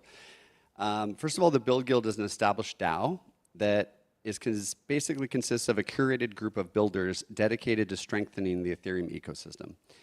It's been operating successfully for some time, and the Build Guild focuses on creating open source tools. Some of you might have heard of Scaffold ETH, and educational content like Speedrun Ethereum, which is a great entry point for developers who want to come into the ecosystem. And by onboarding more developers and addressing niche use cases that are highly useful but less attractive to venture capitalists due to open source education, due to monetization challenges, we create impact builds, which are branches of Scaffold ETH or examples of how you can use Scaffold ETH to build on Ethereum. By providing open source education and tools, the Build Guild empowers developers to grow within the Ethereum ecosystem and offers funding to prototype and develop solutions in a flexible and an unbureaucratic manner. The proposed plan for future engagement in the Ethereum ecosystem will involve global collaboration and strategic planning with chains, dApps, and ecosystem partners, a lot of you that are here today. The Build Guild is prepared to work with the Ethereum community to grow the ecosystem and support the next generation of builders in the space. One of the core goals of the Build Guild is to attract new developers, as they are essential to the overall health of the network. New builders bring fresh ideas, and they create new protocols, which attract more users, and make the network more appealing compared to other networks. And additionally, we focus on creating highly useful tools that may not interest venture capitalists due to monetization challenges. To achieve this, we must leverage our own builders to develop tools that support the ecosystem. We also aim to enable developers to prototype and build solutions in an open source cooperative manner through specialized cohorts that we call Build Guild cohorts. And these focused cohorts bring together groups of developers to work towards a predetermined objective, providing structure and guidance from an operator who manages that developer pool. So we want to strengthen the Ethereum ecosystem by producing these open source and educational tools, and we want to grow the ecosystem by having a community-first approach where the tools and education are powered by the underlying success of its members. We have found that supporting communities around the globe has made a huge impact in the success of the Build Guild and its members, and we believe that the nourishing smaller communities of these builders will have a huge impact on the industry. So what are the anticipated challenges? Well, first and foremost, it's critical to keep the tools and education open source at all costs. This way, there's no barrier to entry and no walls that need to be, surpassed. And we aim to do this on a global scale, which also can be financially challenging. We aim to collaborate more with established protocols and communities to build a stronger Ethereum developer ecosystem by seeking grants and support. And we strive to keep our community of builders active and continuously bring new developers into the ecosystem. So my background, actually, I got started as a Web 2 developer. I worked for Nginx, which is a popular Web 2 protocol tool. And I got my start it was actually during COVID. I started to kind of look into how I could actually move into Web 3. And one of the first places I landed on was actually ETH Global. Shout out to Kartik, he's in the back here. ETH Global was a huge entryway for me into learning. I got to take part in all of this educational content that was available at the time, all virtual, and it was really like my entryway into Ethereum. But I still struggled with finding the tools that I needed. And I came across Scaffold ETH, and it was a really eye-opener for me because it really was an easy entry point for me as a Web 2 developer to come into the Web 3 ecosystem. And then, as it stands today, I'm now one of the core members of the Build Guild. I work in the community pretty actively, and I think it's a very powerful community that we have. And so the call to action is to reach out to me, reach out to the Build Guild. We'd like to work with other communities. I've already had, like I said, a few conversations with some of you, but we do want to actively help each other. We think it's a bilateral, reciprocal community, and we're here to support. And yeah, thank you so much for your time. Appreciate it.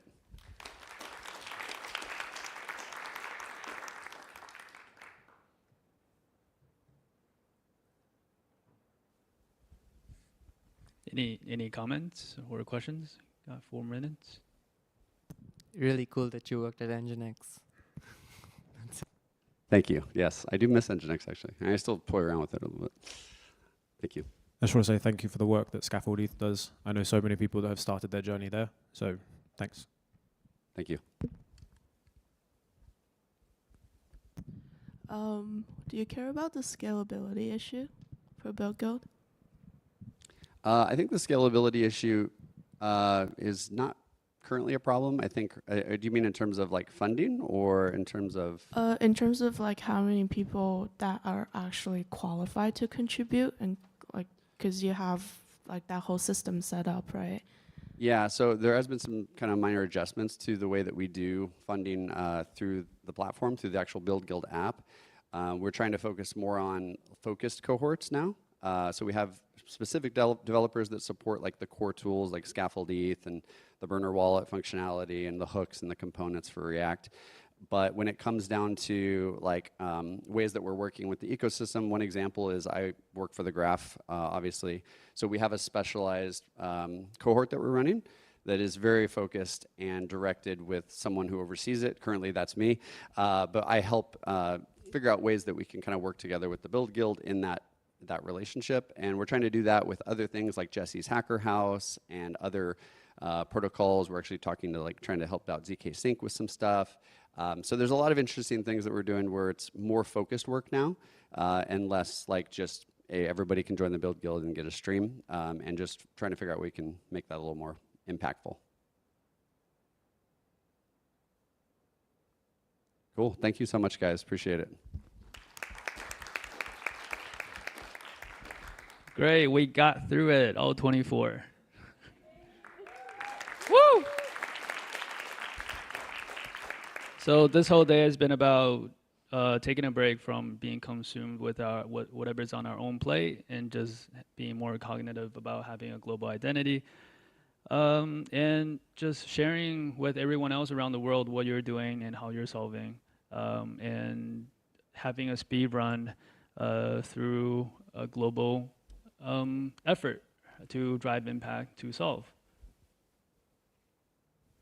Happy to engage in any constructive criticism. Please submit it, email it to us, or put it in our Telegram group. Did you want more context on what happened today? So we have communities from Africa, Asia, North America, South America, and also. I thought they were from Antarctica. Do you have any penguins? Pudgies are not here. I mean, I use Linux. Does that count? Okay. And we had creative collectives from music industry to art, the builders community, from devs and researchers. So it was a great culmination of a collective global effort. Thank you guys for coming. We want to do this again. I hope this was the correct venue for something like this. And we want to keep this event as accessible and as open as possible with the correct professional benchmark.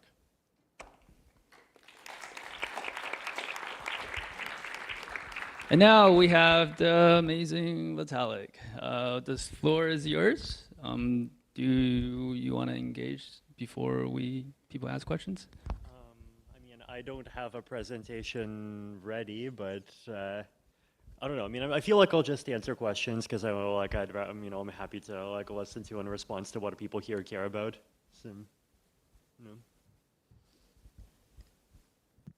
I can ask. Hello. Hello. Thank you. So there's been some recent debates on Twitter about Ethereum's roadmap and updates to the core protocol.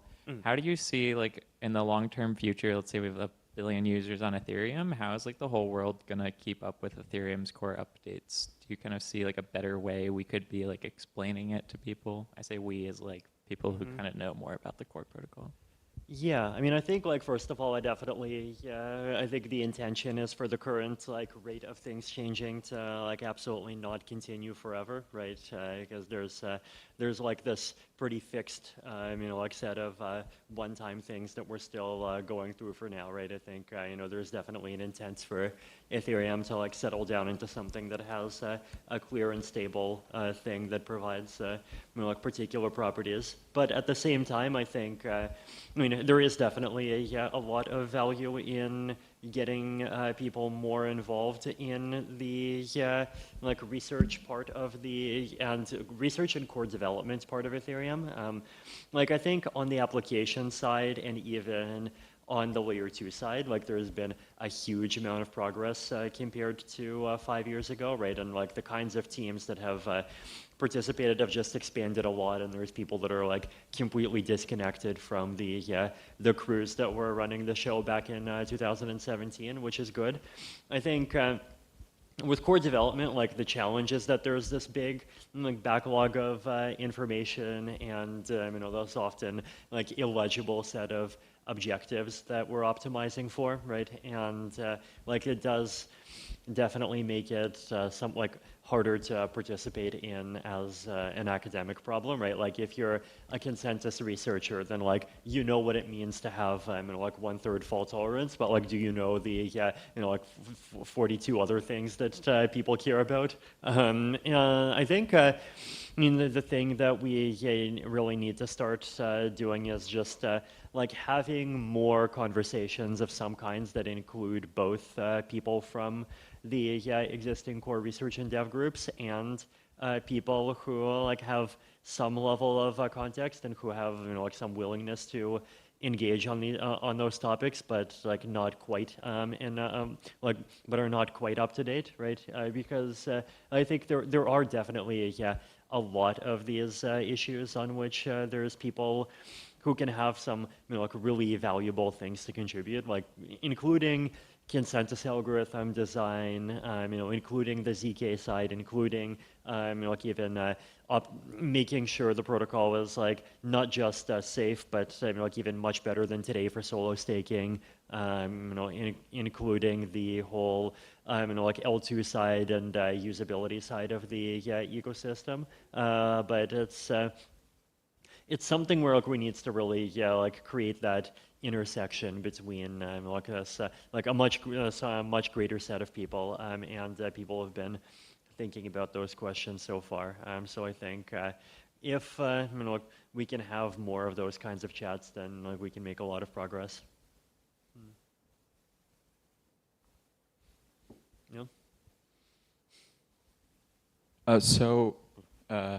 Like on crypto in general, so far, like in terms of putting money on chain or creating money value on chain, the part that has kind of succeeded the most is the US dollar stablecoin.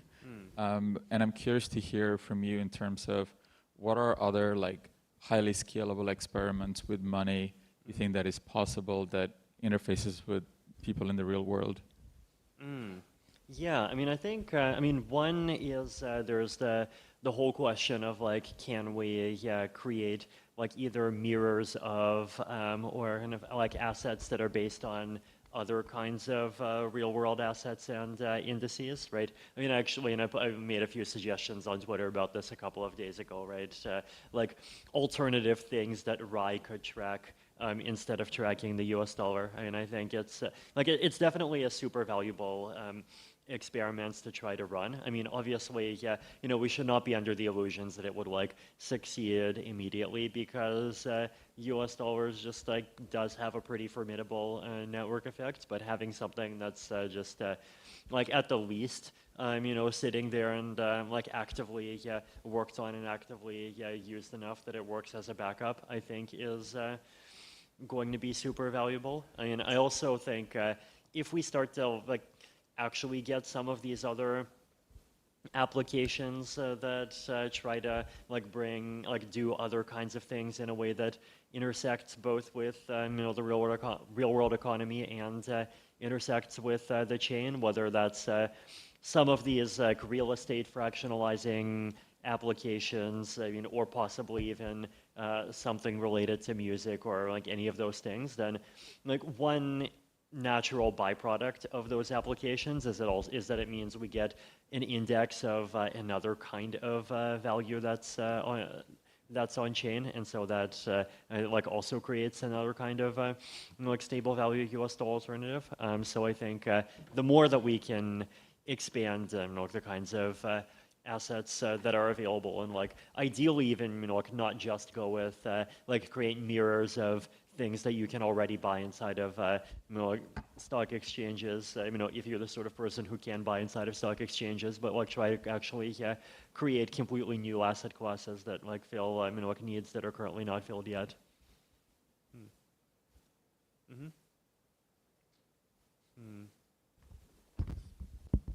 So one of the most obvious use cases when it comes to blockchain for at least a lot of my friends and myself is identity, right?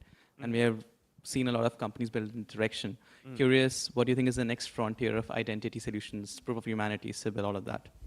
I mean, I guess one question I would ask you is like, what do you think that like you and your friends want out of an identity solution? I think the concept of self-sovereign identity is something super fascinating, and we have been thinking quite a lot about that. Yeah, I mean, I think like I feel like I agree with with like the self-sovereign identity concept at a high level, right? I feel like the thing that I would love to do is try to like intersect and like go from the high-minded ideals and then at the same time going from like this is a specific thing that I want to do. So, is there any like specific thing that you or your friends wants to do that comes to mind? I mean, question for anyone really. I think heard pretty much from a lot of folks about developer reputation, then there's obviously financial reputation, and all of that ties back to identity at the end of the day. If you can identify someone and then, kind of just meritocratically match them to the right kind of incentives, the right kind of opportunities, that essentially what Web3 can create. Yeah, I mean, I guess like one particular example would be like under-collateralized loans, right? Yeah, so that's one. I mean, governance and like voting, obviously another one. I mean, any third or fourth come to mind? No, I think, like closer to within the crypto space, I also throw out airdrops, right? Because like, lots of projects like wants to have a more widely distributed token supply, but at the same time, if you do that naively, then like, you get farms to death pretty quickly. But yeah, I think, like this is like the way that I'm starting to try to like approach some of these things, right? Which is basically that like there's this like from one side, I think there's kind of the top down.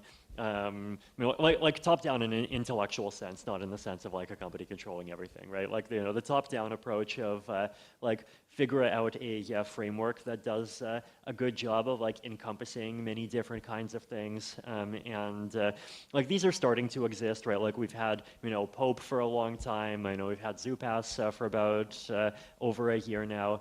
We have EAS, Ethereum Attestation Service, and then on the flip side, like try to really see like can we like take like specific, can we take like applications that we think in theory benefit from this and like actually build them, right? And like actually try to get like 2 or 3 different things from different categories like actually really working together. I mean, I think like now is absolutely the right time to do this, right? Because now is like we actually have the technology, all of the stuff in terms of like things like the user account management side is getting better.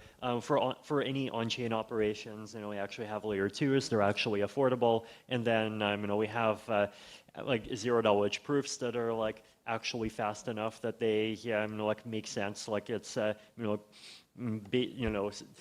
it's like a level of UX that would pass like a Silicon Valley, like anal retentive about 200 milliseconds kind of filter. I mean, almost, right? I think if you actually, no, you can do a Stark in under 200 milliseconds. It passes the test. So that's like we actually have all of that tech, right? And so it I think it would be like I think there's like a lot of value both in those applications being developed and in the Ethereum community really working together on like trying to coordinate standards for this kind of stuff. So like I've actually been pushing PSE recently to try to really get more into that space, and I think there's a lot of will to. So I there's a lot of value. Like I totally agree. It's the way to unlocking an entire new dimension of applications, and definitely fully support everyone working hard on pushing that forward.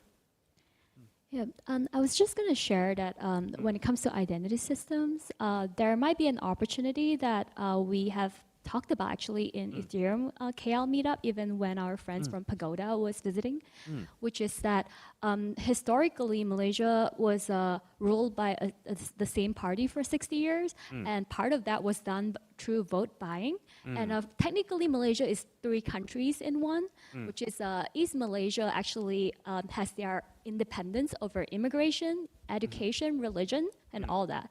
So what happened was that Sabah of Malaysia actually gave out identity cards for votes. And so now there's just like a massive like cleanup process around it. And I think it could be a good use case for attestations, when you can be like, okay, well, you did get an identity card, but was it legit? Like, can you know, attest to that, and how many? So there's that. But as we have also experienced in Malaysia, like things that sounds good on paper might not actually be implemented that way. For example, during COVID, we actually have our vaccination app be promoted as this ZK proof blockchain-based health data app. And eventually we discovered that Malaysians' health data was just sold to the Singaporean government. And that's also because, you know, we kind of know that like the company who was doing that, like we're like, ZK, you know. But I'm just saying this because like it feels like looking at real world use cases, like implementation wise, it's hard. And also I wonder, do you personally have any like adjacent possible use cases that you're interested in, and also like moonshot goals as well? Yeah, I mean, I think like as an ecosystem, we need to like work toward having the level of like software and like implementation competence so that we can actually present a solution that would be viable at country scale for that kind of situation, right?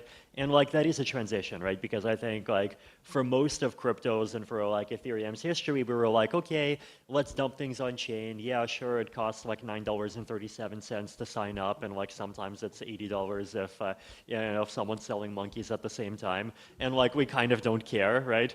And like, you know, like basically dealing with like small communities of enthusiasts where mostly, you know, either they can, if there's a technical error, they can figure out what's going on, or they have a friend who does. And like really moving from that to this much larger scale. And, you know, we're starting to see that in the payment space, for example. You know, you have like things like Dymo and like some of these like second generation wallets that are trying to take the user experience side of things seriously, right?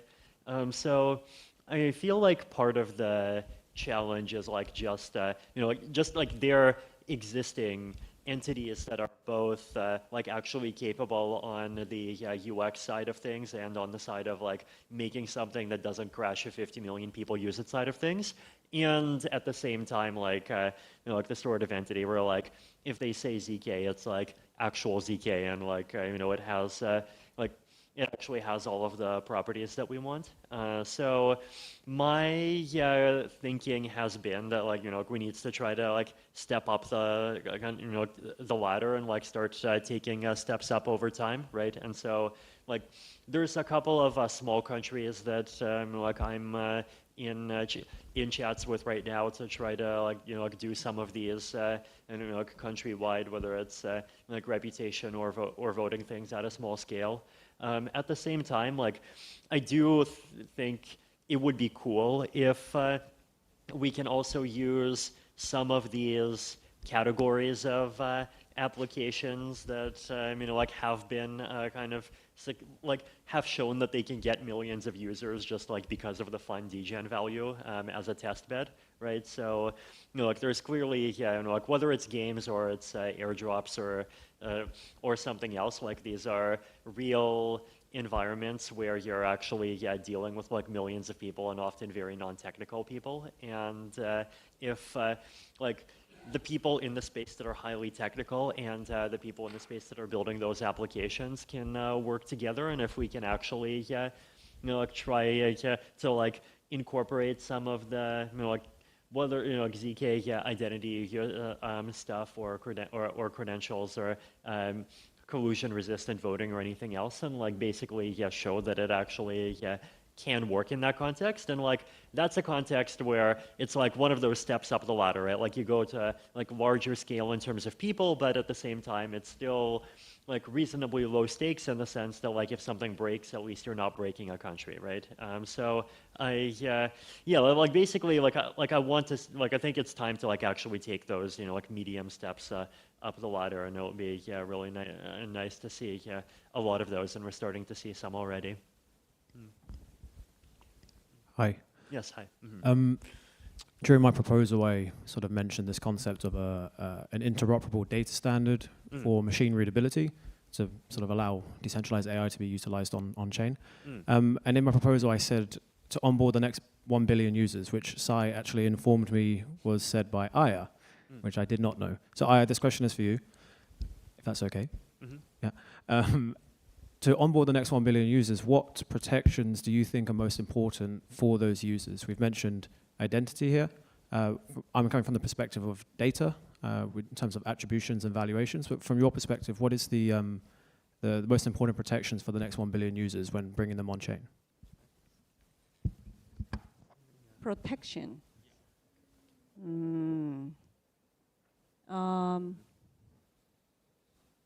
Well, censorship resistance is something we do here.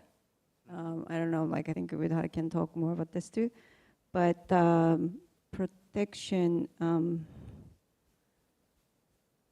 there are a lot of, well, I guess one aspect is there are a lot of regulatory pressures could block this like mass adoption too. Do you mean by protection by the community or the technology? So by coming on chain, we spoke earlier today, Jack over here mentioned loss of funds as a critical concern for a lot of people, retail users, putting in the wrong address and losing their funds forever. Oh, I see. So that's just an example. Right. But maybe your data sort of like being copied and the value being generated for someone else. There's literally many things. So just from your perspective. Yeah. Well, there are many ways. But for example, recently, what's relevant is that long time ago, in this country, Mt. Gox exchange was hacked, and then a lot of assets were lost. And then 10 years later, has it been, is everything better? Some stuff are better, and then things like account abstraction is now providing better solution, like for a user's wallet to be, like you have more control, you will have more control over on your wallet. But that also requires a lot of education is needed on the user side, but also those who are building new businesses, systems around, including exchanges, and both sides need to work together to solve that. I do, in general, think a lot of education is still lacking on all different angles, from all different angles, but also in different layers of stakeholders. And yeah, but we are, as EF, we don't do everything, but we also want to see where education is lacking, and that's where we need more input from you guys, from all different communities around here. And then, so the education on the developer side. But I think technology is not the only thing that can solve everything. And yeah, I mean, to me, I think the loss of funds thing is a really good one to zero in on, right? Because like as I keep saying, like the thing that matters the most is not whether you have 5% APR or 8% APR. It's making sure you don't have negative 100% APR.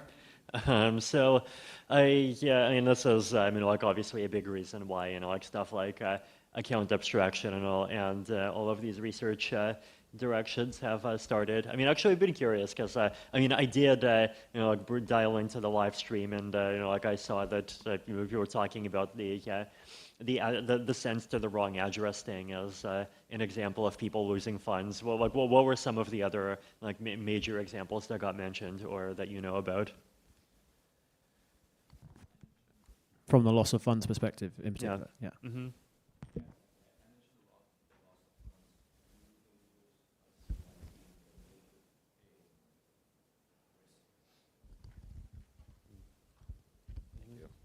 So basically, I see that that's the major risk or fear retail have in order to be on board into crypto.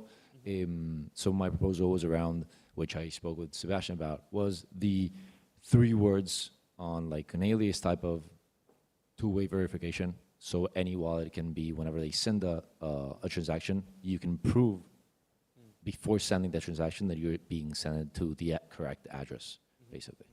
And I think that's a very interesting way of copying today's banking system, which has 0 risk of losing your funds on every single transfer, which today in crypto, like as you very well mentioned, mine is 100% APR by just sending it to a random address by mistake.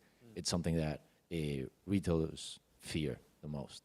Yeah, I mean, have you published this as an ERC? What, come again? An ERC? No. I think you should. I will. Yeah. Excellent. Yeah, no, I mean, yes. Hello, good afternoon. Yeah.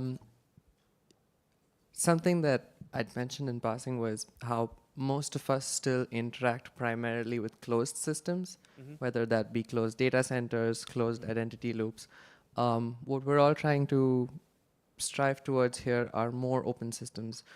What are some of like the shared philosophies that excite you when we move to a more open world? Like, what do you hope to see versus what do you not hope to see? Like, when we're all open about everything.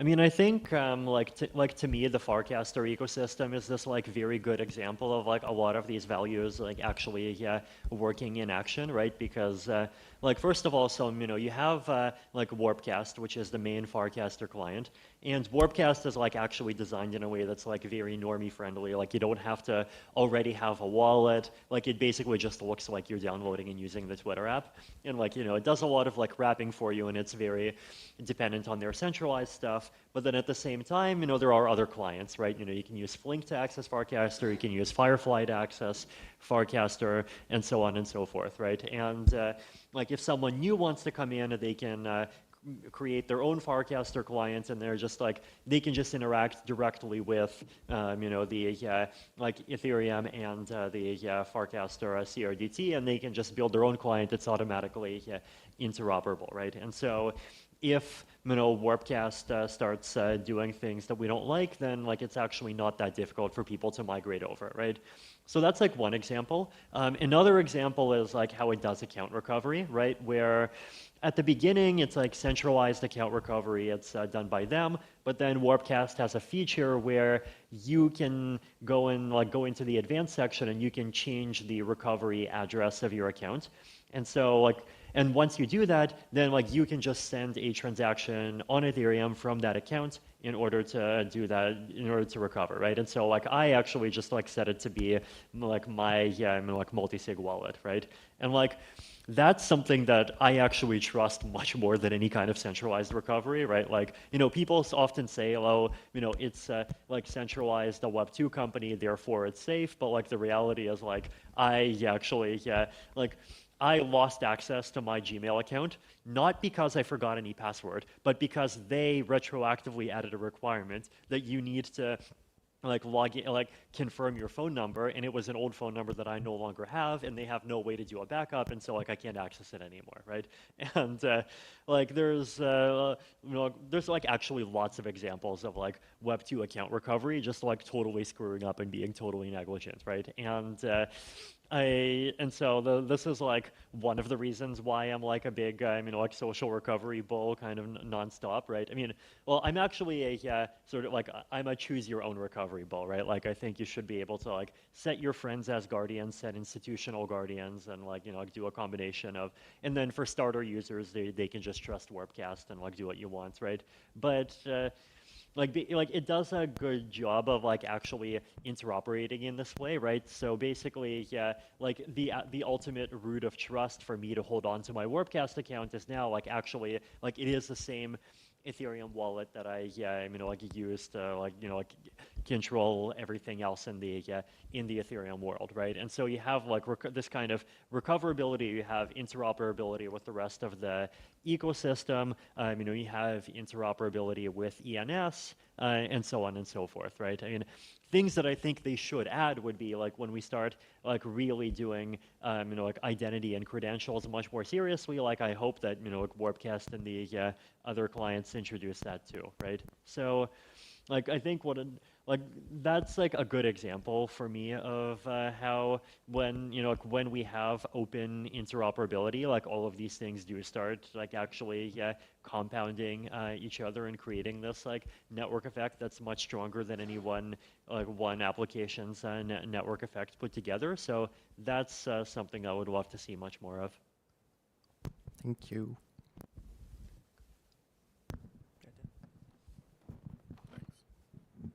Talik, how are you doing? I'm good. Thank you for asking. Good. How are you? I'm good. Long time no see. Obviously, we had the pleasure of hosting you at Web3 Accra last year, and the circumstances today were slightly different than the circumstances then, where conversations were centered around creating a harmonious environment for ETH. Obviously, I have a common agenda with Youssef to get DEFCON into Africa sooner rather than later. So that's something that we hope to see happening. You're pressuring me. It's not both. This is not. We're not centralized organization, so I'm not the decision maker. But well, I think we will get there. Some point, next one or 2026. Not next one, we'll see. But it's also up to you guys too. Yeah. Always, like the momentum is happening, and then, like you was doing a lot better education there, and then more communities are happening, and so there's a. I think yeah, I mean, one way to like one of the like tricky considerations, right? I think is like I remember looking back to the DEFCON that we did in Shanghai back in 2015, right? I'm trying to remember if it was 15 or 16. I think it was 16 actually, right? And like on the one hand, it like works fine as an event, but on the other hand, like it definitely felt like there were like originally there was a goal of doing it in collaboration with like one of the local like heavily like blockchain focused companies, but the like actual level of interaction between like people coming in and the local community just like ended up being like I think like less strong than I had hoped it to be, right?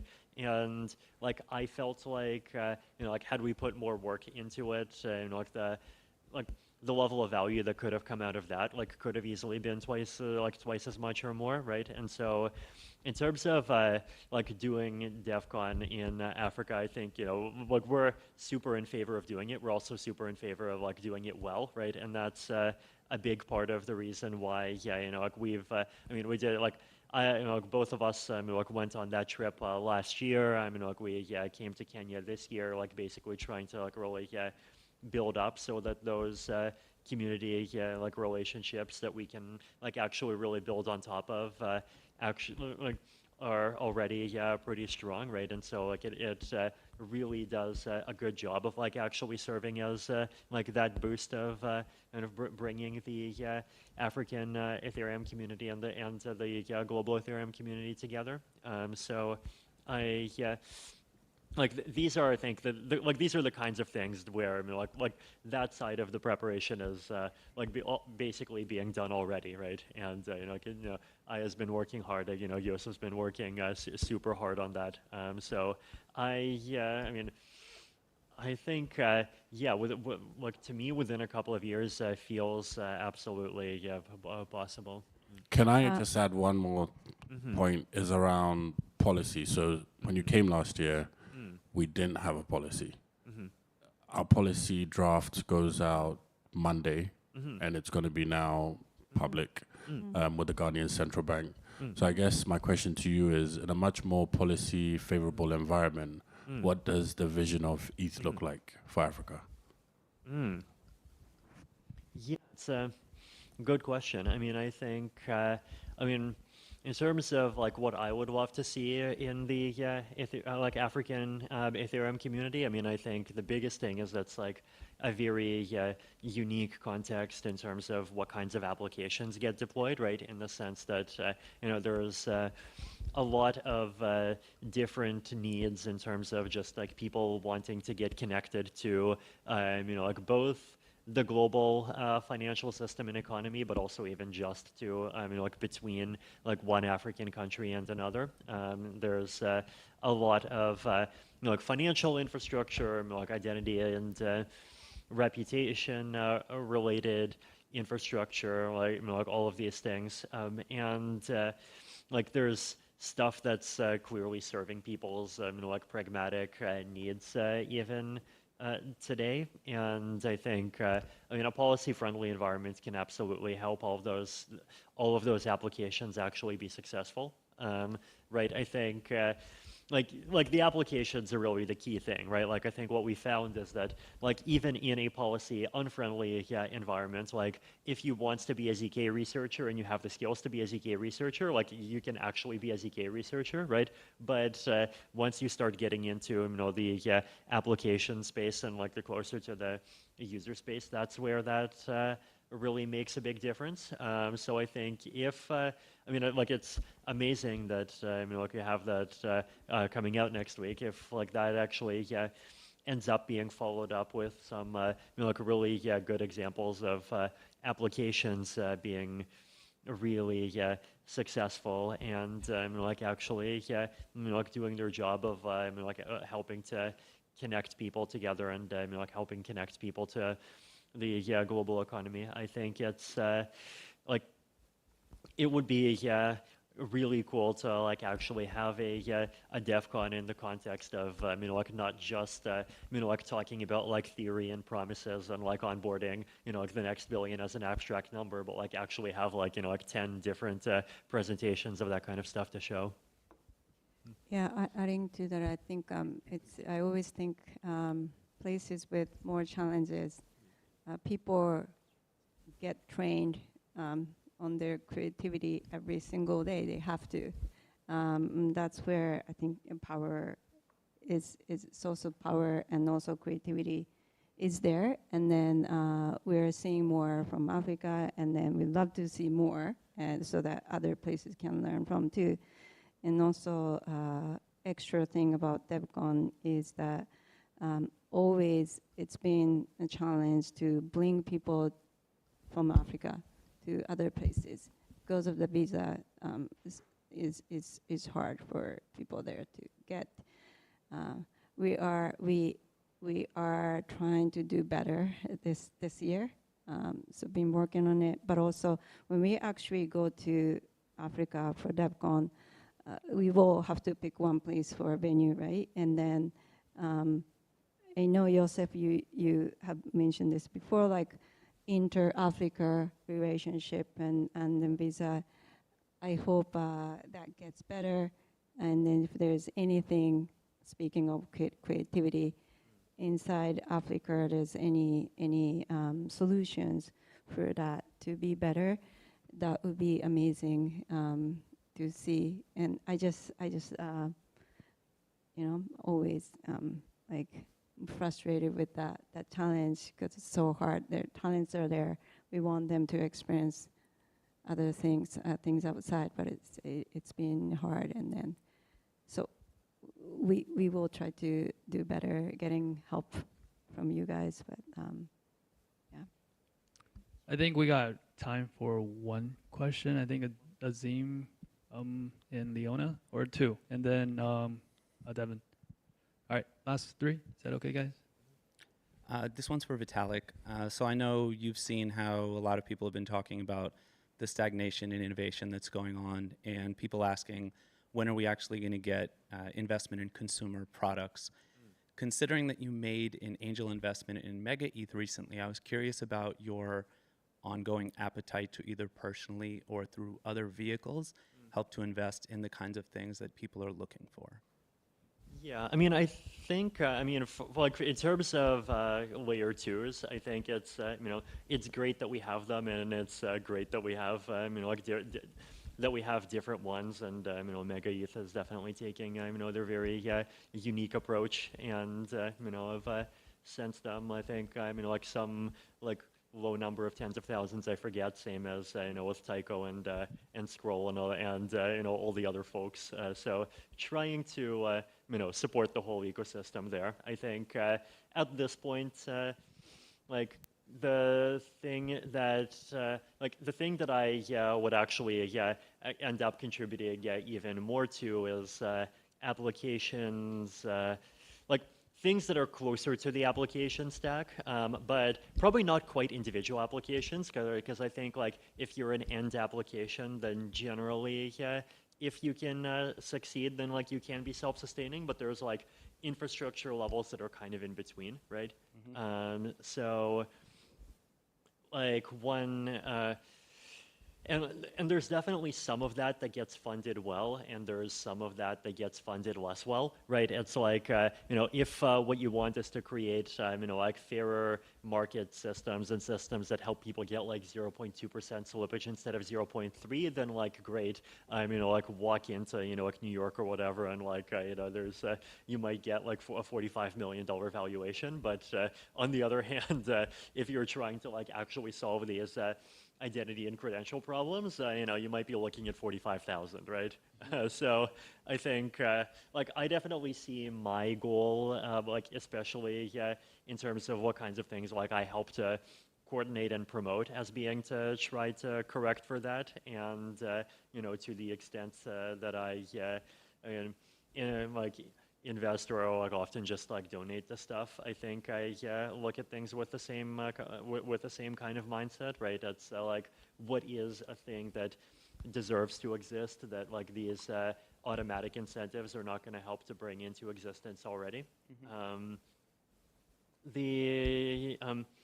Yeah, so to me, the top few categories are actually ZK, identity, credentials, and voting, and that whole stack is absolutely a really top category. The wallet security ecosystem is absolutely a top category. I mean, I think wallets are able to do a lot of things on their own, right? But at the same time, I think there's need for this sort of ecosystem-wide stuff to happen. With social recovery, for example, that whole concept becomes much stronger if there's this very standardized ecosystem of guardians, and a very easy way to choose some particular person to be a guardian, or even ZK email, or even a ZK wrapper of a government idea or whatever else to be a guardian. So things that are like that, that's how I would describe my own priorities at this point. All right, thank you. Basically, two questions. First one is that do you have any idea running organization like EDCON, DevCon, and ECC, even EF fully on chain? I realize that I'm always recommending many blockchain organization in Japan, like JCPA and the JCPEA, and there's so many kind of corporation organization in Japan, and none of them are using smart contract to manage their organization, and it's really good use cases of Ethereum to run these kind of the political organization, or kind of managing organization fully on chain. And the second one is that do you have any idea announcing the stage 2 Ethereum layer 2 other parts of Ethereum from Ethereum Foundation? These two. Yeah, I mean, I think regarding doing more stuff on chain, I think the layer that there's already been a lot of work starting to do with on chain, I think, is like ticketing, right? Because like, I mean, I think DEFCON and like most Ethereum events already like accept crypto for payment, but then like the thing that I would want to see is I would want to see like a full pipeline where you pay, and then you pay by sending to a smart contract, and then you just like you can just use like a zero knowledge proof, and even just like of the like the on-chain log of yourself getting a ticket or yourself having the NFT, and like that ends up like like directly hooking into Zoopass, and like everything can happen without even needing a server in the middle, right? So like it would be really cool if we can like kind of like full stack that whole side of things, and then like if you need something like discounts, then like even like process that through like all of these credential based systems. So that's like one area where I think we could dog food more.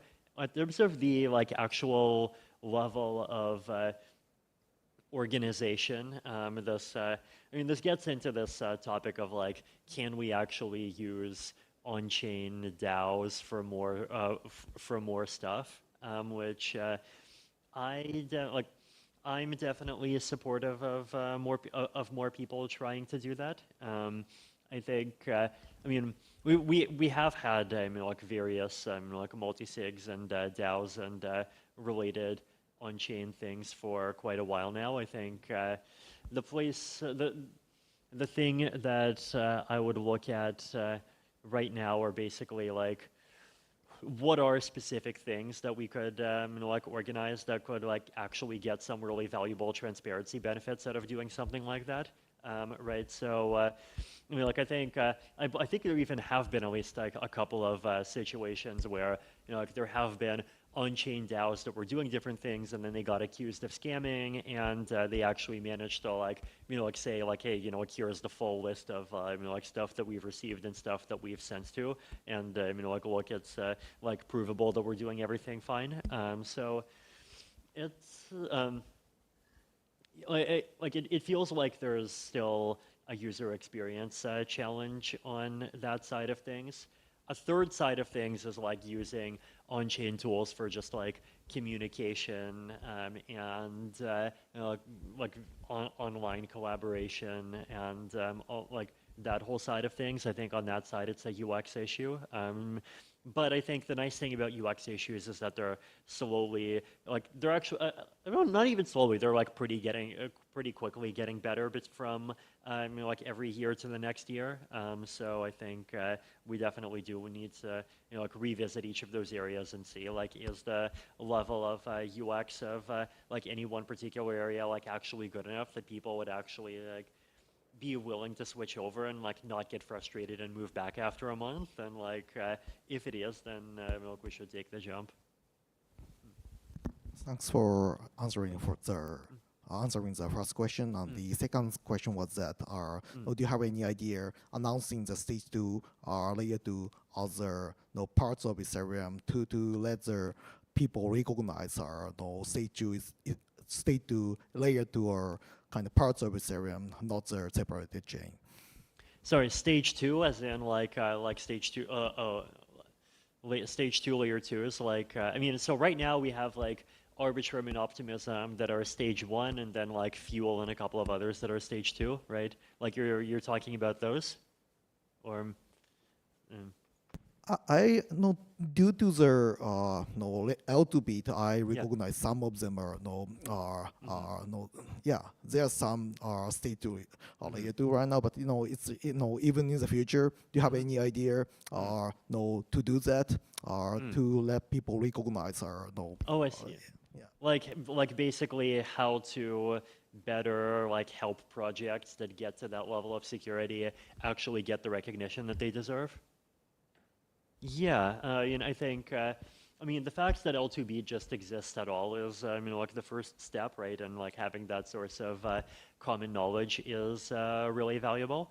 I think the next step is, I think, organizations across the ecosystem, including, DEFCON and conferences, and including wallets and applications, all have a lot where they could contribute in terms of recognizing and prioritizing those kinds of layer 2s, right? So that includes which layer 2s you're accepting payments on. It includes if you're a wallet, how do you present to a user what kind of network a particular network is. It includes making that information just easily available to application developers. I don't think there's any one solution there. I think it's one of those things where every ecosystem actor has some level of role to play. Thanks so much. All right, last question from Devin. Thank you. So in the scope of consumer applications beyond RWAs, what do you see as the top tools or behaviors an e-commerce brand should be looking at to innovate? The e-commerce land. The e-commerce landscape, yeah. Right. It's yeah, interesting question. I mean, I think trying to play catch up with an existing web form factor that's already in Web 2 is generally not a path to success for a Web 3 application, right? And so I think the most successful applications that we've seen are applications that actually try to leapfrog in some way, right? So it'd be Polymarket was providing something that didn't even exist before. I mean, Farcaster, it's not just Twitter plus decentralization idealism. It's they actually, there's actual value from the different multiple clients. They actually have channels. They actually have frames and all of these different features that they're experimenting with. I mean, if some of these under collateralized loan applications, they'll probably enable a class of people to get loans that were just either not able to get them before or that were only able to get them at 19% interest rates, and they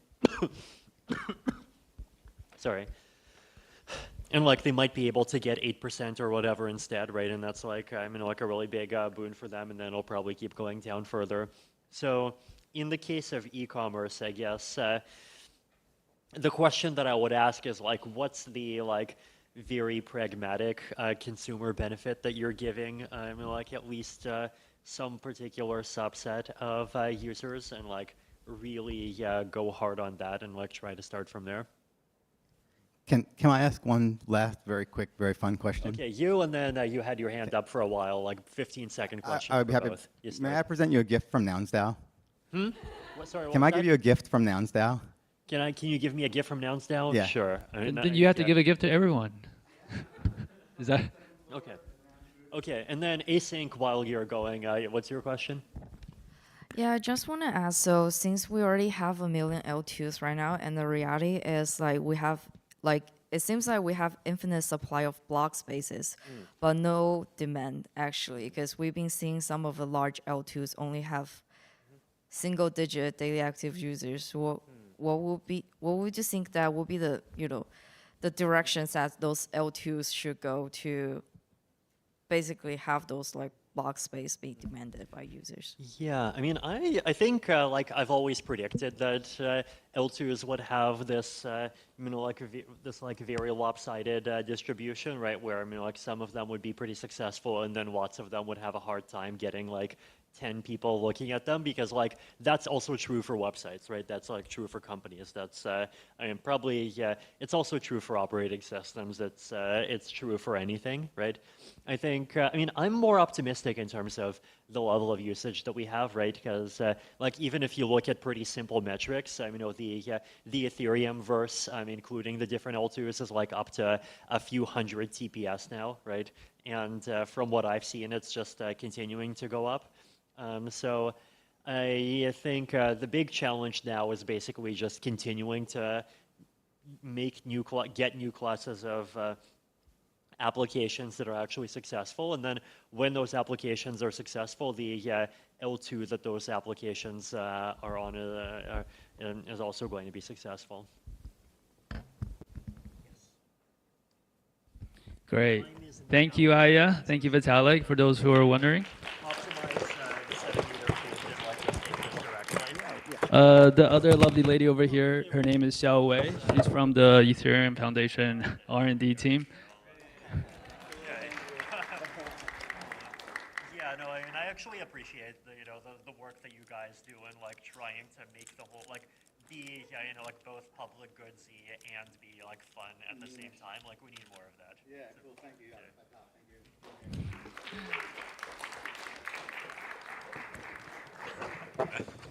All right. Yeah.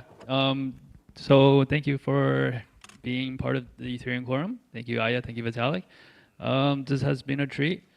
So, and tomorrow we're gonna change venues. It's gonna be at Yoyogi 2, the Shibuya National Gymnasium, where the Olympics happened in 1964. So that's a very historic building.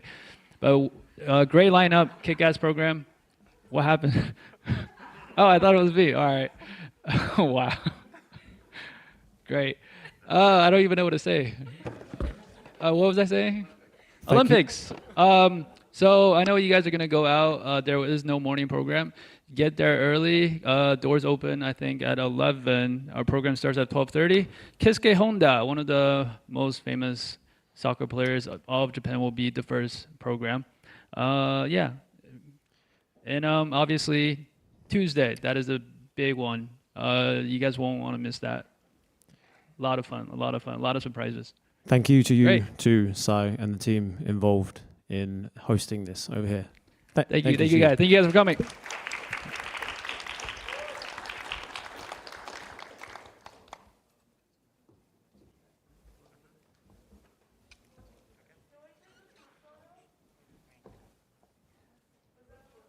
Oh, you want to take a photo? Yeah, we can do a group photo.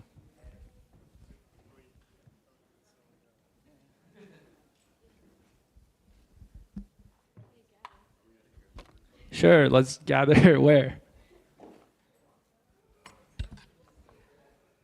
Dead middle? Everyone's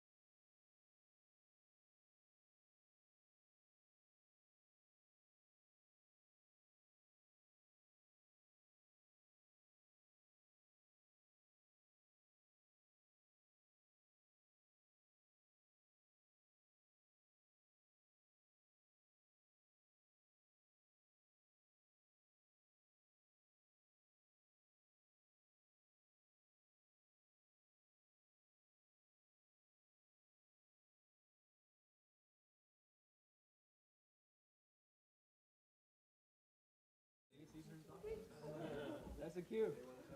Cutting off the bill. One more. One more. Last 20.